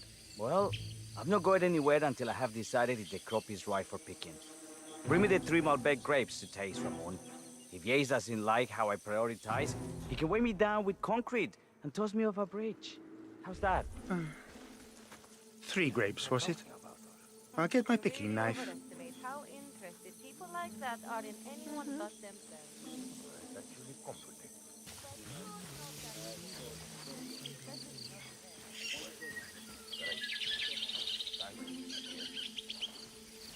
Oh, man, come on. I left it right here.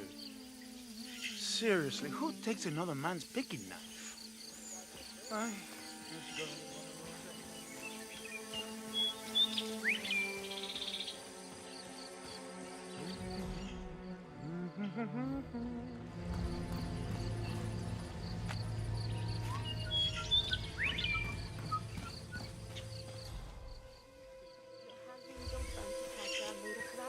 Okay, I got it.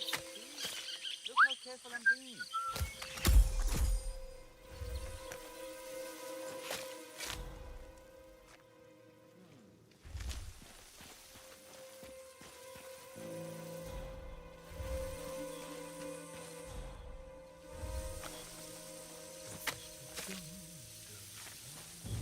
Ay, este hombre sí no tiene la menor idea de lo que está hablando. Para hacer la bandeja no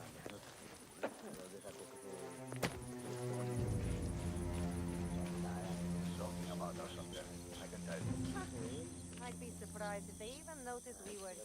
Thanks. I feel much better now. Oh, yeah.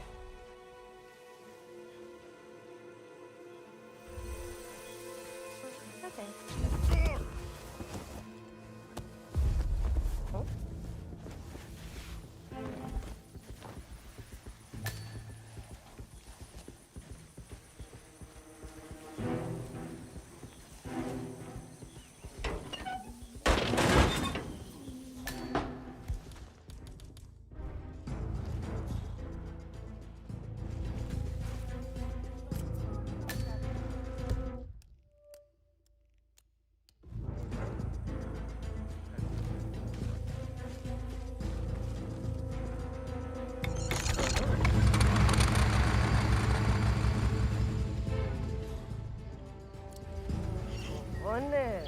Not in the mood for this.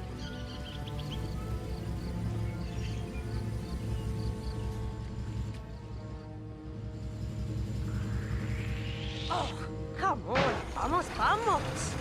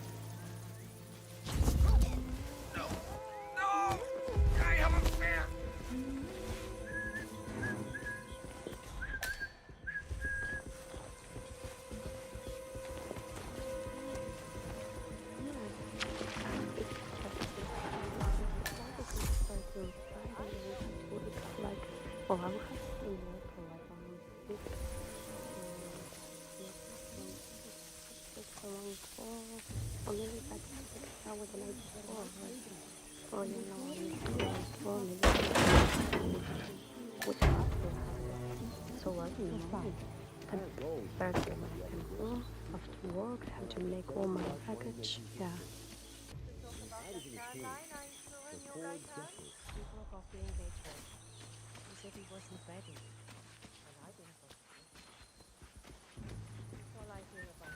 Welcome to Vignetta Yates. I'm Gabriel Vargas, chief winemaker, and I will be your tour guide. Any questions before we start? Yes, but they're all above your pay grade. We're good. Lead the way, Senor Vargas. Follow me. Hey, yo, what's up?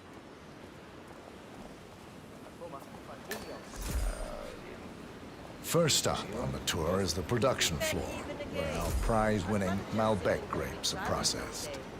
Our equipment is state-of-the-art, including a drag-in freezer unit. And last but not least, our grape crusher, industrial size for your disposal purposes. Interesting. Follow me, please.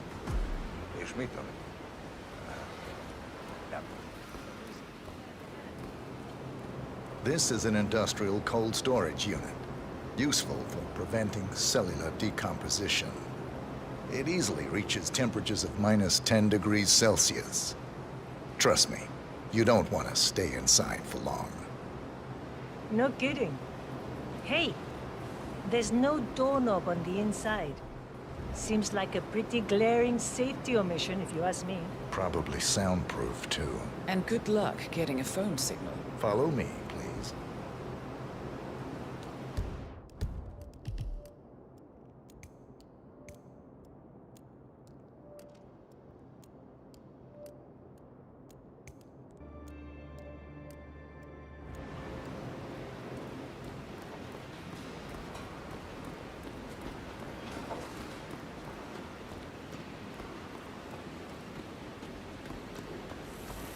This is our grape crusher.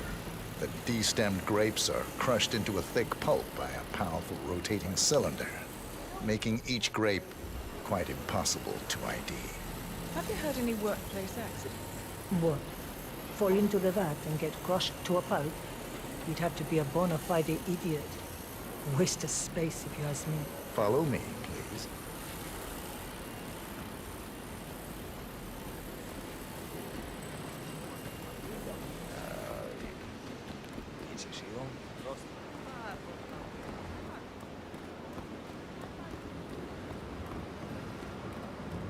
Next on our tour is the fermentation atrium. In these spacious tanks, which could easily be able to contain a couple of hundred human bodies, the sugars in the wine are converted to alcohol. This is also where we squeeze the must into a fine juice using our grape presser. Fascinating. Come along. This is the facility's grape presser, where the freshly crushed pulp is pressed through a fine filter, leaving only the flesh and skins behind. Much more efficient than the ancient practice of grape stomping, but also less personal.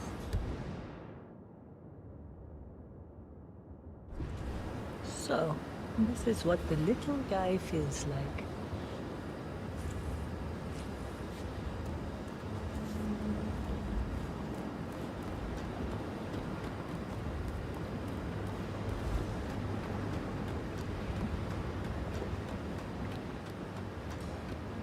Our large fermentation tanks are constructed from solid French oak, and each contain up to 500 gallons of grape must. You don't want to fall in, but if you do, at least you'll die happy.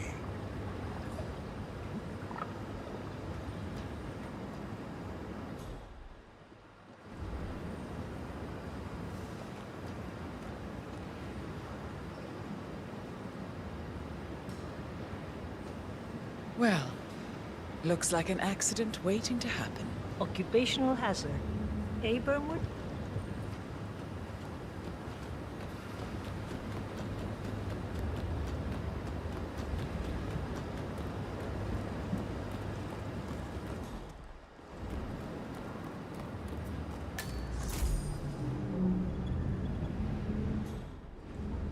Final stop, the barrel room. Nothing dramatic, just wine biding its time. The vault next door contains our most precious bottles, but the access doors are made from ballistic glass and can only be unlocked from the security room high above our heads. So, unless you're the Sparrow, don't get any ideas. Remarkable. Ah, here comes Mr. Yates now. Perfect timing. Ah, Miss Burnwood, is it not? Don Yates. Pleased to meet you. You come very highly recommended. As Chief of the Heralds, let me be the first to say welcome aboard. Why, thank you, Mr. Yates. Rest assured that I will be following your every lead very closely. Say, that reminds me. We're about to have a little Herald get-together up at the house. Just a modest toast to celebrate my forthcoming inauguration as Constant. You are, of course, most welcome to join us. I believe you shall make a fine Herald once the training wheels are off. I wouldn't miss it for the world. Capital. Right this way. Into the lion's den. Oh, almost forgot. Cortazar, please nip down to the wine cellar and tell Mr. Flowers, the sommelier, to prep the 1945 Grand Paladin and bring it up to the house for our special occasion. Got it, Chief.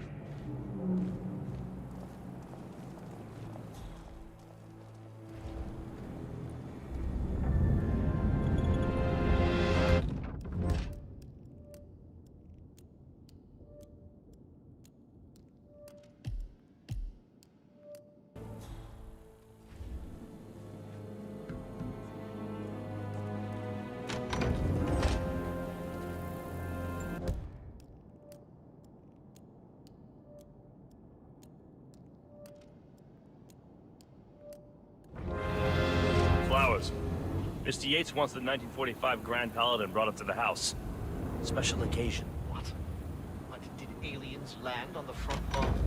Have the ghosts of Jesus, John Lennon, and Eva Peron unexpectedly come for dinner? Help me out here. What could possibly be so special?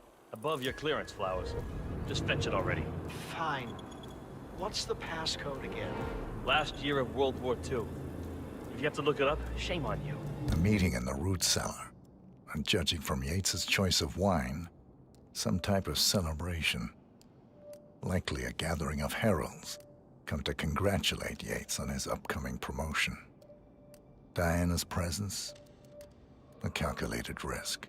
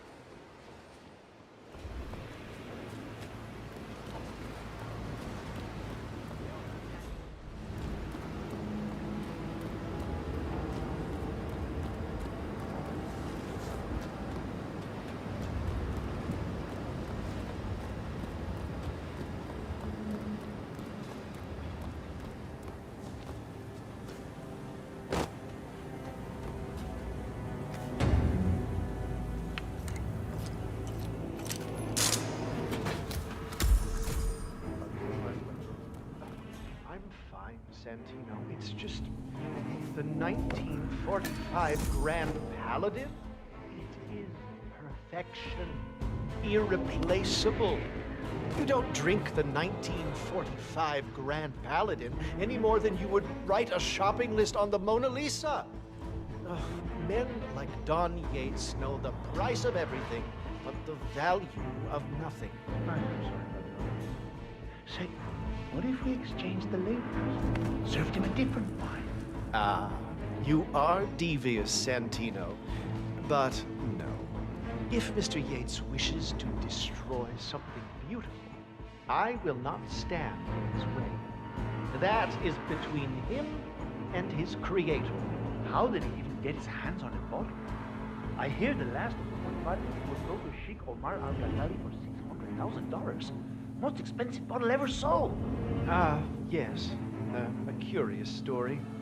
See, that bottle you refer to came from a case of 12, which were recovered from a sunken Carlisle shipping container that went down in the South China Sea during the final days of World War II. Well, of those 12, only 5 were raised intact. Al-Ghazali bought one under great media coverage, while the others simply disappeared, quietly obtained by some clandestine private collector. Until one of the bottles was donated to Mr. Yates by Byron Washington, CEO of the Pax Mundus Foundation, as a reward for winning a court case. Now, Byron's twin daughters were treasure hunters, so that explains how he managed to get first pick. But you see, I was here when the bottle arrived, and the crate it arrived in bore a curious logo. Something called the Ark Society. Intriguing. Do you know what it means? Well, not a clue. And now, we will never know.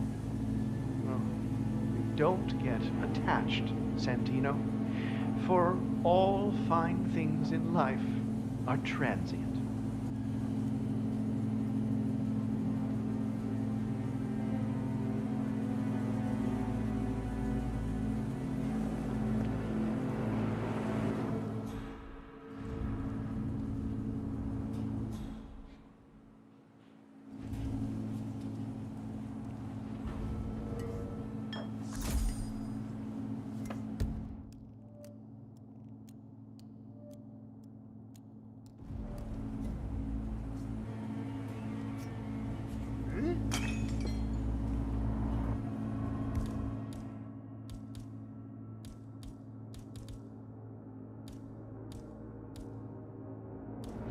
Okay, what is that?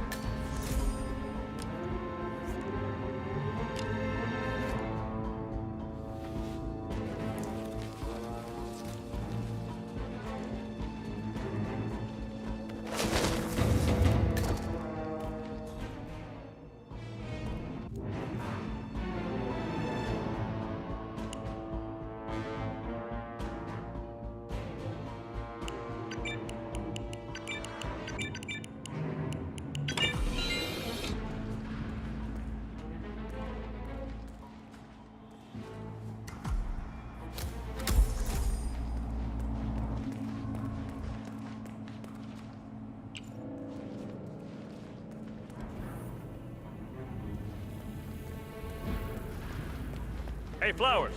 Over here. Come on, while we're young. Sir, I present to you the 1945 Grand Paladin. Huh. Somehow I thought it'd be bigger. Come on, Flowers. Guests are waiting.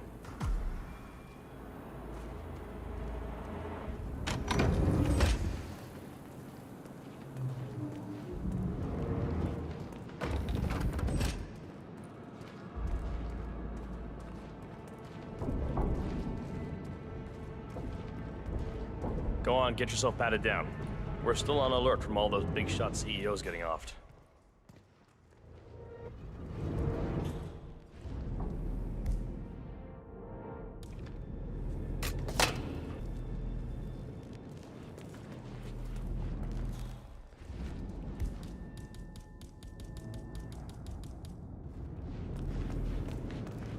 Looking fine today, sir.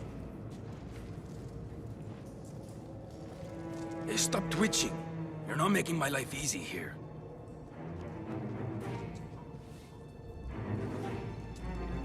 Okay?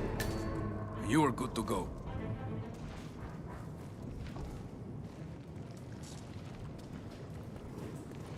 So here's the deal, Flowers.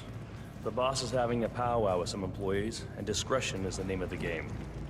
I'm sure you figured that out already, you being a scholar and all. Don't discuss, disclose, or hell, even contemplate what goes down.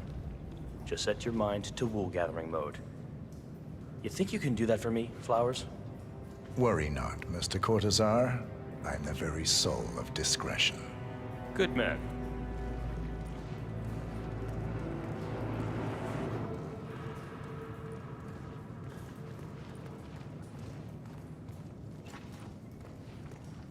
They're already at it. Go on, place the wine on the table. I'll pour it. Decant. Pardon me, Your Majesty. I have always considered the heralds the unspoken heroes of Providence. The nervous system, effectively and reliably transmitting the decrees of the brain to the body and limbs of our great organization. And I am delighted that so many of you were able to join me today, despite your busy schedules, and celebrate my retirement from the world of law and imminent instatement as the third constant of Providence.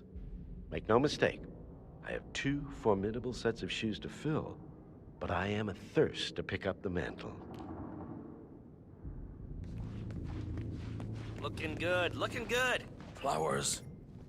Ladies and gentlemen, Mr. Flowers, our resident sommelier. I believe he has brought us something quite special. Perhaps you will educate us, Mr. Flowers. This is the 1945 Grand Paladin, one of only 5 bottles in existence. The vintage is legendary, the proverbial unicorn wine. The year was hot, the wine's super concentrated, and thanks to hail and frost, the production was small. Only 300 bottles were ever produced. And when the vineyard was bombed during the closing days of World War II, only a single crate survived. It is said to have amazingly complex aromas with long, savory layers of fruit and spice flavors, and a silky texture. Enjoy. Wonderful. Thank you, Mr. Flowers. Feel free to stick around in case our guests have questions. This wine was gifted to me by the Ark Society in acknowledgement of my firm's legal services. It stands as a powerful reminder that Providence draws its strength not from force, but from partnership. We are but a few, and yet together we are unstoppable because we stand united. My friends, loyalty is everything, which is why we cannot allow traitors into our ranks. Ah, yes. Here it comes. This woman has waged bloody war on us. More than a dozen heralds and operatives dead. Your colleagues and clients, my friend, Ken Morgan. Not to mention the partners themselves, our founders, our benefactors. Make no mistake, this woman's hands are soaked in blood. Our blood. And Arthur Edwards, the new supreme head of Providence, is handing her the keys to the kingdom. Now, does that seem right to you, my friends? Does that sound like loyalty? Absolutely right. Absolutely. Perhaps Edwards simply recognizes talent when he sees it. Perhaps this is why I am also in the running to become constant. And following this childish outburst, I dare say I am in the lead. Dawn. What? You're lying, of course. Which only proves my point. You cannot be trusted, Miss Burnwood. This woman will be our downfall. That is, unless we take matters into our own hands. You are heralds, sworn to protect Providence against all threats, including inside ones. I have devised a plan. Together we can make it work, but you have to decide now, my friends. Are you with me? Yes. Yes. I agree. Yes. Listen to yourselves. Don Yates is not even appointed constant yet, and already he conspires to betray his master. I don't pretend to understand Edward's every move, but I do know that this man is an opportunist and unworthy of office. Then you are a traitor to the Heralds. The room is against you, Tamara. Stand down now or share her fate. Edwards will hear about this. I think not. I am sorry, but you brought this on yourself. Mr. Cortazar?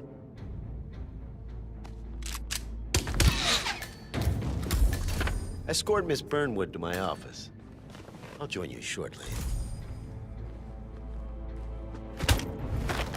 Right. Move it. Let's go. I'm warning you, Yates. This will not go your way.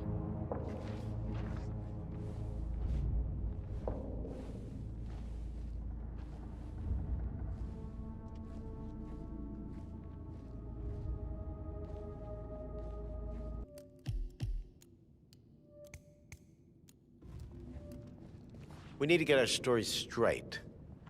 Diana Burnwood died today by the hand of her rogue Agent 47. Tamara Vidal, who saw through the assassin's disguise, was, alas, killed as well. This is what you will all attest to. Yes. Yes. I agree. Yes. A toast, then, in her honor. Hey Savor there. the taste Oh, sorry. because you never Sorry. will again. I thought you were someone else. And let me remind you, we Remember, are in this Flowers, together. you never saw One fit. goes down, Not we a all go damn down. thing. Here's to loyalty. To loyalty.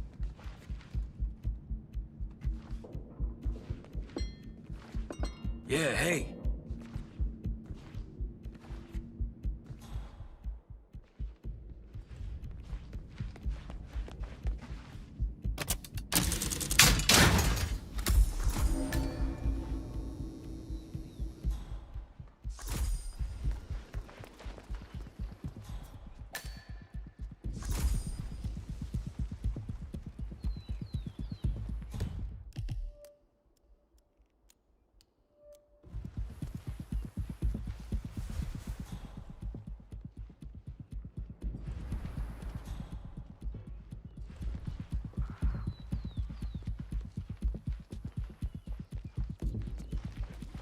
Lots of people have mixed feelings about retirement. That's probably it. Yates loves his buddy. Plus everybody knows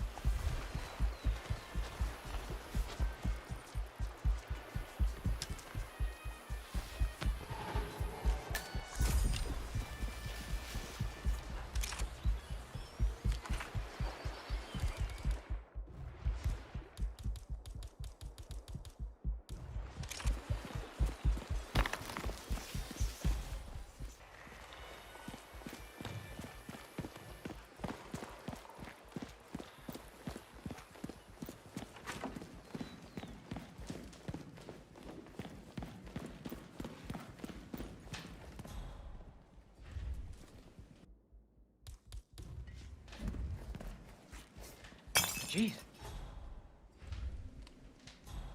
Come in. I've heard something weird. I'm gonna go check it out.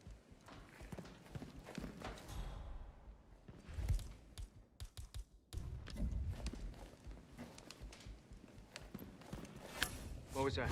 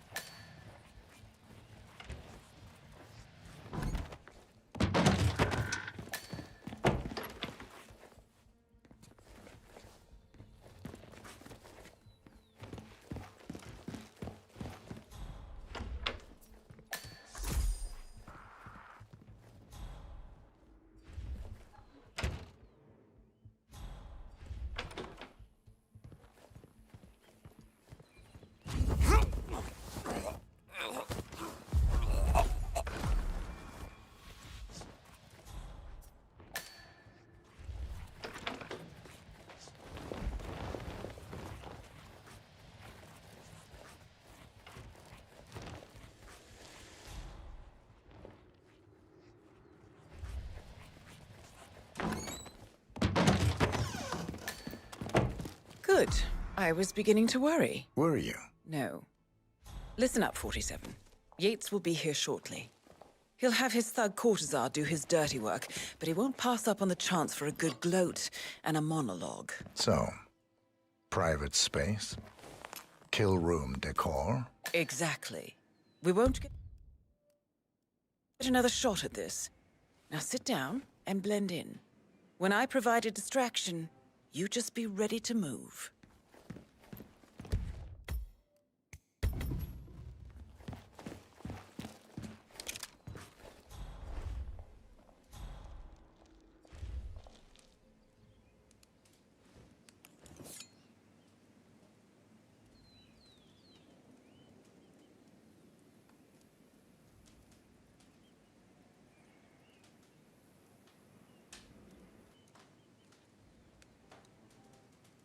Corvo, pick up your damn phone.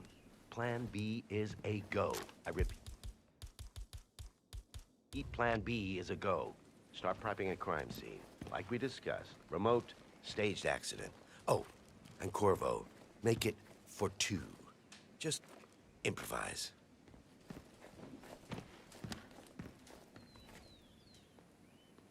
Miss Burnwood. You rolled out the red carpet just for me. Don, you shouldn't have. So confident, even in defeat.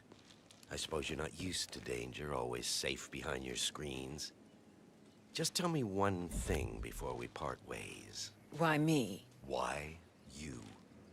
Why would Edwards trust you? Please. It will keep me awake at nights, and I'm 65. I get up 4 times to piss as it is. Oh, it's simple, really. Edwards is proud. He considers himself the cleverest man alive, and yet we tricked him on Isle of Scale, and it's eating him up. He needs to win. Full, unequivocal victory. My recruitment was just the feather in his cap. By the way, you were right about one thing. Yeah? I'm all ears. Holy shit! You gotta be kidding me. Turns out this woman will be your downfall. Still works. What are you doing, you asshole? Command, Don't just stand hear there. some weird noises. Shoot her! I'll have a look around.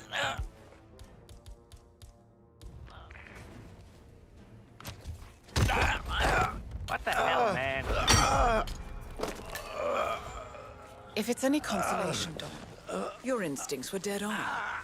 I will be confident now. And I will make it my mission to tear down Providence brick by brick. Finish it.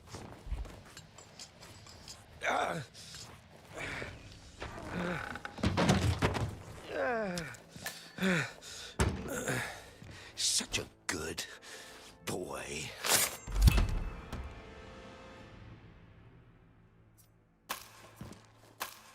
Well done, 47. Better get rid of the body. Won't be long before they come looking. When you're done, meet me on the dance floor. Oh, and dress appropriately.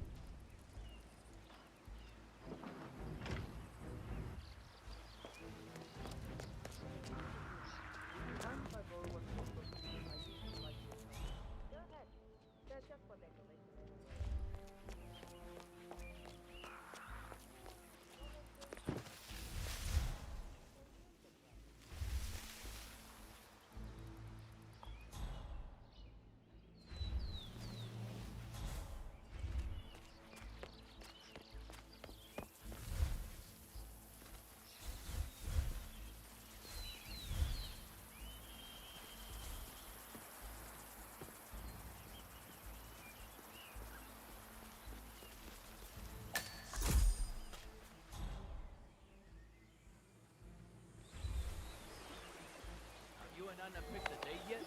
He has, but the church canceled, and now we're not sure if we want to remove it. I wouldn't. She's not that excited about a church wedding, to be honest. I think she only agreed to it because I'm happy. What's the other? Mark?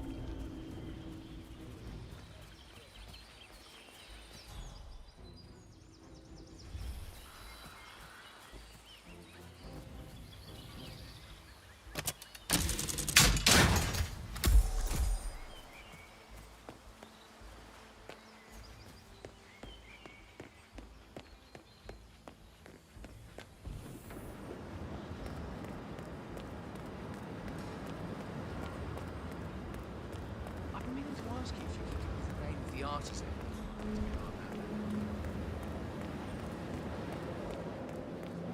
PTSD, huh?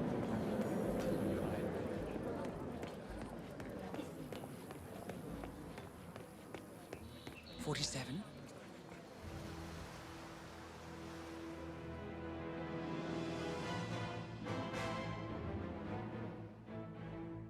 It's done. Now what? Now, we strike at the heart. Edwards. You know how to find him, don't you? Why, Edwards finds you, 47. He is untraceable, and he never lets you forget it. He is cocky, and that will be his downfall. What's the plan?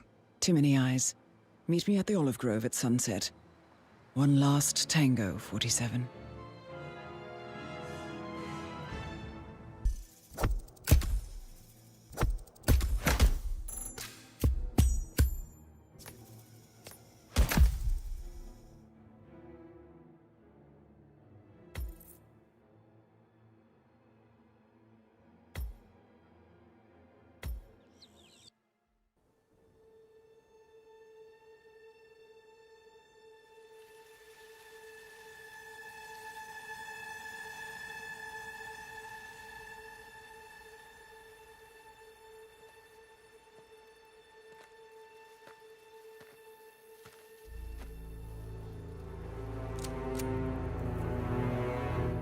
How did you know? Your deal. That kind of power always comes with a price. What's yours? I think you know.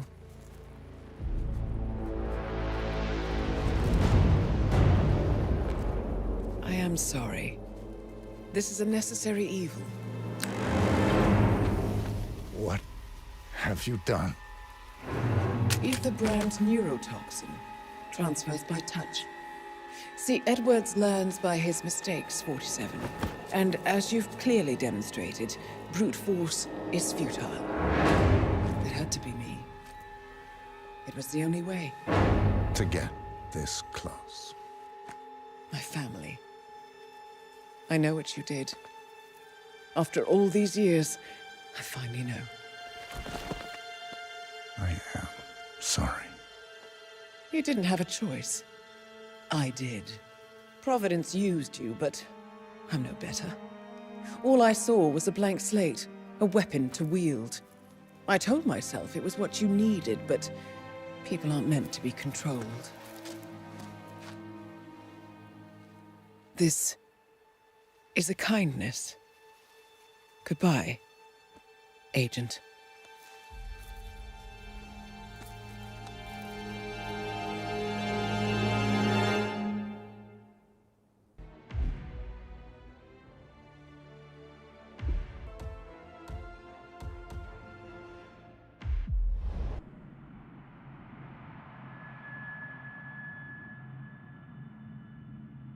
Still clinging on to your self-image. Agent 47, the apex predator.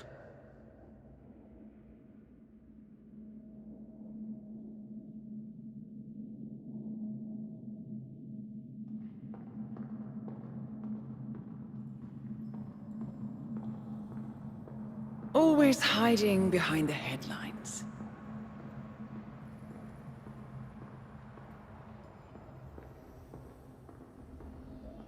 Was perfection its own justification? Or a willful distraction? A wall built contract by contract. To shield you from the uncomfortable truth. You're exactly the tool they bred you to be.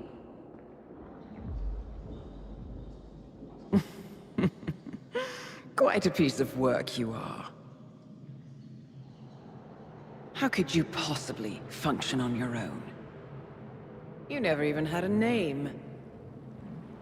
Until I gave you one. That's him. Burnwood never ceases to surprise me.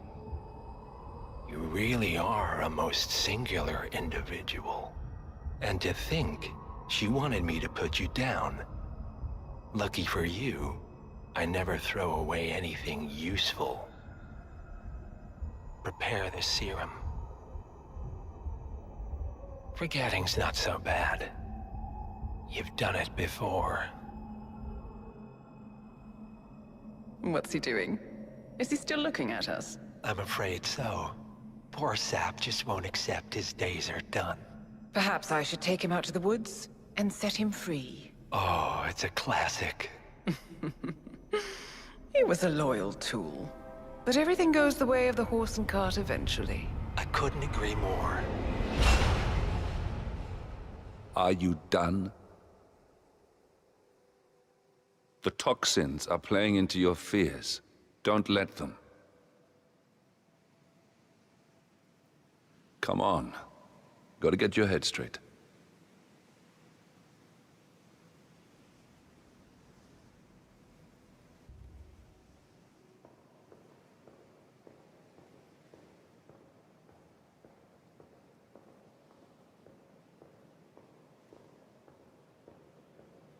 She wants me dead. She has every right to after what we did. But that's not what is really going on. She chose power. In the end, she was just like them. No. She found a way to turn Edward's own cleverness against him. The rest is up to you. I don't know how. You do know. Diana! Coming! Once you dispose of Edwards, I will dismantle Providence from the top down. It will finally be over. All you have to do is embrace the past.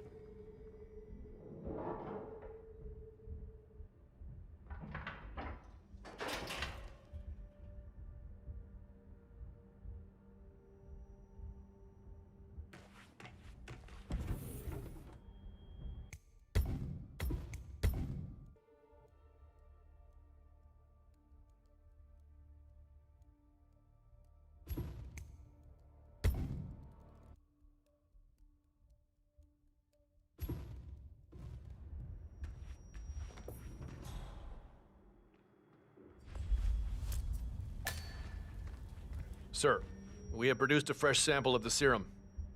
Yeah, the exact specs from the lab in Johannesburg. A dosage is on its way to your car as requested. Well, I recommend that the muscle-paralyzing agent used to incapacitate the subject is out of his system before the serum is administered, to avoid unwanted side effects. Yes, sir. I will inform you once the subject comes to.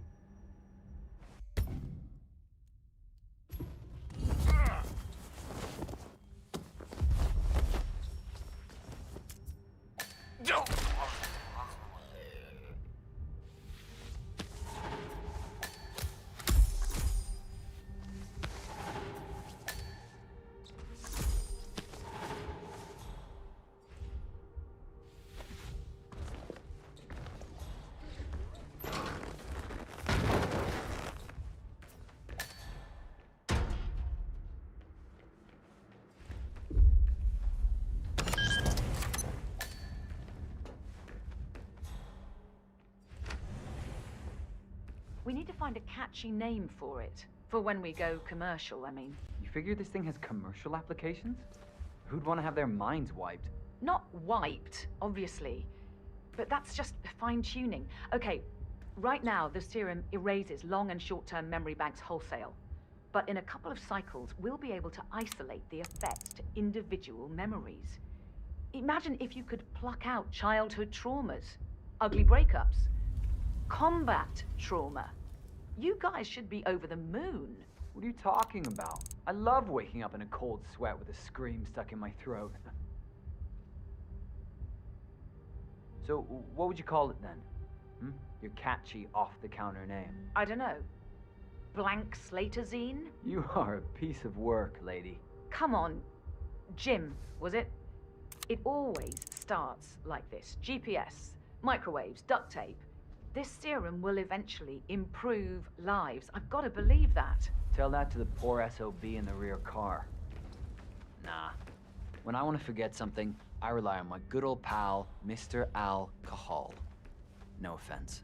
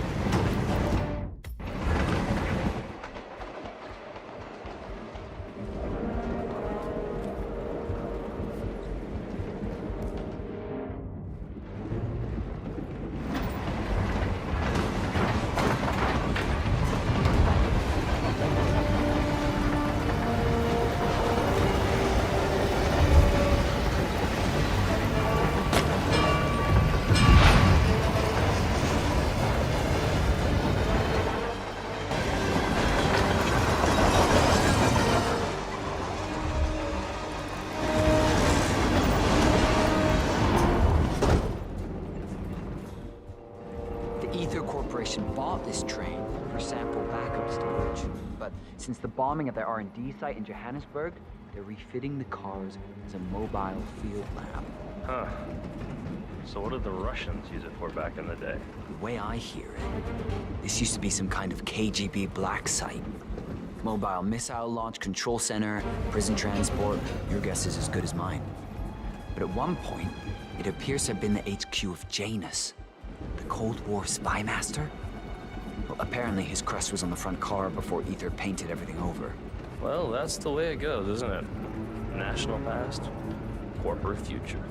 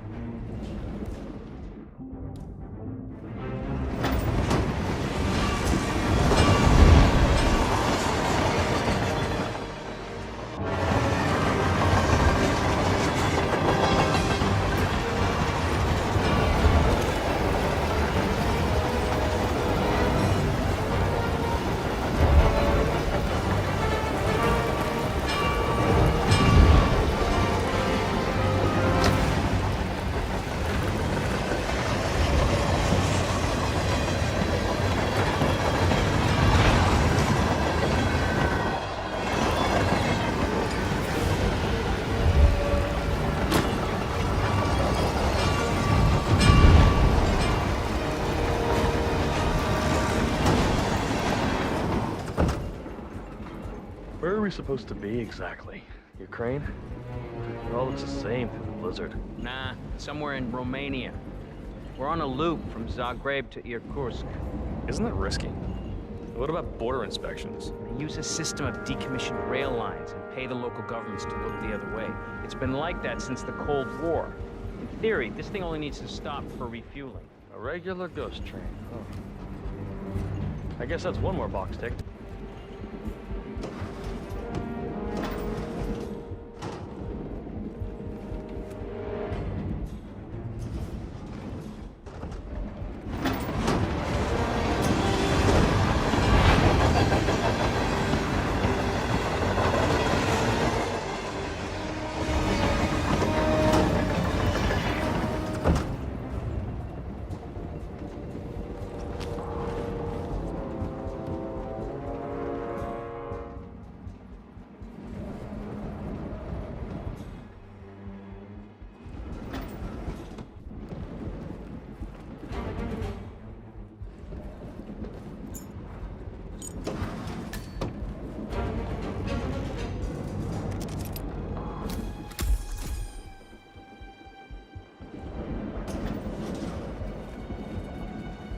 Hey. Yeah, hey.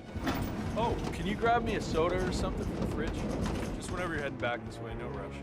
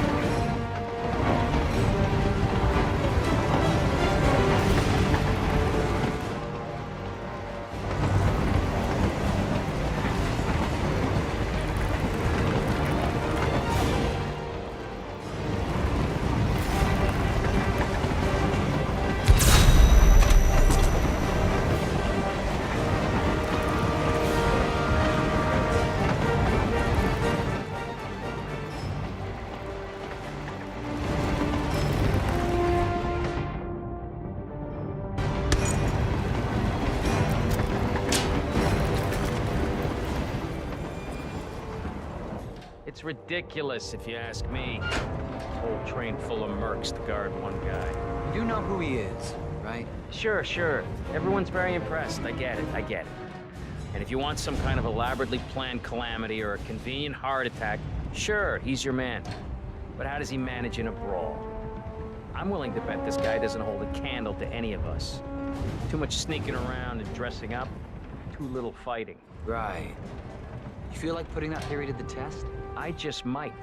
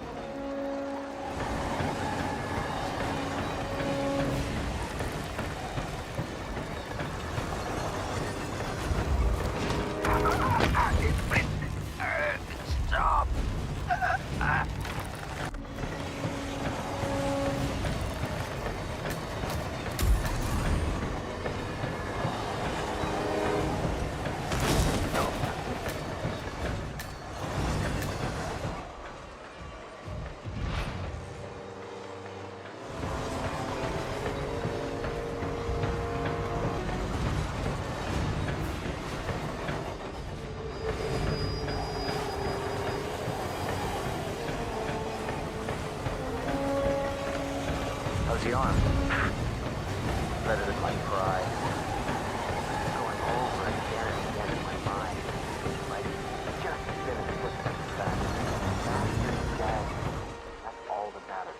That would have been his last. So, that's not close.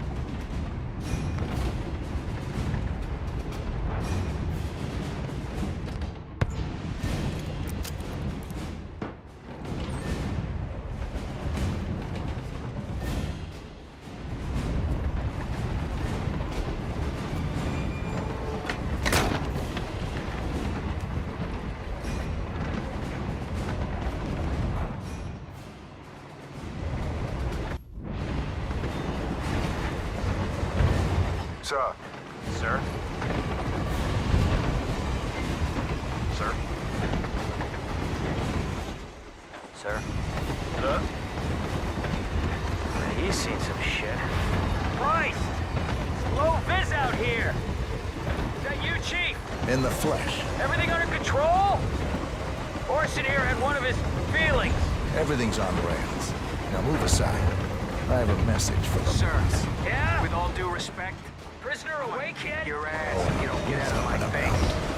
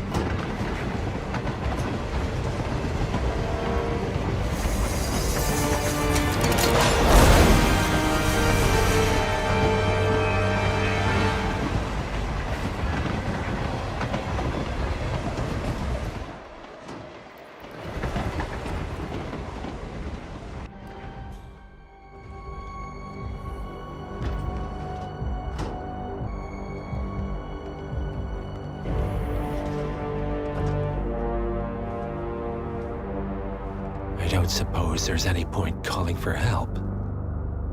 No. Seems I brought this on myself. Well played, Miss Burnwood. Do you really think she'll be able to resist all that power? This is not how people work. She rejects the power, not the responsibility. A noble idea.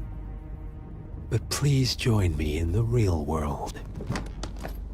I trust you already know what this is. Why not simply take it? Embrace who you were always meant to be. No, never again. Well, I had to try. Go on then. Do your thing. At least I die knowing who I am.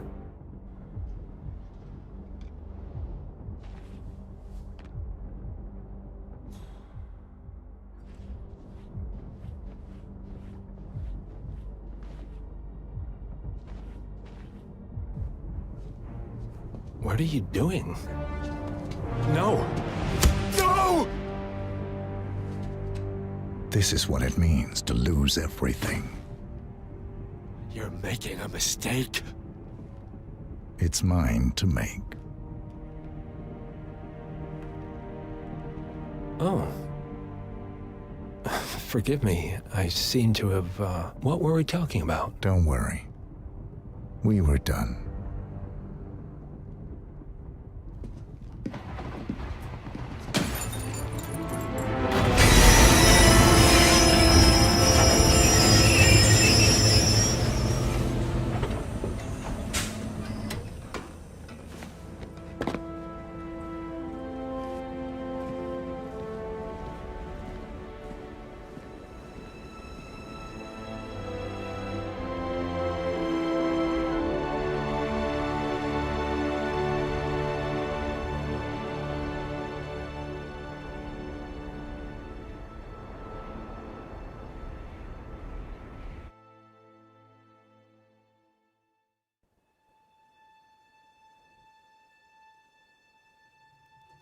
The string of resignations at the top level of international finance continues as Milton Fitzpatrick CEO Alexander Fannin joins the president of Hamson Oil, Quantum Leap founder Tim Quinn, and plenty of others step down.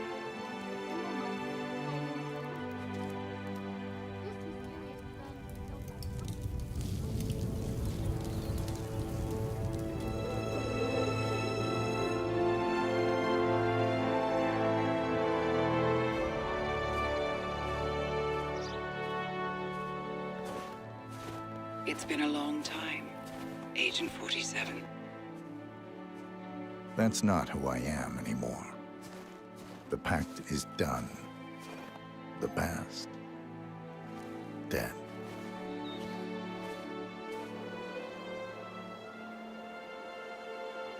And yet, here you are.